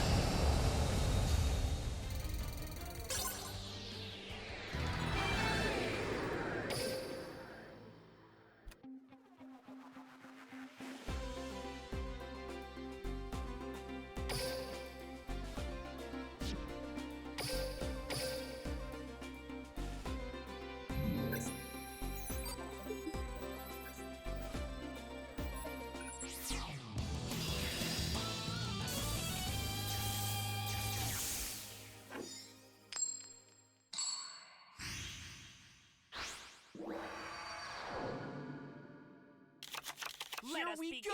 Get ready for the rush!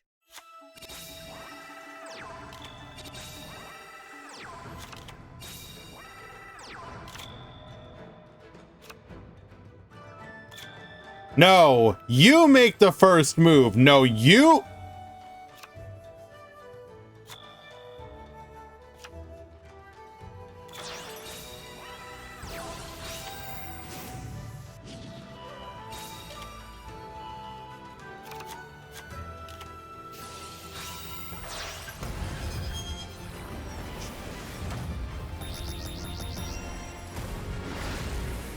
I don't even know what to say.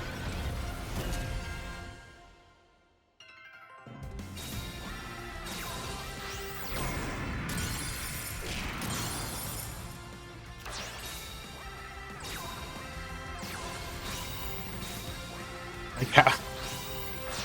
Double reducing into a sevens road of our own. How with all those cards in your hand is that all you can do? Bro. You may not like it, but this is peak Yu-Gi-Oh right here.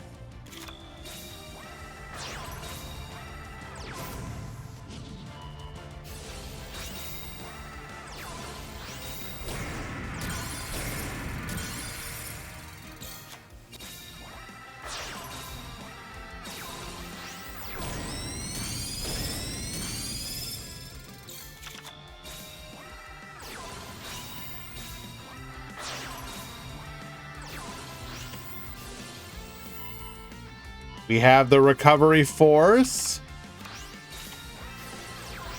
We go again.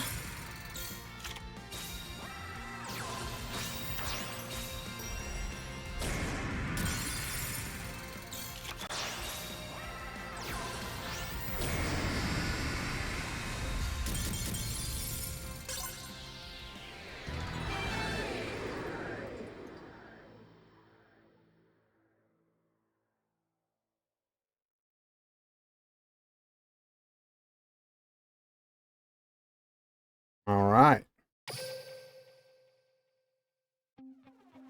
That was a weird game, ain't gonna lie.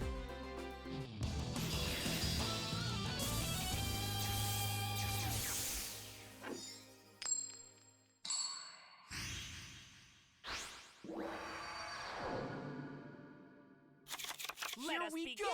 Get ready for the rush!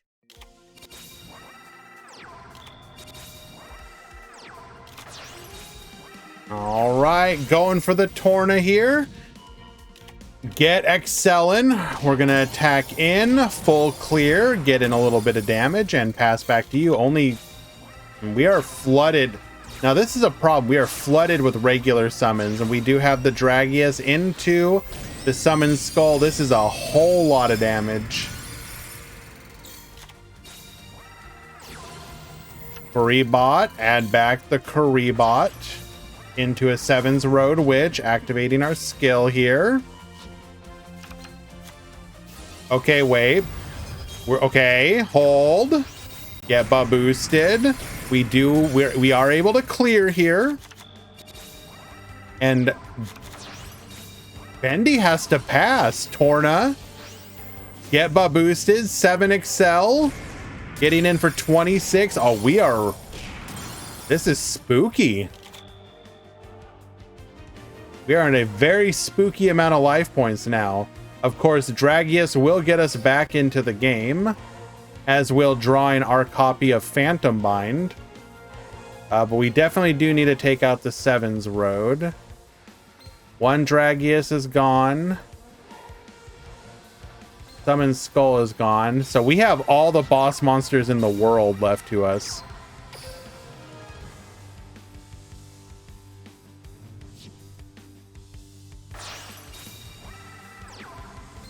There's the sevens road. That's going to be a lot of damage.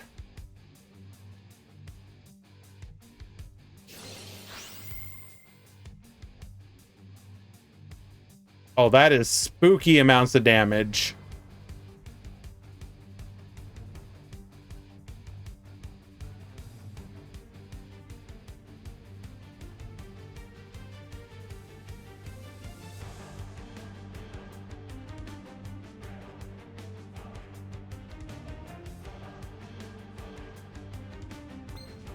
Bind doesn't even do that much. 1, 2, 3, 4, 5, 6.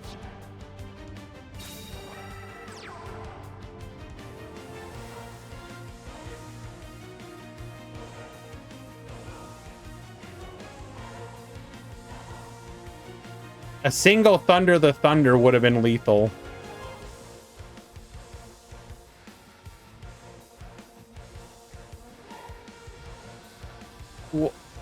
Thunder the Thunder's game, though. Reduce this to the 13, you have 2,600. If one of those monsters is a Thunder the Thunder, scared of bind, I don't think we have Thunder the Thunder. I think if you have Thunder the Thunder, you go for it. You're dead otherwise.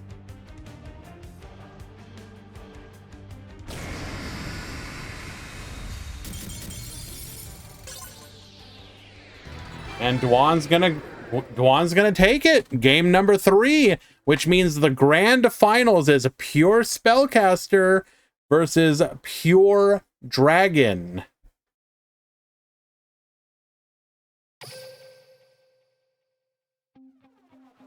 Bendy, what was either of those Thunder the Thunder? That's what chat wants to know.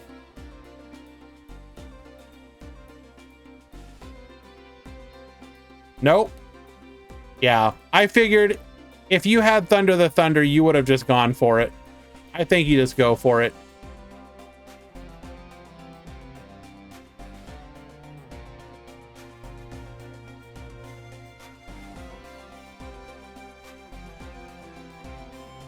Damn, we got a pour out here. We got a pour out here. Everyone point and laugh at the pour.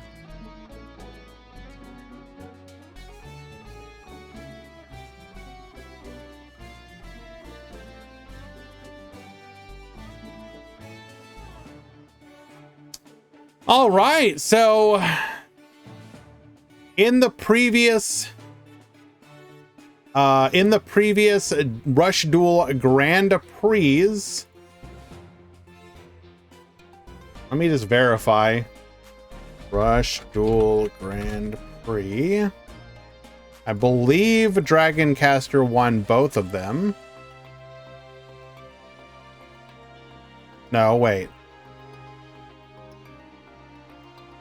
No side deck. No. So number 1 was Yami Ruler. Number 2 was Dragoncaster. So 3 tournaments. And it will be 3 different decks winning. I guess there's something to be said about that.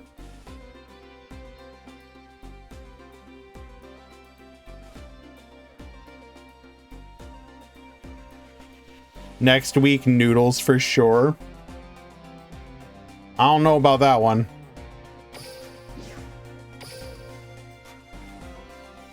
Healthy meta? I mean, I don't want to be the judge of that. I would leave that to others. I would say it's better than it could be, but worse than it should. Like, compared to release, what the physical game got to experience on release, I would say yes, it is better. Who wins the finals? We haven't done it yet. That's coming right up. I mean, arguably, yes, it is better. I feel that's down to Rush just being inconsistent. Fair.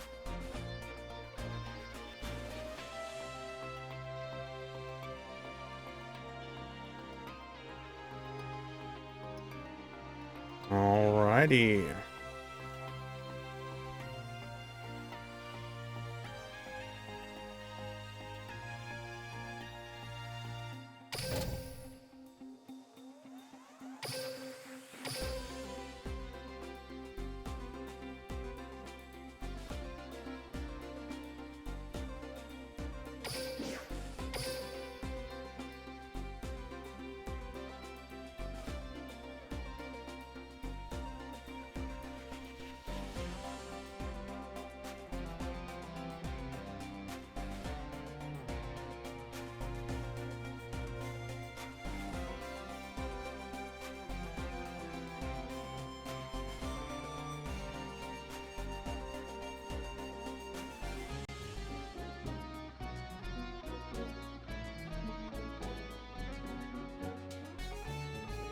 All right.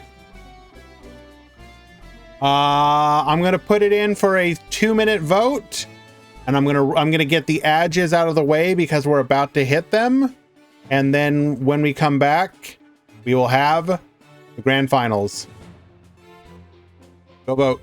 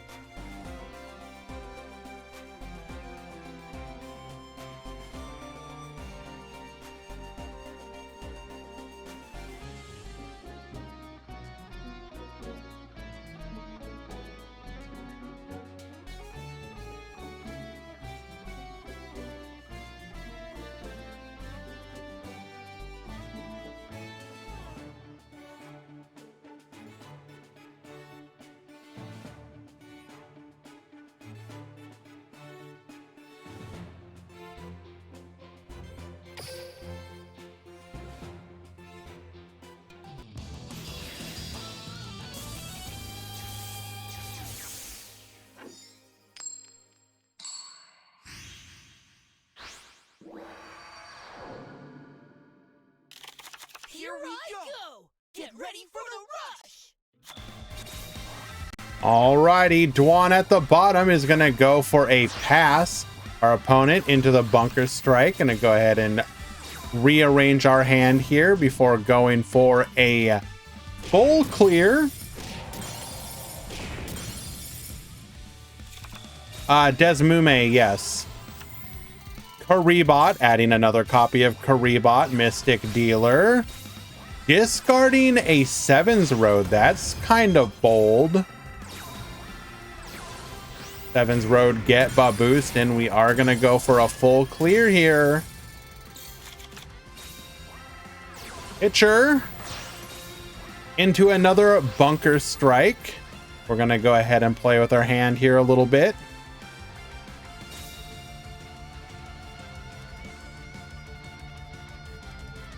I feel like Dragons just has the advantage in this particular matchup. Maybe I'm wrong. Maybe it's the fact that you get to play Dragius.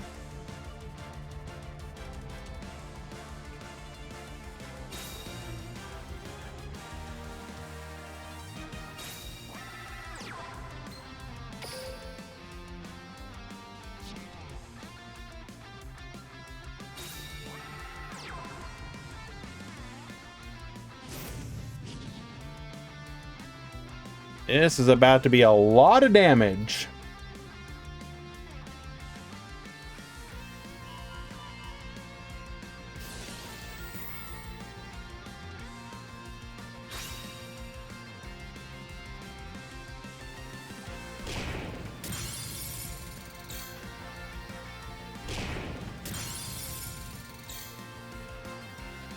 Full clear and an additional 1,500 damage on top of it. Putting our opponent down to 3,100, taking a bit of life point advantage. We are 2 Sevens Road down. We're going to need a recovery force to get them back into the deck at this point. Let's see. So first tournament, it was Yami Ruler versus Dragon Caster. Second tournament, it was Dragon Caster versus Dragon Caster. So yes.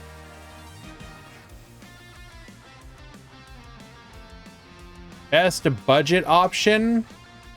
technically Volt Condor. If you can afford to buy one structure deck, then it's going to be your cheapest option. Besides that, just aggro pile.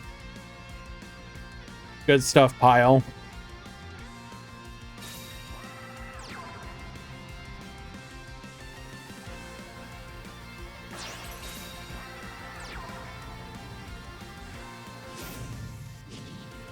All right, Sevens Road Witch will get us to our Sevens Road Magician. That is a lot of damage over that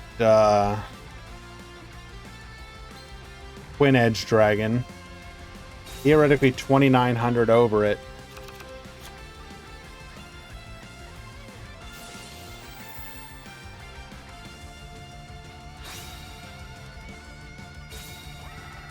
Yeah, basically you full clear the box like one time and then just play one of each boss monster.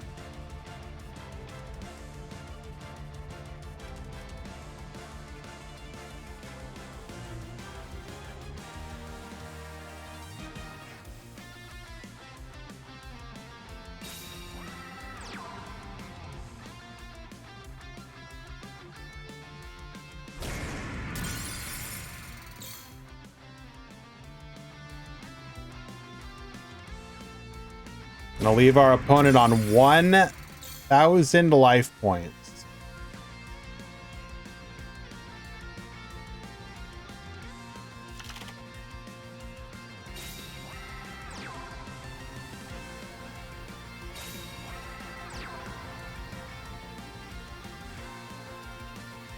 Do not Dragia Sweep.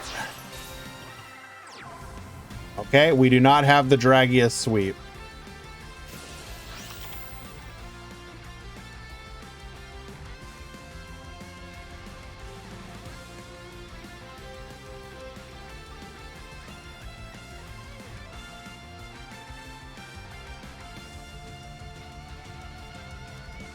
We are currently sculpting our hand.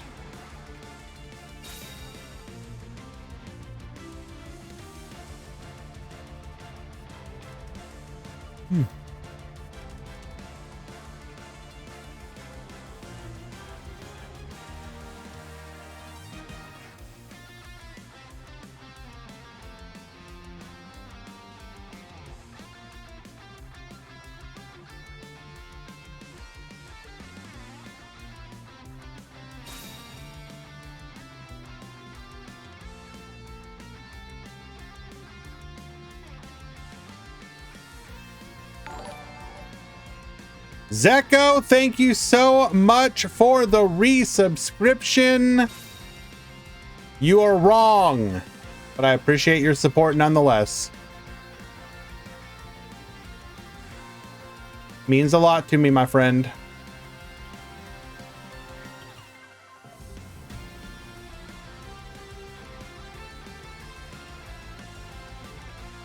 It's getting close to my bedtime. For anyone who doesn't know, I am a night shifter.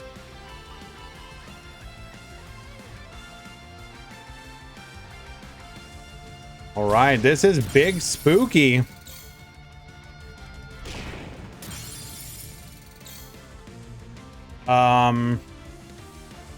Isn't a splat just lethal?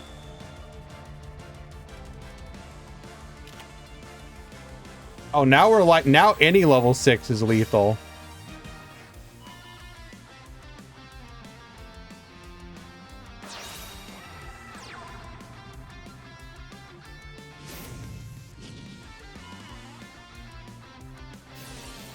Get boosted.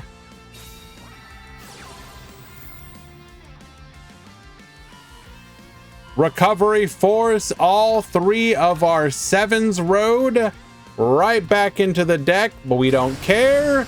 To battle, you are dead.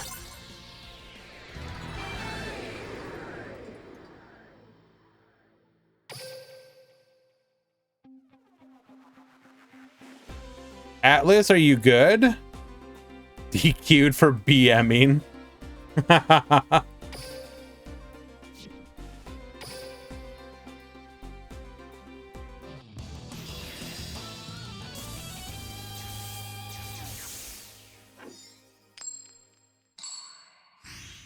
Alrighty, can spellcasters do it? Here we go! Get ready for the rush!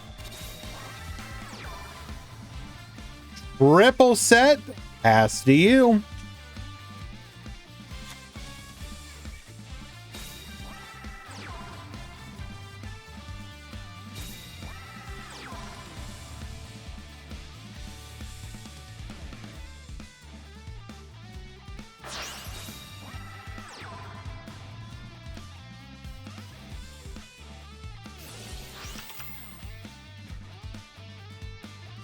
Bunker strike.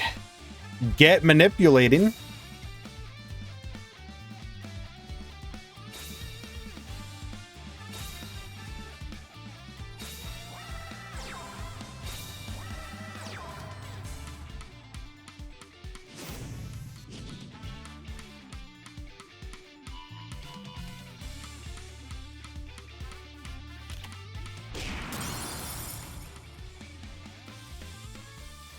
I'm not going to check anything.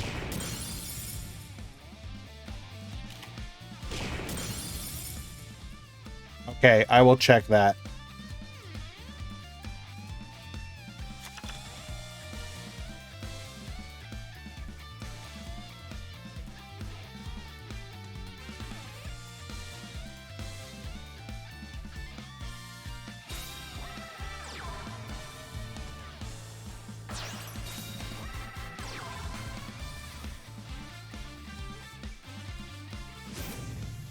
Activating Seven's Excel Road. Come forth, Seven's Road Magician.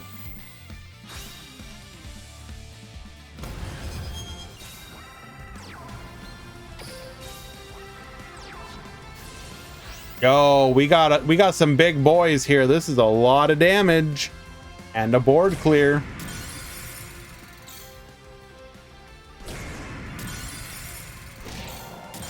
Alrighty, 3,600 full board. Your go.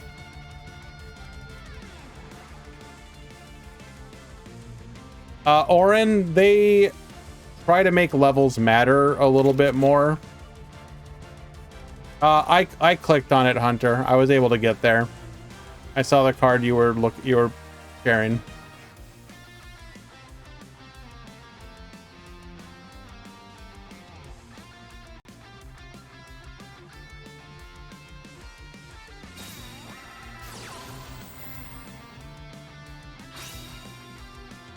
Dragonic pressure. Wipe the field. It has all got to go.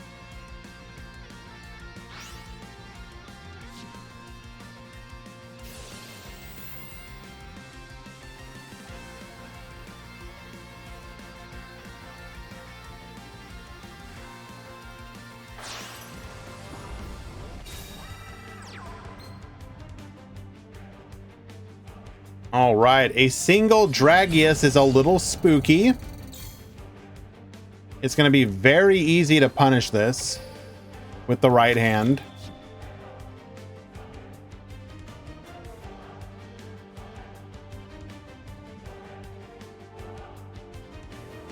What about it, Gabra?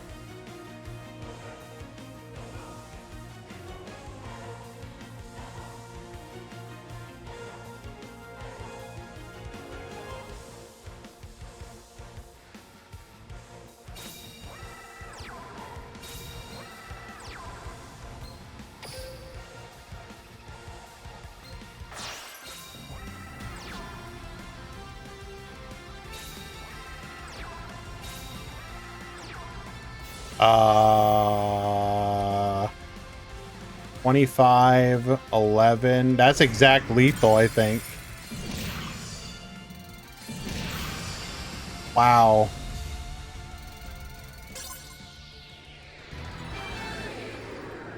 And just like that, in a stunning 2-0 victory, Spellcasters defeating Dragons in the grand finals. Well done.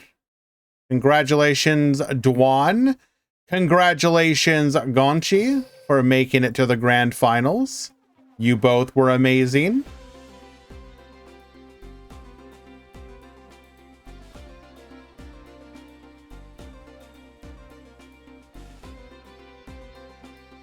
Good games, good tournament. Thank you all for chilling. Why don't we go ahead and take a quick look at some of these deck lists. I understand that they are, you know, you've probably seen them, but let's give credit where credit is due to the duelists who have participated in today's event.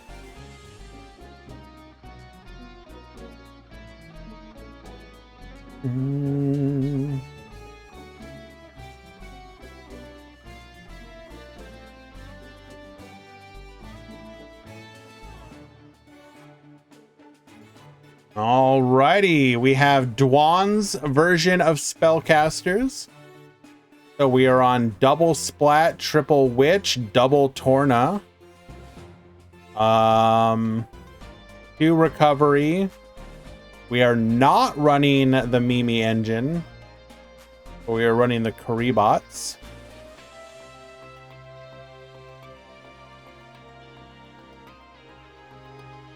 Well done. Dragon Dot deck from Gonchi.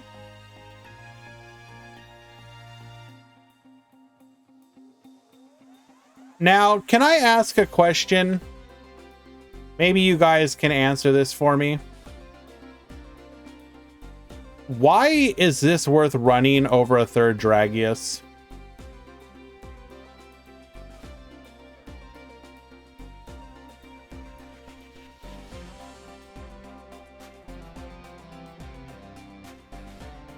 Okay, so you revive it with pressure, then what?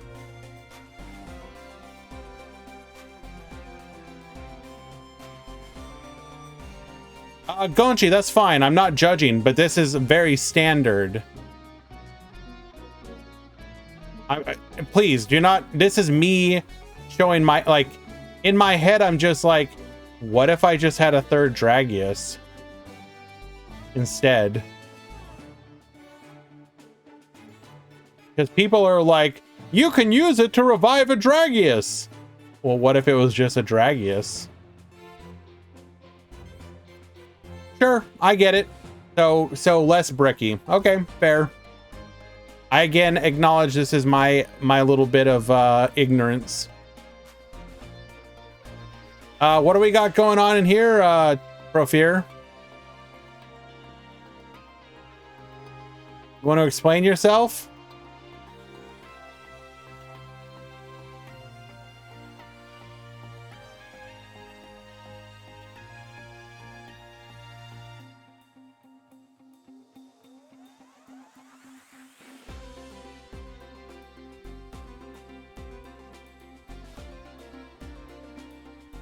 We have Quantum Cute Best DI.CK.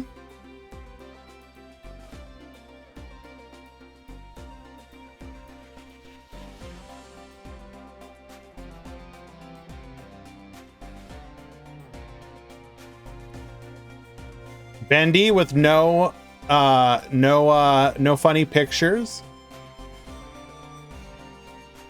I would like to highlight the 2 copies of Thunder the Thunder. I'd like to really zoom in on that part.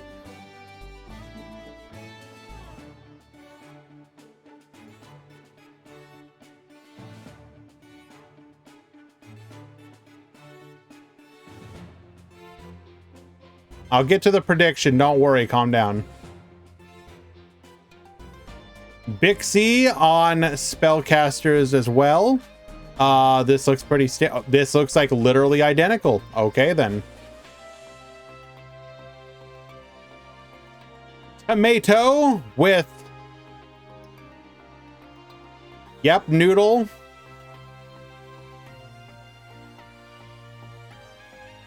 I heckin' love noodles.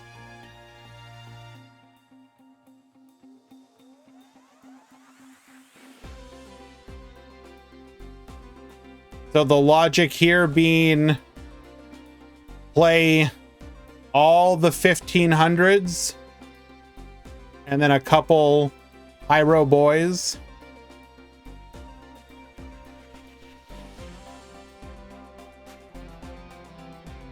Okay.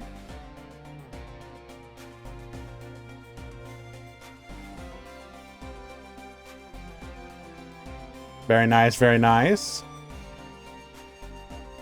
We have Fell, Dragoncaster,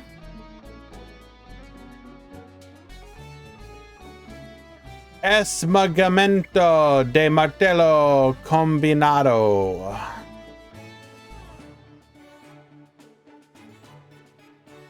Soaf, Dragoncaster,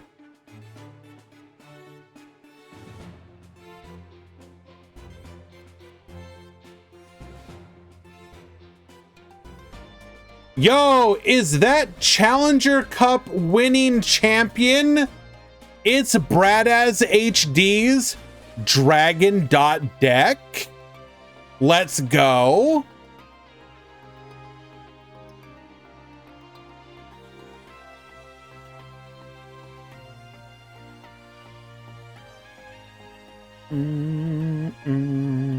Triple Dragonic Pressure.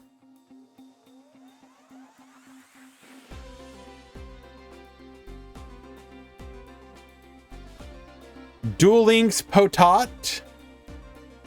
Dragoncaster, or sorry, Pure Dragon rather.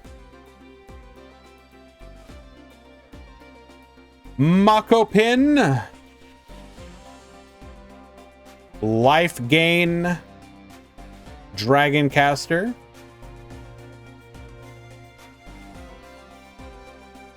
N.E. Yami Ruler.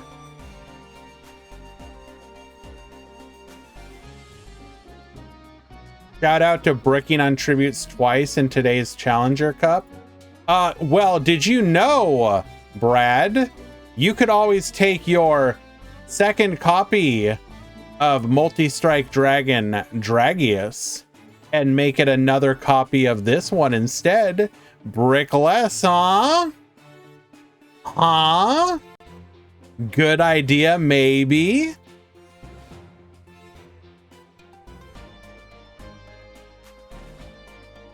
Yo, this deck looks heckin' familiar-ish.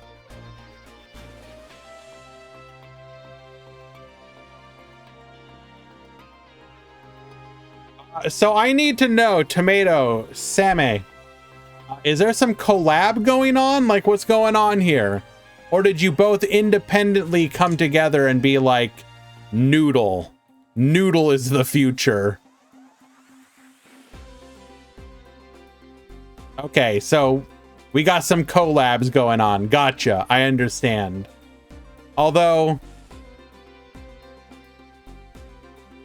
we're playing this one here over the dragon. What's going on? Is that also 1500?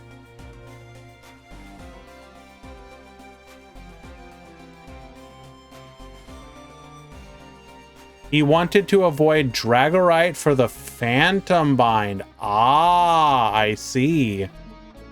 Well, if that's the case, why not go... Would there be an argument to play the other Noodle Ninja and get even swoller? But I guess that also runs into the Phantom Bind issue.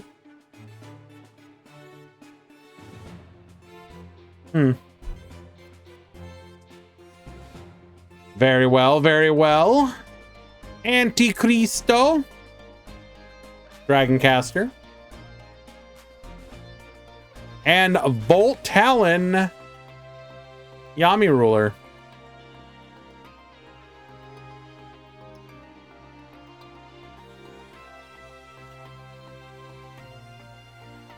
And that will be the conclusion of the Rush Duel Grand Prix number 3. Congratulations once again to Duan and Gonchi and the other entrants and contestants and all that fun jazz. I hope you guys have enjoyed yourself. You know, this tournament series will continue. As always, if you want in any of these events, you can join the Discord, !Discord. Follow all of the cool people here on their YouTube channels. Give them some support so that they continue to give us neat content. Let me just grab those up really quickly. We have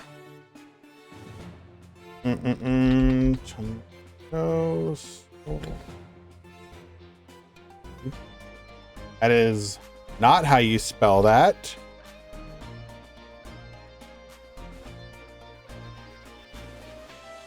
I'm gonna go ahead and share some of these really quickly. Consider going and checking out their stuff. And of course, who can forget the boy himself, the one, the only Brad. Help him find a new love after he lost Cross Duel. And yeah. Sign-ups typically for all the events throughout the week typically go up on Tuesdays. Let me get that prediction out of the way as well. Prediction. Wow, everybody said Spellcasters was gonna do it. Okay then. So signups go up on Tuesdays. The current schedule is pretty much set for the time being. Wednesdays, Speed Duel Swiss. Saturday, Speed Single Elim. Sunday, Rush Swiss.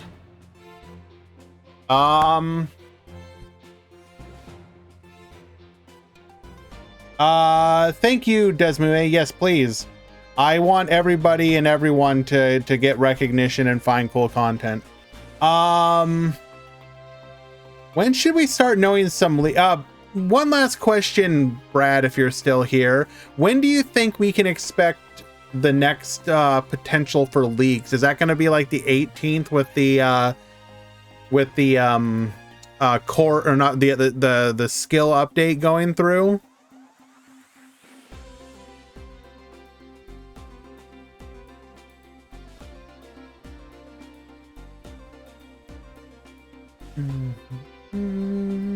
And actually, yeah, Highlaster, I watched some of those videos already with the history of Rush Duel meta or whatever.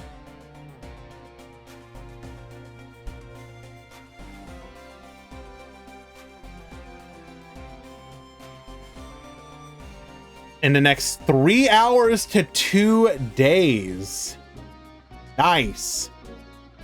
Okay, so hopefully we'll have confirmation of the greatest box that this game has ever known with Altergeist and Live Twins. Let's truly go. I'm gonna do a prediction right here, right now. We will get the first archive skills for Speed Duel with this box. Let's go. I'm calling it right now. I'm calling it right now. When it happens, refer to this moment. This moment. He told you.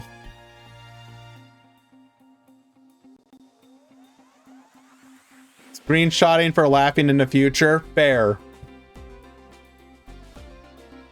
Live Twins on Scud going to go hard. Bro, stop. Stop. You need... No, stop. That is literally a crime right there. All right, let's find somebody to raid. I will block Scud players. You know what? If we get a legend skill that supports it, I will absolutely play Live Twins on Scud. I will join the movement. I will absolutely join the movement. Is that Duel Tainer Network? What are they doing? Oh, hell yeah. I need me some more of this.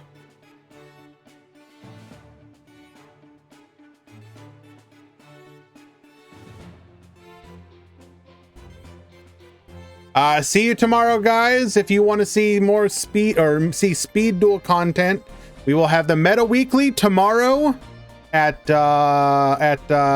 same time, 2 p.m. Eastern. Later, guys.